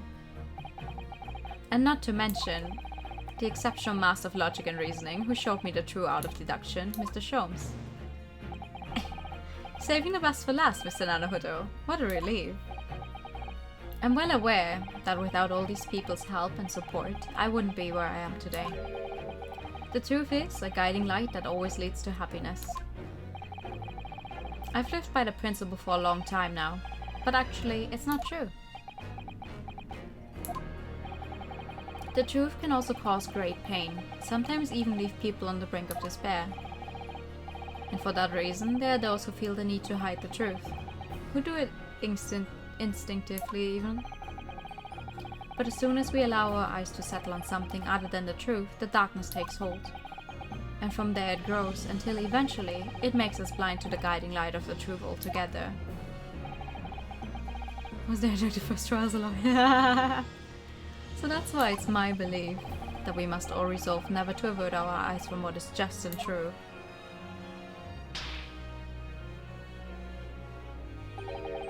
So that we can continue to walk the straight and narrow path ahead.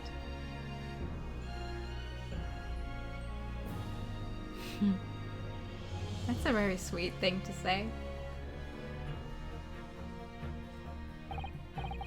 Well, I must excuse myself now. But before I go, Mr. Naruhodo, let me compliment you on your grand opus. What? Without your beautifully composed case against Lord Strongheart, Her Majesty would have been unable to act. Thanks to you and your fellows, the haunting undertones corrupting Britain's justice system have been silenced. Thank you very much.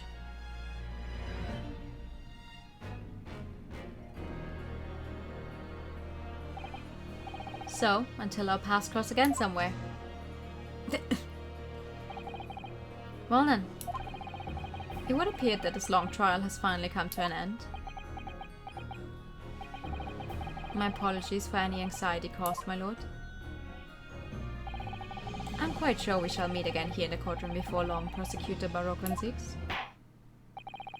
In conclusion of these proceedings, I hereby declare the defendant Clinvanzix hot! Milky! Woo! Yay!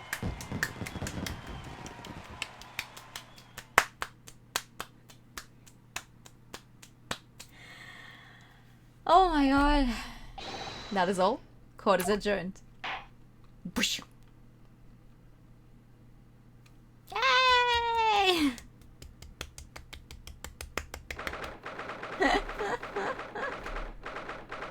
He do be hot? Who? 4th November, 4:21 p.m. Nah, I don't get a 4:20, damn.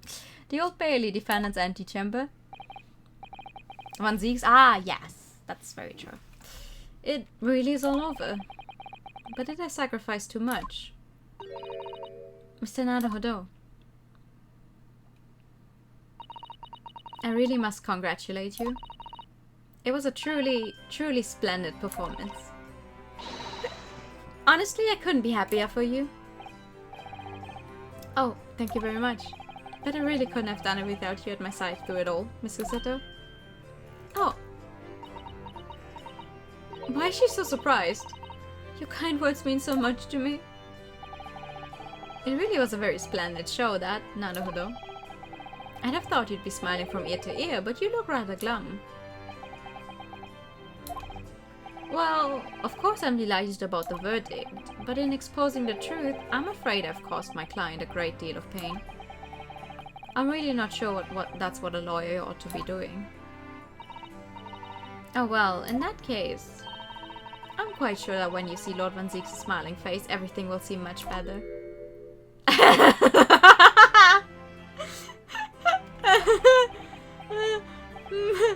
Miss Susato, everything seems worse. He has a face like thunder. Oh dear, I really shouldn't have presumed. Mr. Naruhodo. Yes? Almost a year it's been now since I first encountered you here in this very courthouse. For you to have risen to the level of excellence you demonstrated today, well, it's quite remarkable. But I exposed the most unpalatable truth you could ever have imagined in court today. I feel as though I've robbed you of something you held so dear. What was it he said?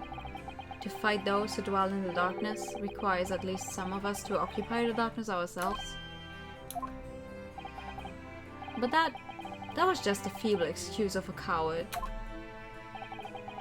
Only those with a steadfast eye for the truth have what it takes to fight the dark forces of crime. Only wait to see Vanzix smiles and final sadly, yeah, that's sadly true. You might find work of establishing that fact in court today. Oh. Well, like that one piece of art. Not art, but like that one old photograph when he was younger. I think he was smiling in that one. Well, thank you. What magnanimous words. I'm quite sure that Kazuma-sama would have a smile on his face at this very moment if he were here. Kazuma.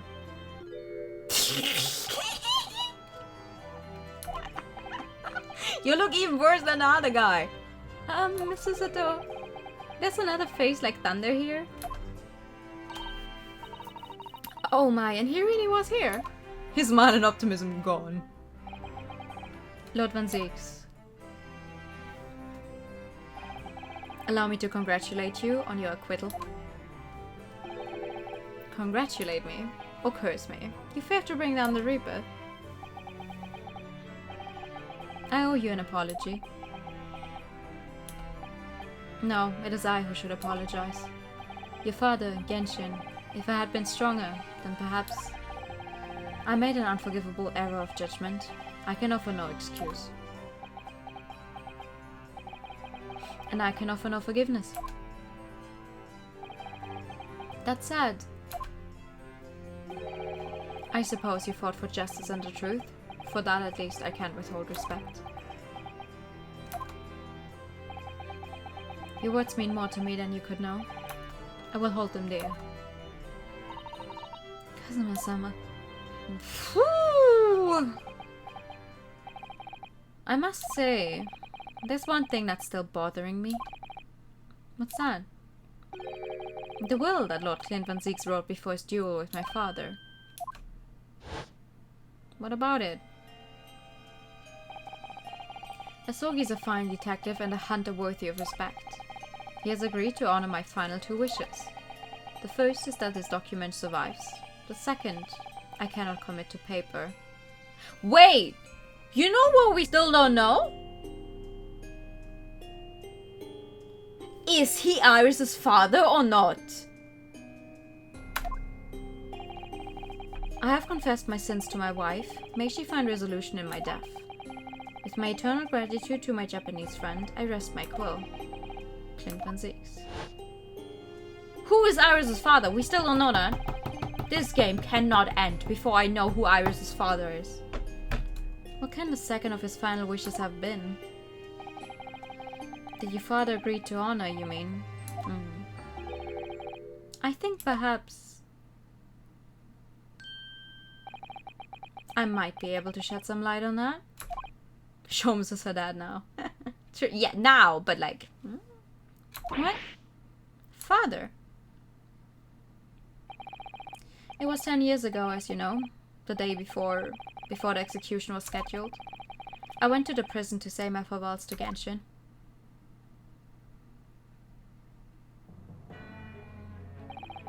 Why aren't you putting up more of a fight, Genshin? If you'd only agree to it, Seishiro and I would gladly petition the government. We've been through this already. You don't need to worry about me. Anyway, Eugene, I have a favor to ask of you. Something of great importance.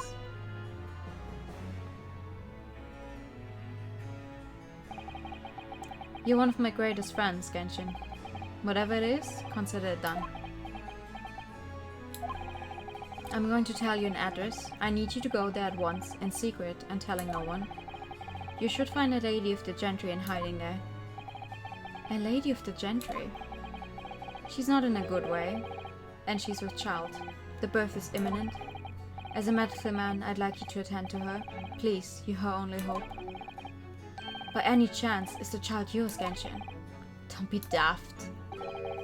It's a favor that was asked of me by a man I knew, as his dying wish. My goodness. I swore to the man that I would help, that I would do whatever I could for his wife and his unborn child. But if something should happen to me, I need to ask you that same favor. You're the only person I know that I can truly rely on. What did you say? If something should happen to you? Tomorrow night you're going to be...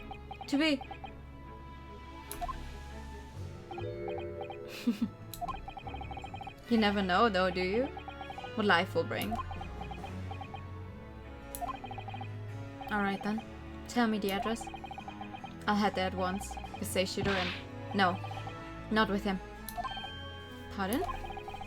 This is a favor I'm asking of you. And only you, Eugene. Right, I see.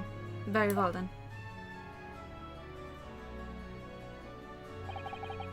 The very night I caught a train from Paddington to Dartmoor in Devon. I found the old house, in the middle of nowhere it was. An old hunting hound lay asleep in the grounds. The poor woman was on the floor at the back of a darkened room. She was in mortal danger. I broke her waters to precipitate the labor before she weakened further, but it was a torturous birth. I did everything humanly possible for her and her child. But still, she probably died, right? Did she die? Please don't tell me she died. She did die, though, did she? And in the end, I was lucky enough to welcome a new life into the world. But tragically, of course, my efforts to save the mother's life were in vain. I held the healthy newborn girl in my arms and wept for longer than I cared to remember. Eventually, in something of a daze, I looked around the room. There was precious little in it, but an old travel trunk caught my eye. It had clearly been well looked after over the years, made of top quality leather with fine stitching. But it was when I saw the emblem on the side of it that everything dropped into place.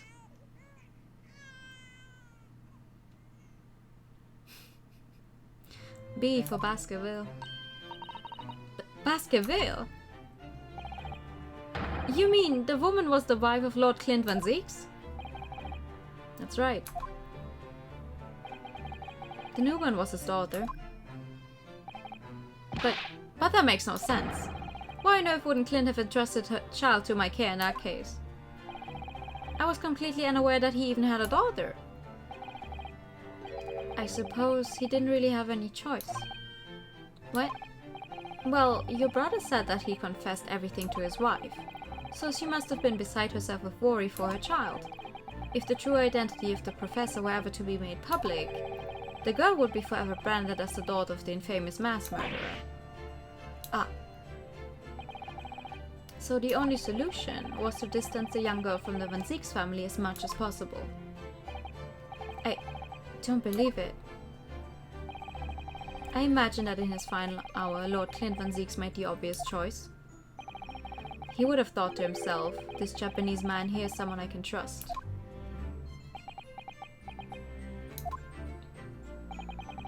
I honored my promise to Genshin, of course. However, only a month later, I was summoned back to Japan.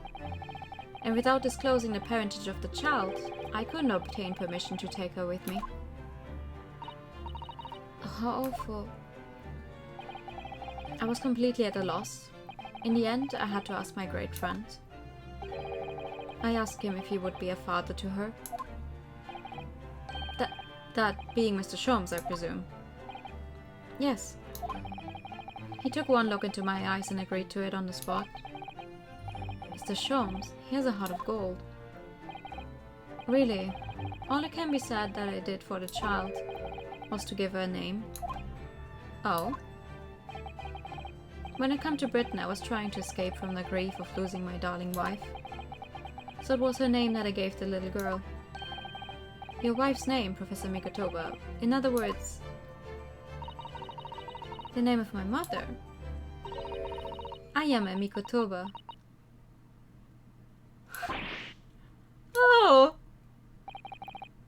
That's right, Ayame. Or in English, Iris. Iris!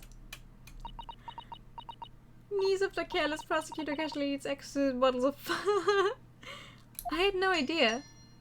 Ding dong. Ouch! Mr. Naruto, what's wrong? This little thing just pinched me on the behind through my trouser pocket hard. Ah, my dear fellows, can you hear me? Mr. Sholmes, is that you? Ouch! Yes, we can hear you. You see what excessive tugging can do? Let that be a lesson to you. Mr. Sholmes, we weren't able to thank you properly before, but you were simply marvelous. Your checkmate move was a stroke of genius.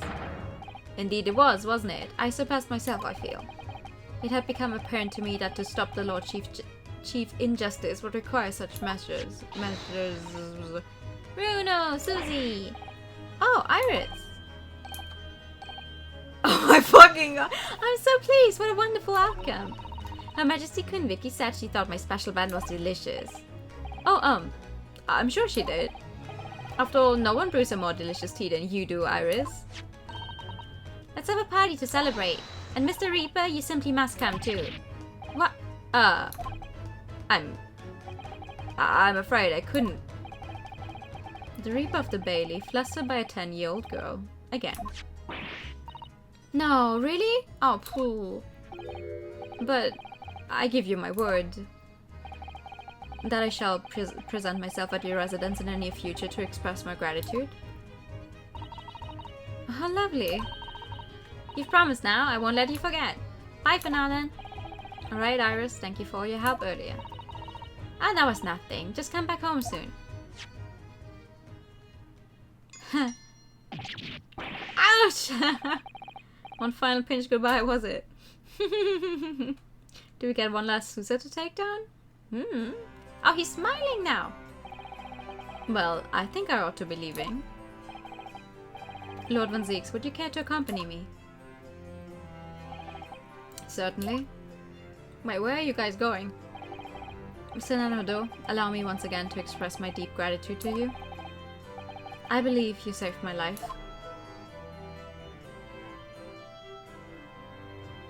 Sure. His smile and optimism. Restored.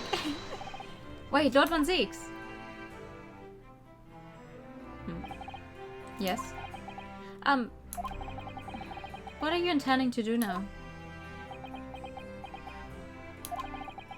Well, clearly, I shall have to resign from the prosecutor's office. Oh no. They still share an office, remember? Oh yeah, true. I intend to publicize the full truth about the Professor case. Once that's done, the Vanzix family will be ostracized completely from London society. Surely not. So as soon as I am free from my employment, I shall leave the capital. Oh, I see. Don't be a fool. Are those the actions of a man once feared as the mighty Reaper of the Bailey? I beg your pardon? Then beg! For the past 10 years, you've endured the pseudonym and been cast as one of the dark forces yourself. Now that you've finally been freed from that disrepute, your battle is just beginning, surely. Haha! Well, I certainly never expected to hear those words from your lips. I waited a very long time to come to London. Now I'm properly here, I intend to learn all that I can. Anyway, goodbye for now. Miyanosuke Naruhodo. Bro, we are dating! Why do you keep calling me by my full name? Okay, never mind, we do the same now. Kazuma Sogi. It seems as though he's really matured suddenly. He's not the only one who's matured, Mr. Naruhodo. Matured? Matured? I don't care. Well, I think we should make our way back to Baker Street. We must help Iris with tonight's dinner. It's a BL thing, don't worry about it. That they call each other by the full name? We must. Let's go home. It was then that I came to an important decision about my future. That they say each other's names that passionately and dramatically. Oh, I see. Sorry, I can't really carry that same passion, I think. 4th November, 6:25 p.m. Shomsuit. I'm home! Oh my fucking god! By the time you got here, we've been waiting ages, Aldo. What are you doing with that colorful piece of history? It's a party in it. I gotta go with a bang. I mean, fireworks ideally. But when you ain't got fire, smoke's the next best thing, ain't it? There's a girl on Fresno Street who could help you with that, I think. Right, I remember that. You don't have to reload that thing every time I speak. You really must hear this. It's quite the most extraordinary thing. I assure you, it will defy your expectations. Take down every detail now, Mikotoba. Ah, the world-famous great detective regaling his partner with the tale of his adventure, a sight to behold. Would you care to hazard a guess? Where do you suppose the fiendish runaway had concealed himself? Would you believe? Inside the trunk I found abandoned in his cabin. I would believe it, yes. I say, Mikotoba, I detect not a hint of surprise. I wonder why that is, Maybe because I was there at the scene as well, Sholmes? What? You were? Then why the deuce didn't you say so before? Not quite the sight I was expecting to behold, but still. It's hard not to feel privileged to see it. Hello, Mr. Sholmes, Professor Mikotoba. I'm finally back from the Bailey. And not a moment too soon. A feast prepared by Iris and Miss Susato awaits. I must say, I haven't seen Susato looking so happy in a very long time. Ah, Runo, there you are. Dinner's on the table, everyone. Please do come and take a seat. That is not a table, that is a trunk. Time to fill me boots. That is a trunk. That is on the ground. That you put not blanket, but the thing on. Goodness, is that really true, Gina? Yep. I'm losing my copper and going back to what I know best. It's a diver's life for me. You're really even the police force. But why, Ginny? It's a rigged trunk. Well, the boss ain't around no more, so... Oh. And anyway, no matter how hard I try, that Reaper ain't never gonna accept a dive return dig, is he? Well, people can change, you know? Yes, that reminds me. I miss Gregson, true. Me too. He was a very good character. I rather thoughtfully offered to relieve the belief of his now defunct piece of evidence. Eh? It's the inspector's pocket watch, and the crown's been reattached. The watch was his pride and joy, a symbol of his great achievements at Scotland Yard. For 10 years without fail, it measured every second of the man's remarkable career. But now, it stopped.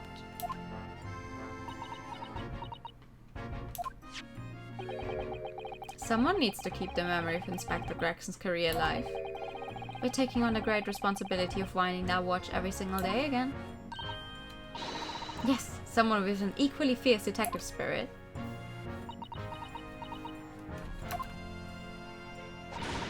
It's gotta be me. There ain't no one else. Quite right. I mean, after all, the boss was... Well, he was my boss. Yes, Jenny. Yes, he was.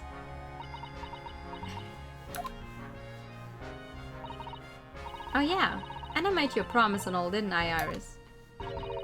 That I'd become a proper detective one day and track down your old man. Oh! Alright then, it's decided. I'll do it. And I swear. I'll find your dad and bring him kicking and screaming. I don't... I'm not entirely sure that would be appropriate. Yes, I think, Gina, it might be best to... Well, I think I'd like you to forget that promise, Ginny. Eh? Iris. Well, obviously I've always wondered about who my real daddy is. Of course I have. I wanted to know where I've come from. I thought it might tell me something about myself. But of course such a lot of trouble trying to find out for so many people. Hurley, Runo, Professor Mickey... Oh no, not at all, my dear. Really, you're no apology to anyone. Well, anyway, I've decided to give up on it. Because I finally realized my daddy is the greatest in the world. I don't think it matters what his name is or where he's from. Don't you agree? Hurley. Yes! With every word, Iris. Thank you, Hurley. Thank you, Daddy. Aww. Oh, that's so cute. I think Mikotoba... Yes, Sholmes. I think that I ought to express my gratitude to you. Oh? For 6 years, you and I solved many a mystery together. And during that time, I remember countless expressions of gratitude for our good services. But a moment ago, I heard the most pleasing expression of gratitude of them all. And I should never have experienced it, were it not for you. You old softy, Sholmes. But I must confess, it's a weight off my mind to hear you say it. Well then, I think this calls for a lengthy violin recital, wouldn't you say? Recital. Oh, well, the food will go cold, that's the only problem. Maybe next week, honey? Are you sure a week is long enough, Iris? Ha ha ha. Ha ha ha ha ha. Even amidst the most troubling of cases, even reeling from the most shocking of revelations, returning in the evening to this suite of rooms, there's always warmth and happiness to be had. The home of the world's greatest detective, and my home too, with my greatest family.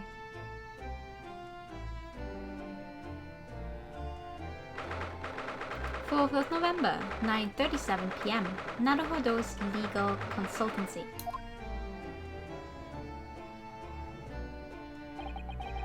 This attic room has been my home and office for almost a year now. I've certainly had some unforgettable experiences whilst I've lived here. But I think now the time has come. Time to bid this place farewell. Oh really? Naruhodo. Oh, Professor! Are you alone? I didn't hear any sound from Susato's room. Yes, Susato-san went out after dinner. She took a carriage. Something about an important matter she needed to take care of.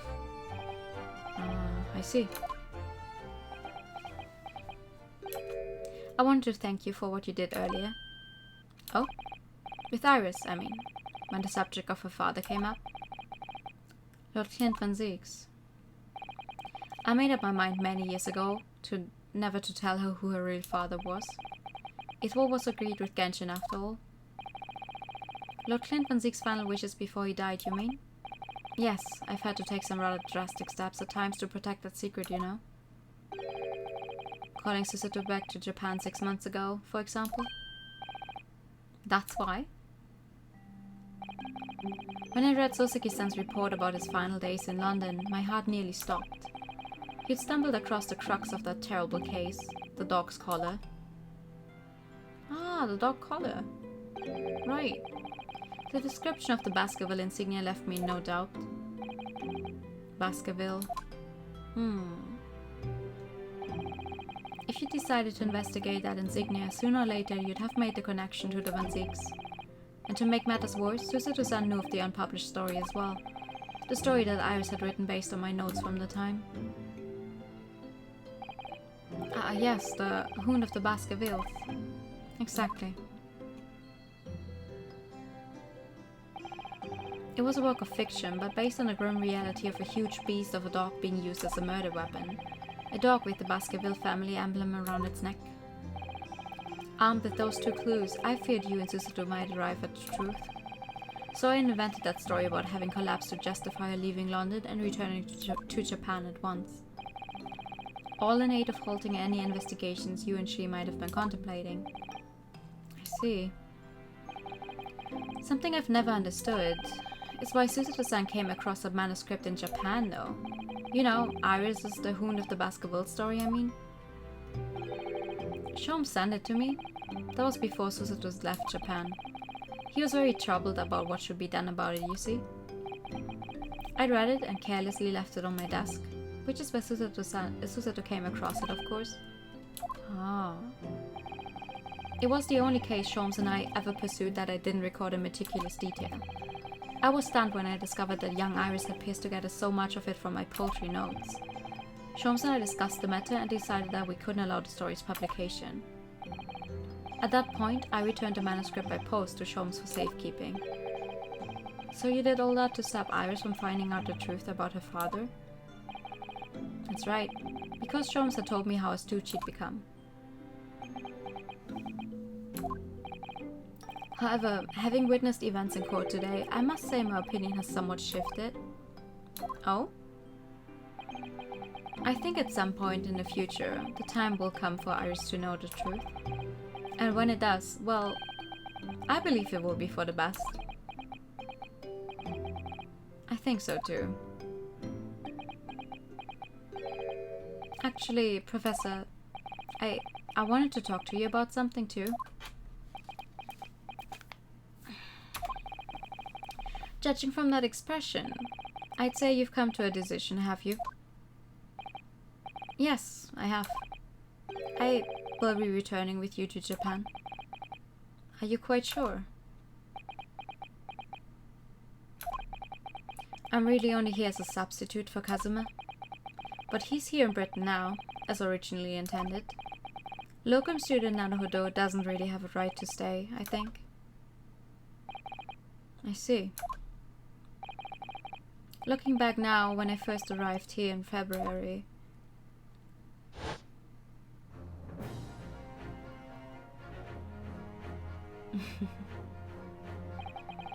my becoming a lawyer just seemed to be the way things turned out.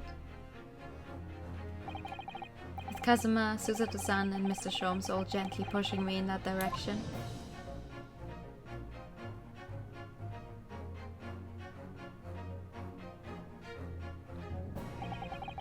I spent the best part of a year immersed in this world, but always aware of a seed of doubt inside me.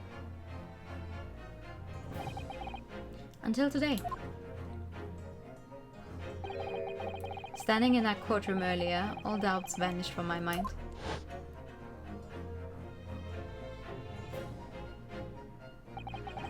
I was totally focused. I was sure of my belief in my client, and I was sure I could see the trial through. And at the end of it, I finally realized no one else chose this path for me. I chose it myself. So you want to go back to Japan to become a defense lawyer there?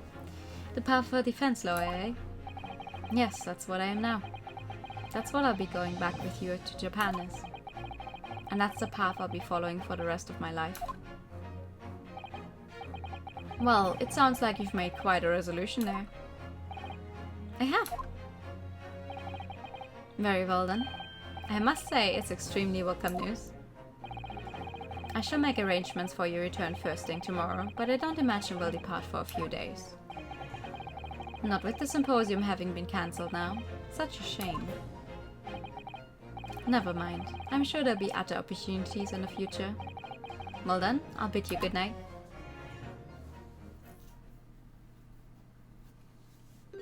Ah! Oh no. Susato-san. I just wanted to let you know I'm back. Oh no. What are you going to do? Did you, hear what your father and I were discussing? I'm sorry, I did, yes. I couldn't help it. Oh, how much did you hear? Well, from the part about Iris' real father, I think. In other words, from the beginning. So you've made up your mind? You return to Japan and continue working as a defense lawyer? Yes, I'm sorry. I really should have consulted you about it. I didn't want to earlier this evening. I did want to earlier this evening, actually, but you'd already gone out. Oh no, that's quite alright. I already knew that it's what you decide, Naruto-san. You did?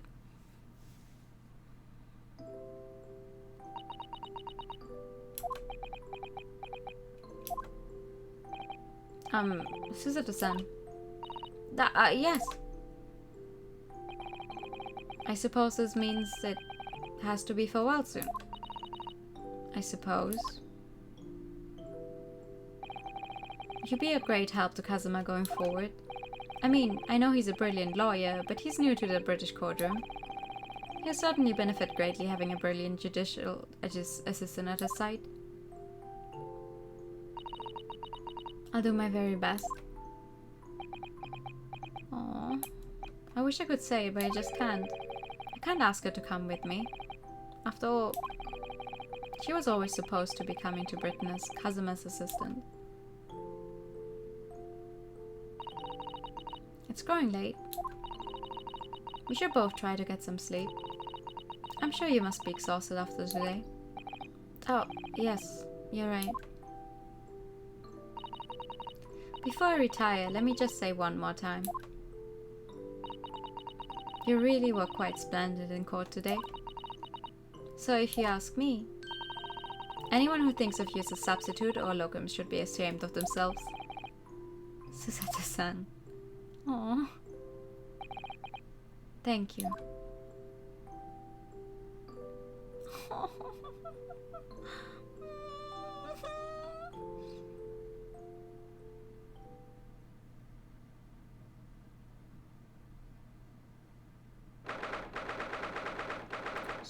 th of November, 5:42 a.m. Port of Dover, Quayside. I can't believe this day's finally come. You're really leaving then, Bruno? I'm afraid so, Iris. Thank you so much for everything. I don't know what I'd do without your wonderful cooking and delicious tea. Aw, I wish you weren't going. But you have to come back and visit. Say you will. Of course, I promise. I should have changed Shom's clothes. It looks so horrible. Well, it was a very brief reunion, but it was a pleasure to pursue a case with you again after so long. For a while at least, it felt like old times. Yes, I suppose on reflection. There's something to be said for it. Having a little fun once in a while. I'll just go and say goodbye to the professor as well, I think. Alright, Iris, you do that.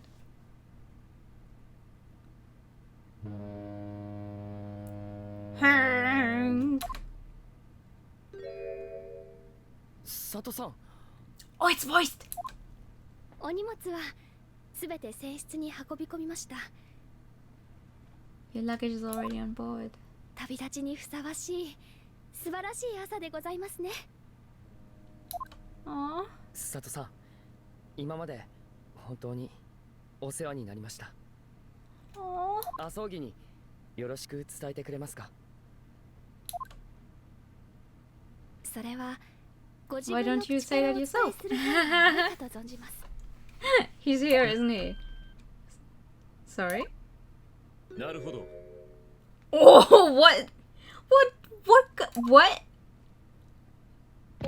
麻生木、どうして。 Why is his voice so deep? Thank you for the posture check. And the higher time. 親友の旅立ちだ。見送らぬわけがないだろう。 Oh, you want me to do an Uber voice, but it's voiced right now. I'm not saying much because it's voiced right now. Thanks.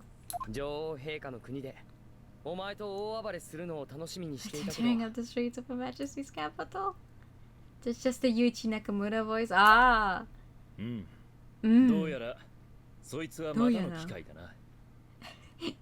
Wait, I haven't supposed to do the Uber voice. I'm so sorry. 貴様と再び法廷で向き合う日を楽しみにしている。 Oh. でも弁護士同士じゃ向き合うのは無理じゃないかな。 Are we? 俺は検事になる。 Oh, he's going to become a prosecutor. しばらくはバンジークス教の下で勉強する。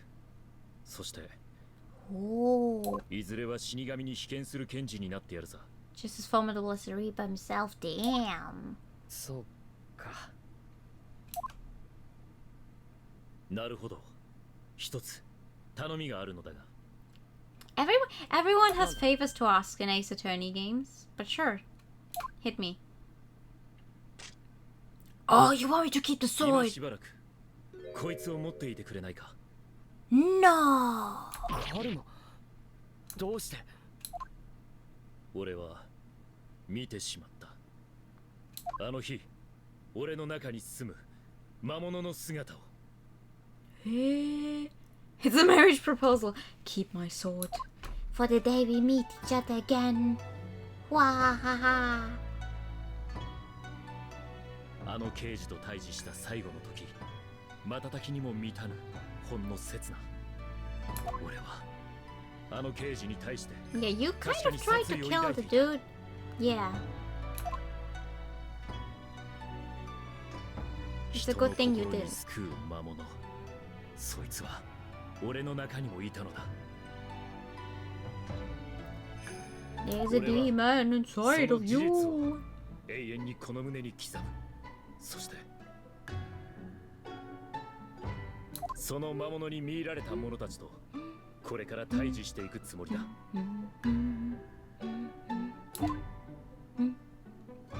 検事として。Oh. それがお前の覚悟ということか。俺が自らの中 So に does part of his その魔物 family. を So 切り now 捨て Dora is also part of the family. Eh? これは貴様に託す。受け取ってくれ。 Of course I'll take it. ああ、わかった。確かに預かっておく。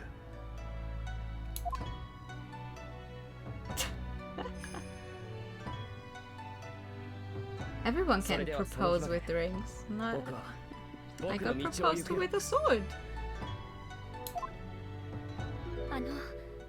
なるほど様。 It's so funny. She says Naruhodo-sama and it says Naruhodo-san. I don't know why it's so funny to これ me. から Sword なる gaze, ほど sword 様が gaze. 進まれていく。お私がお供してはお邪魔でございましょうか。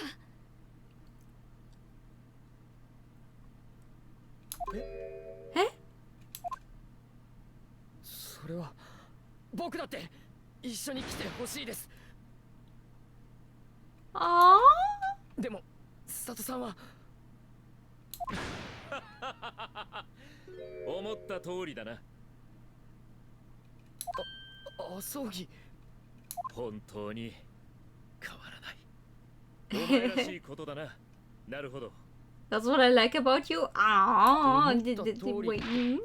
まさか知ってたの It's か。 what she talked to him about yesterday evening, probably. あの日、バンジークス教の裁判が Or 終 like わった the few days ago, right? It's been a few days. 彼女は一人で検事局を訪ねてきたのだ。御言葉教授と話したあの日。なるほどと共に日本へ。はい。勝手なことを言って申し訳ございません。それを言うためにわざわざ Especially today. 義理がたいことだな。あいつはなんと。あの方は何もおっしゃりません。もしかしたらご迷惑なのかも。 You could never be a burden. What are you saying? あいつも義理がたい男だ。言えるはずがないだろう。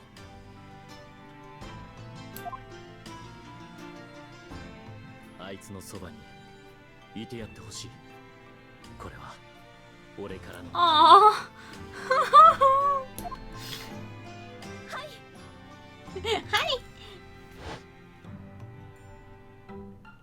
佐藤さん。いかがでしょうか。なるほど様。佐藤さんが隣にいればどんな法廷でも怖くありません。これからも僕と一緒に戦ってくれますか。 Aww. I know it won't happen because these people are not the type to hug each other, but I wish they would all just, you know, a big group hug for everyone. ふつつかものではございますが、よろしくお願いいたします。僕の方こそふつつかっぷりでは負けませんよ。どうかされましたか。でも佐藤さんの荷物はもう出航の時間です。 Luggage is already on there. 心配ございません。スサタの荷物はすでに船に積み込んでございますので。But that's nice. We end the entire series here at this port.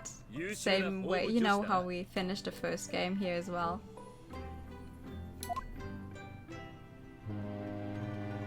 Yay! なるほど行の時間なの。お時間だよ。それでは行くがい That's い the first and probably only time we ever hear Iris talk. What a cute voice. 剣を抜け。 Eh?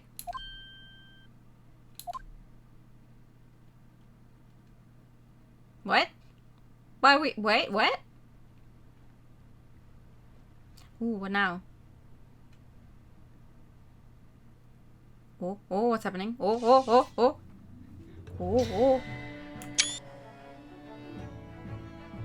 いつか僕たちの道が再び交差するとき、お前と琴の葉の刃を交わすことになるだろう。その時を待っている弁護士として。Eh. その言葉を聞きたかった。相棒。 Eyeball! Yes!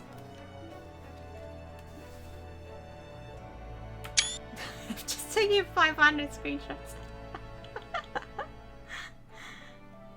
それで Eyeball! はまた会おう、朝木。ああ、必ずな。なるほど。ホームズさん、本当にお世話になりました。 Aww. ああ、本当にね。お世話をしたものだよ、君。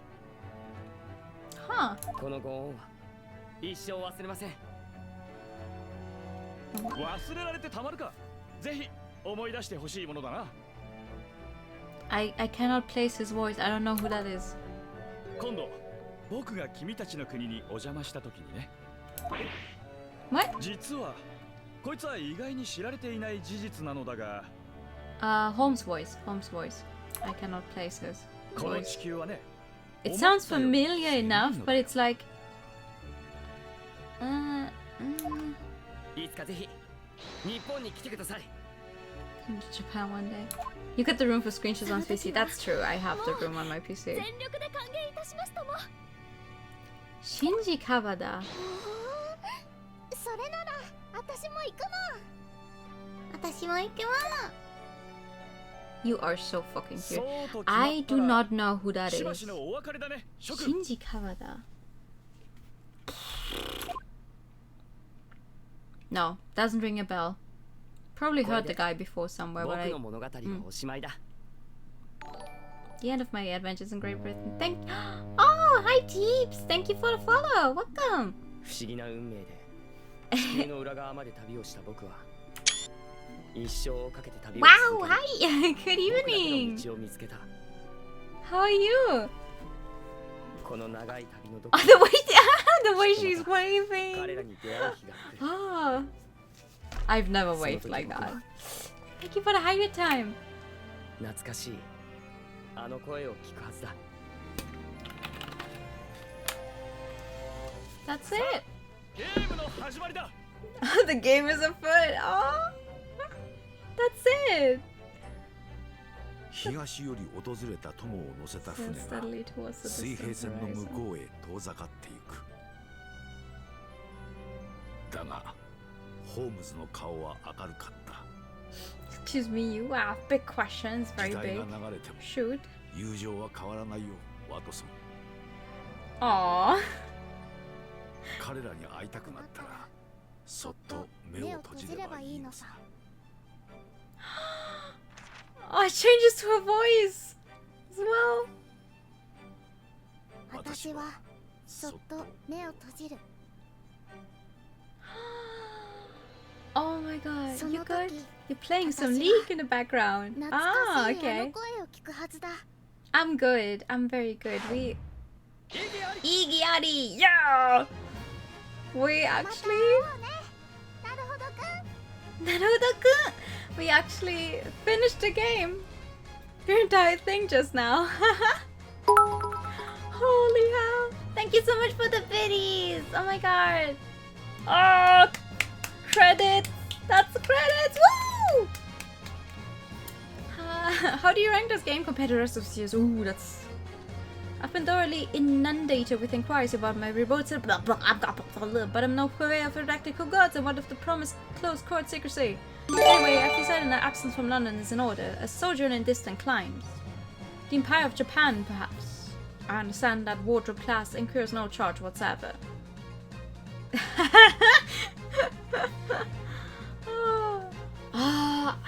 And thank you so much for the gifted sub! Like it didn't go through because it didn't have any money, but still renewed. Oh, I don't know how that works. It just said thank you for everything, Daddy. But it made Hurley cry. Aww! And I gave him some lotion I'd invented as well to dye his hair red safely. But he said that might make him cry too, so he'd rather not use it. I don't think he wants to go red again with his hair. Oh my god. It's pretty annoying. Whoa. In those days when I was known as the Reaper, I felt your presence at my side. Once unable to bear the burden of that grim pseudonym, I even retired from the courtroom. Despite everything, I still wear your prosecutor's badge with pride. But the darkness that once beset me is no more, as you too are no more.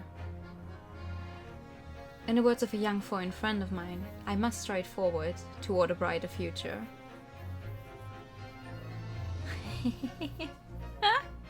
Aww.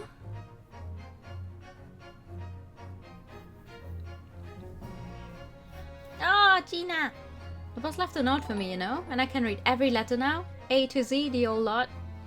Thank you so much for the raid! Scared a lot of step up, the boss was trying to protect me, see? I'm so sorry, hold up. I have to read this. And that's exactly what me and Chief Inspector Toby are gonna keep doing for Londoners. Aww. I only wish I could have said how grateful I was before he, you know. I think he knew, Gina. Thank you so much for the raid! Hi! We literally just finished the game! Yeah, we're always streaming at the same time. Let me give you a shout out. You were playing League! How did your games go? Gina, the truth is a bah! You might be a dive at heart, but it's a good heart. You've reminded me I need to be true to myself. I've got one more job to take care of before it's ta-ta to London town for the foreseeable. And then, I've got to complete your education in the art of detection a la Gregson, as they say. Aww. People were mean? I'm sorry. Listen, I have to ask, why do people play League? All I have here is like that it's such a, you know, that it's a game where you get mad, people are mean. Your Excellency, this man is accused of illegal entry into the office of the Minister of Foreign Affairs. Objection! Oblique overstatement overruled. The minister has been detained in Britain anyway. Who is this? Scottish Council for the Defence and women are forbidden to enter the courtroom. Oh really? My friend sister the son is in the British courtroom all the time and doing a wonderful job. Perhaps I should have engaged the services of a regular legal team. You're masochist and you love the law and characters. Oh, understandable though. Wait, I totally forgot, like, thank you so much for the raid. For everyone who doesn't know me, hi, I'm new, I like the color pink, I like visual novels and RPG. We are quite literally just at the end of the Great Ace Attorney Chronicles. Mom, is it true about Japanese people? Are they experts at filleting corpses? Yes, they are. Fish corpses, on the whole. I'd like to hone my own filleting skills. You don't mind, do you, Mama? Yes, I do. I'm not a corpse yet, am I? We can change that. No. And I'm glad. Aww. Gory's so dreamy. She's so cute. A Kinnable, yes. This is the best legal team. I want Ray and Suzuki's legal adventures. It's such a random team up. Yeah. I think they would make for a great legal team. A bit wild, but great. Here I'm again in Great Britain on the invitation of my dear old university friend. He sent me a very nice letter saying he'd like to show me around now that everything was settled. But what have I done? I was so excited I picked a splendid hotel and now I can't afford a bill. Oh, Baroque, come to my rescue again, please. I wish I could just vanish into thin air sometimes. Oh no. You finally reached the point of giving up on League of Legends. Oh! Many years ago I also played it. It was one of my first games I played when I got my own computer, but I didn't play it for very long. When I went to make the waxwork impression of the killer in the cemetery, I realized what had happened. But even in the witness stand of the highest court in the land, I could never speak of it. The Lord Chief Justice and I had struck a bargain, you see. For faithful reproduction of the visage, there is nothing we Tuspels would not do. Ah, okay. It's okay, Albert has a rich boyfriend, that's very true. Good for him. I do enjoy the music though. And like some character designs, but I'm obviously not up to date with all the characters in League anymore. Hey, everyone calls me Gossip. I sell jaunty little tidbits to passers-by, you know? Hey, everyone calls me a Pepino, and I sell a the spaghetti. It's more red than my head, though. Hey, everyone say call me. No, I cannot do it. This is ridiculous. Oh, Daily, how charming. You've made lots of new friends here, I see. Yes, and when we release, we're all going to strike it rich together. Are you now?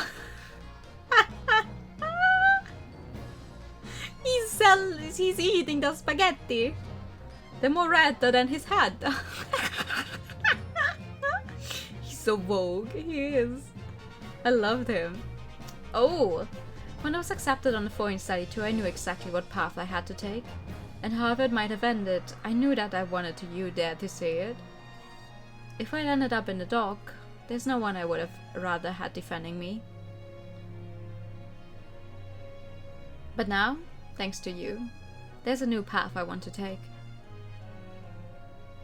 I'm sure we'll meet again in the courtroom, my friend. Boyfriend. Until then, I leave Karama in your care. Huh. Kind of hurts a little though, that we actually go back home and leave so many great people here. Especially considering how far apart Britain and Japan are. It's not like you can just easily visit. I've made some tea, Naruhodo-san. It's important that you rest whilst you can. Once we arrive in Japan, you shall be busy establishing your new office. I'm so delighted to be accompanying you. After all, your talents have been recognized by a great detective. Because you really are the greatest of lawyers. A great ace attorney, some might say. Haha! A name drop in the credits, really? That's cute. That's life. Yes, sadly. A name drop in the credits. And a nice oh. Please give me a close-up of that picture. Give me a... Yes. Why is my screenshot button not working? No! Ah! Great ace attorney, full of resolve for random adventures. Is that it? Or is there one more scene after the credits? Ah, it's the one where he starts walking. Yes, okay. We get the walking credits as well. Oh man, that's it. Voice actors. Bradley Clarkson. Well, I didn't. Bradley Clarkson. No, these are the English voice actors, right? I didn't play with the English voice acting. I wouldn't know. Thank you so much for the videos. Thank you. Oh my god, all of the people. The first case of this game is so long ago. I honestly couldn't tell you. Like, now that I see the characters again, I can tell you what happened. But if you'd asked me like a minute ago, I would not be able to tell you. The English rays are pretty good. Yeah, I had lots of people played like with the Japanese voice acting while you were in Japan, and then with the English voice acting while you were here. I just had the Japanese voice acting on the entire time. It's not like they really say that much, aside from the objection and the stuff in the courtroom, and now these very few scenes. Yasusuke, go off! He's dancing. I don't know what he's dancing, but he is dancing. Strike a pose, strike a pose, strike a pose.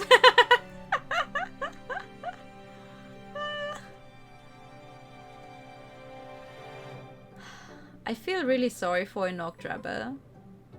He got involved in something he really has nothing to do with originally, and he had to suffer all that with his reputation going down the drain, and how he's a liar, and how like no one involved in any science circles would ever take him seriously again.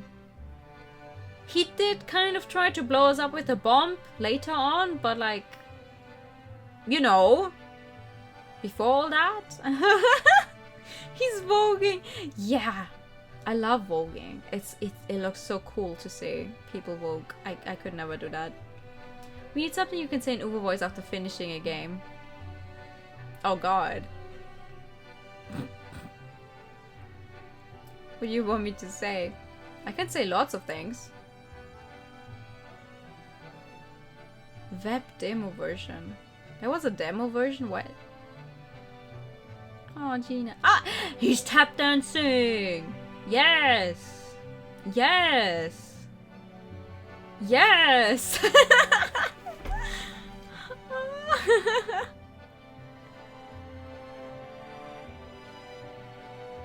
Uh-huh. Oh, okay. Well, I'm very proud of myself for...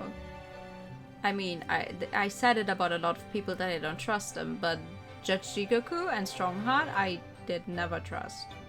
From the beginning. The blonde guy is so cute.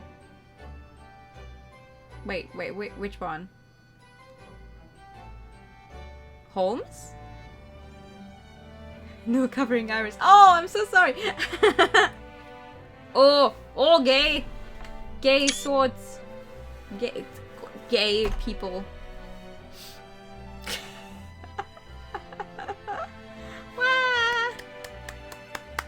Sherlock Holmes looking guy. I don't know, never played. Yeah, that is Sherlock Holmes, yes. That is him. That's the guy. Yeah. Well, he's called Sherlock Holmes in the English version because of copyright issues that Capcom had. But that is him. That is Sherlock Holmes, yes.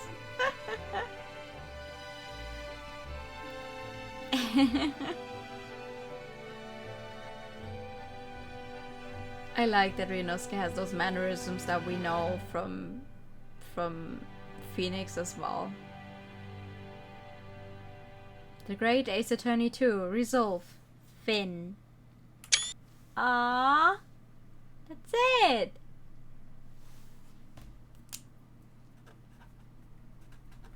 That's it. You did it. I did it. Oh. Oh, that's a cool artwork. And I got an achievement. Oh man, I love the art. Poggers. Poggies. It was very satisfying to watch. Great game. Oh, absolutely. Oh my god. Wait, now I can finally look at the special contents without spoiling myself. You're gonna have tons of screenshots. Yup. What is all this here? Oh. All the achievements? I don't have all of them. For completing all the extra escapade adventures. Oh, there's more. Press the witness during the first. 500 every... Oh. Oh my god. Okay, yeah, there's a bunch of achievements I do not have. I'll have to look at those in my own private time then. Damn. What else is there? Here. Here are extra episodes. 8 of them.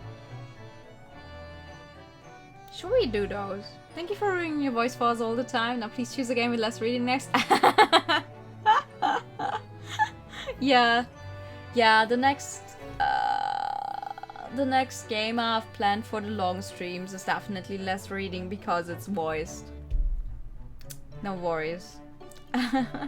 But there's extra episodes. Second transpires another crime. Oh. Do these belong? Like, do you need to read these or are they just for fun? Very fun is not on the Shams himself in charge is the most mysterious murder. I'm not sure how to case what he give fans. Yeah. You should choose a game with more reading. Should I do that? I will give Holmes his normal outfit back. There we go. Let's give everyone their initial outfits back. Aww. There's a gallery. Portraits. Oh, this kind of gallery. Cool. I cannot... No. Okay. Just a little baby. I cannot make them bigger than this, apparently. That's a little sad. Oh, she's so cute. She's so cute. I can make them bigger. Ah! I have to actually click on them. Kazuya Nuni, art director and character designer for the game. Let me show you some of the character design and scene setting artwork produced during the development of the Great Ace Attorney Adventures. How do I... next? The theme for the design was that of a female student who embodied the principles of Yamato Nadeshiko, a personification of the quintessential Japanese woman. No, but like... I'm trying to read all of the pages of the text here. But... if I click next, I just get the next... I'll have to find that out myself sometime, I think. The escapades are like bonus content. Some bonus episode kind of things. Hello, Sholmes! Oh, here's a revolver and everything. Wow.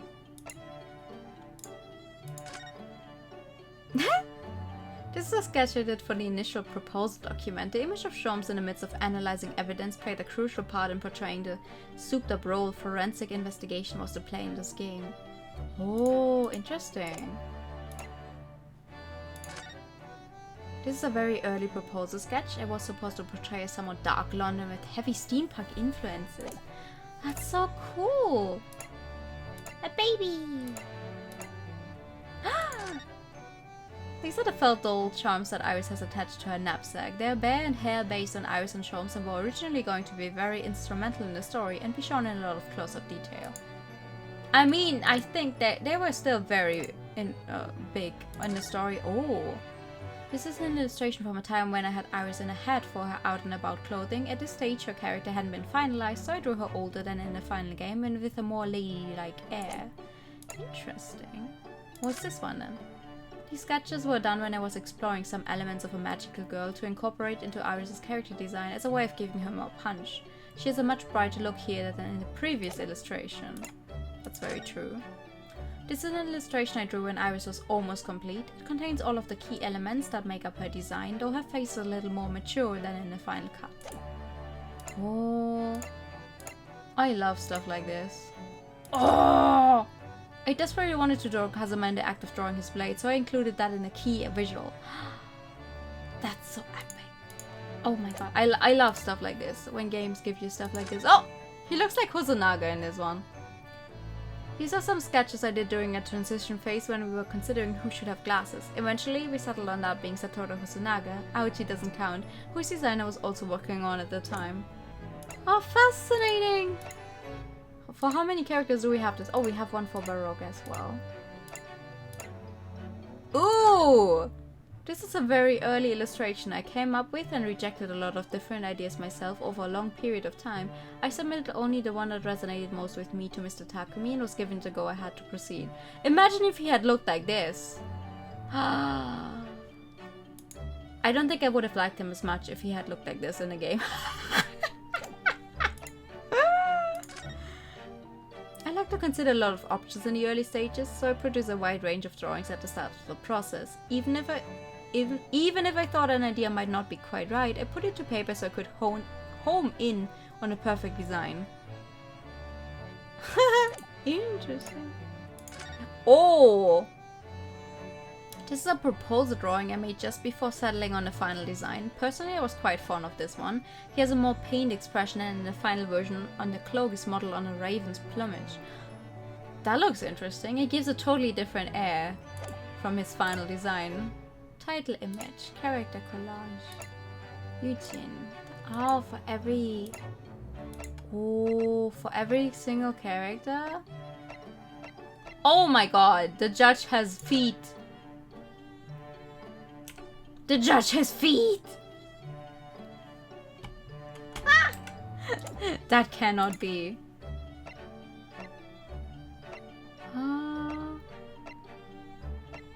Strong Egged Benedict. Okay, what else is there? Spoiler alert! There are story spoilers in this DLC. It's recommended that you first finish both titles before proceeding. Oh! He looks like Santa. He does. Oh! I see. What's this one? Clinvanzix. Clint only appears in illustrations throughout the game, but as he is a key figure in the story, I approached his design as though he were a main character. But how do I get more? There's so much here. How do I get more of the text? Look at them with their feet up on the tree. That looks funny. Oh, so Clint was 21 and Baroque was 11. How fun! That's so cute. Genshin Asogi. Ooh. Standing as the head of the Asogi clan, a family of samurai warriors going back generations, and as Kazuma's father, he also shares a number of traits with his son. Makes sense. He looks like a very stern guy. Yujin Mikotoba! Yujin Mikotoba. Mikotoba's surprising past is finally revealed in Resolve. Of course, all of his backstory had been set during the first game's development, so everything I'm about to finally share I drew during my time on adventure. Oh, what is that? Oh my god, look at that little baby iris! That's so cute! Since women are not allowed in the Japanese courtrooms of our game, it quickly became a question of how to present Susato as a man. I don't understand how to get the rest of the text. I'm so sorry. So many characters in this game. Ah, Lucky Charms. From the popular pairing of rabbit and bear characters in Japan, I designed a set of handmade charms called Harley and Berries for Iris to carry around on her knapsack. I want them all. Look at... Oh! Kazuma when he was... is a cat. Q and E. No, because if I press E, I get this as the next picture. I only get that and not more text. I don't know why. Oh my god, he's a cat! And Baroque is also a cat. Cute. That's very cute. The key visuals. Oh yeah. I worked to capture the theme's atmosphere and a general sense of the world itself in one illustration that embodies the whole first game with this piece. These were also on like the original 3DS release. If you there was like limited editions for that one as well. These had these two pieces really nicely printed on as well. And you have the arrow keys. Nope. Wait, I don't have the text. Ah, yeah, it's A and D. I'm a fucking dumbass. It's A and D to switch between the text boxes. Okay, what else is there? Chronicles package art. The Great Ace Attorney. I aim to distill the essences of both adventures and Resolve and blend them into a single piece that shows both the world and the story. Oh! I see. So it's a combination. Oh, cool. Thank you for playing. Ah. I'm personally fascinated with designs and illustrations where I can catch little glimpses of the thinking behind its form and detail, so it's been an absolute joy for me to share even a sliver of my thought process here with you. Thank you so much for reading to the very end. I'm sorry I didn't actually read to the very end because because I'm a dumbass. Very gorgeous artworks, absolutely. Aww. Wait, since when is Ryunosuke wearing a ring? He's wearing a ring on his middle finger for whatever reason.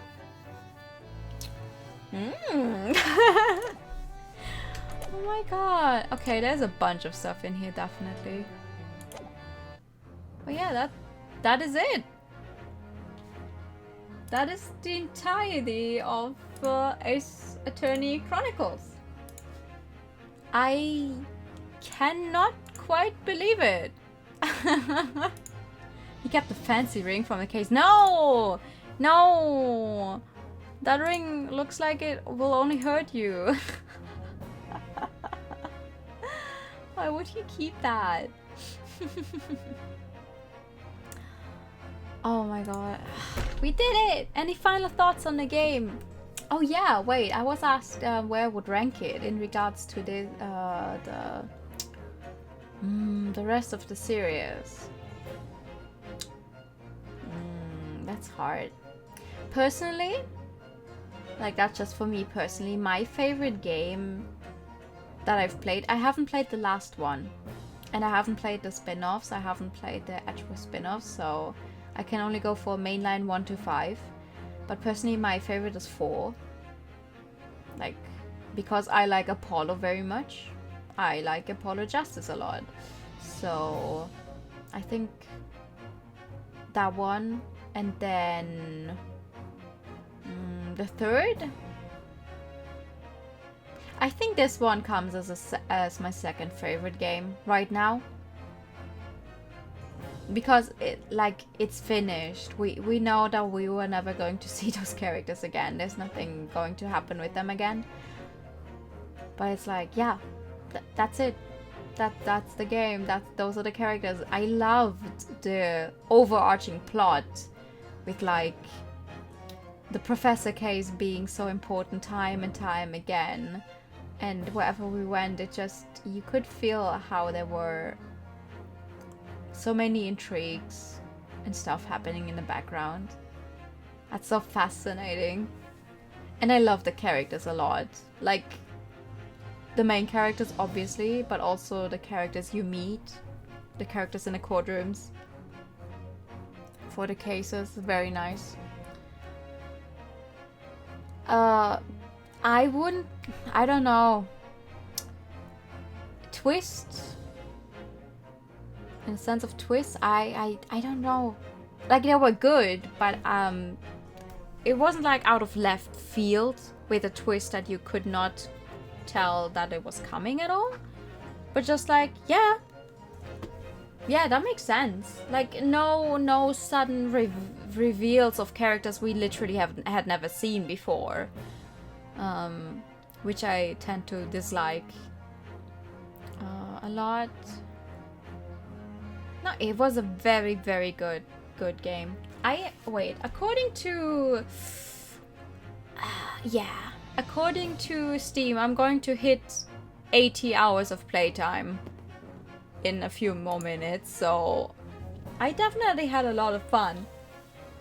Like, because it didn't feel that long at all. It's like, oh damn, it's actually over now.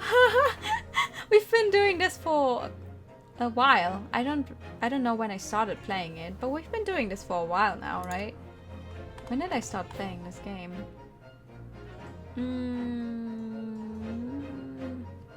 3rd of September?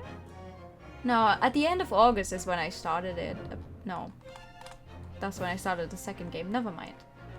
Well, it's been a while. But yeah, 80 hours. It's a while. It's quite a long time. I mean, to be fair, I had to read everything out loud myself, so of course it takes a while. Oh my god, yay! New atelier, yeah, that is my my art tag. Why? I cannot believe it's over now.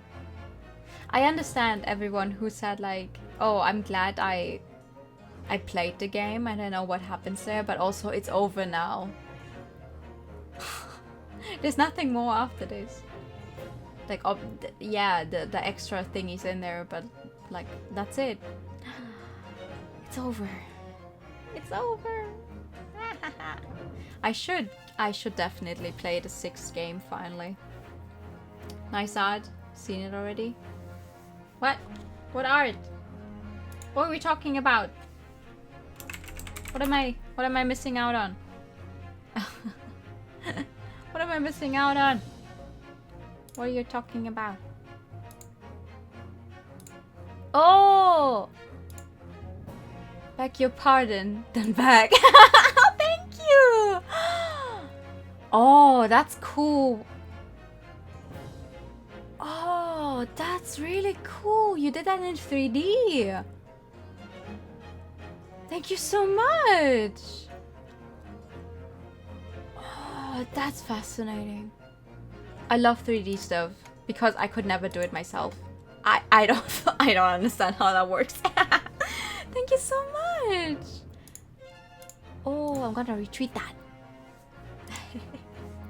Thank you. But yeah, that is it. Oh my god, that is it. Short talking about not this game. I will try to finish up. Are we going to play Valhalla tomorrow?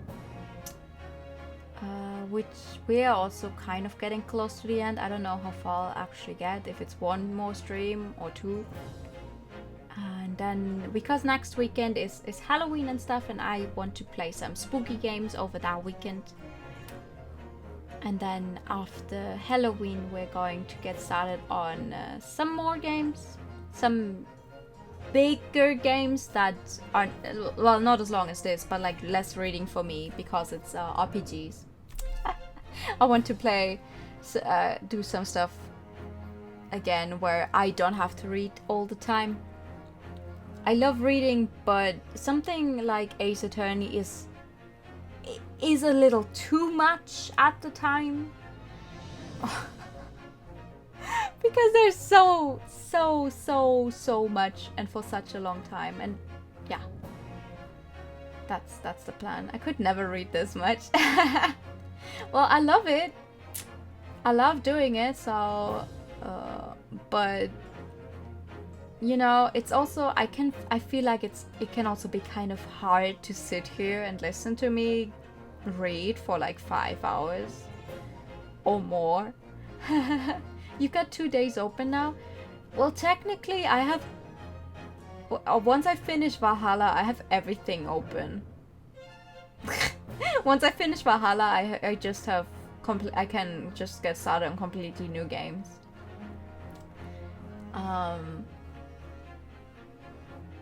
Yeah. No, we played this game on Saturday.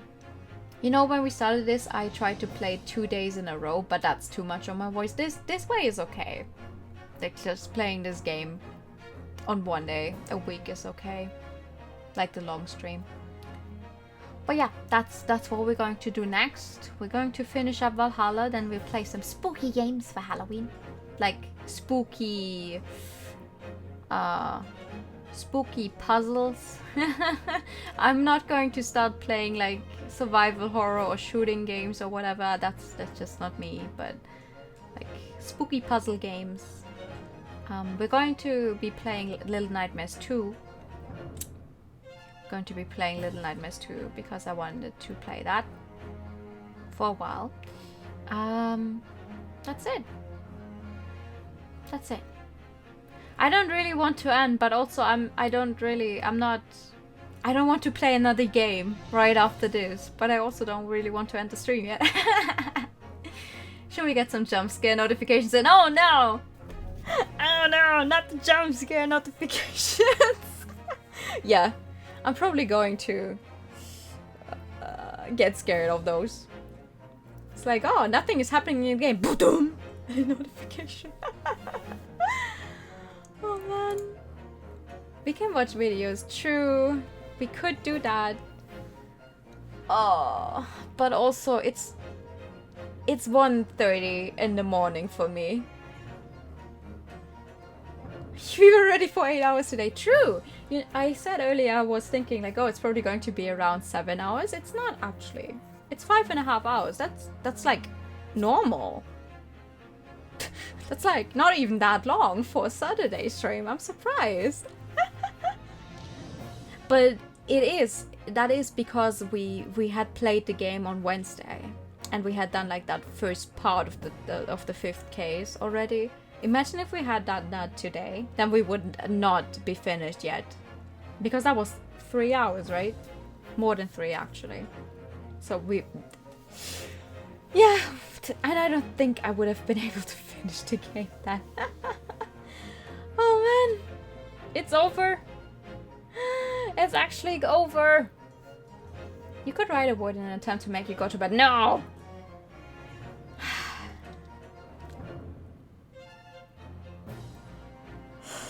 I am going to go to bed. You don't bring out the Y word. Don't do that. Don't bring it. Don't bring out the Y word. Oh, okay. Okay, let me just see. Let me just see who I'm going to send you guys to. Who's doing stuff? Who's doing stuff? Oh, our favorite bat is playing a game. Never mind. Well, she apparently is going to play a game, but she's not on the game screen yet. It worked anyway. Yes, sadly. It's like, as soon as I have to yawn like once, I'm like, ah, damn it, now I'm getting tired.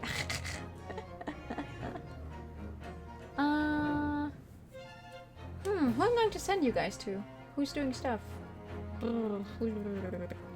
Our favorite bat is apparently going to play Yumawari Night alone, but I'm looking at her stream right now and she's still on her just chatting thingy. And I always feel a bit weird rating just chatting stuff. Is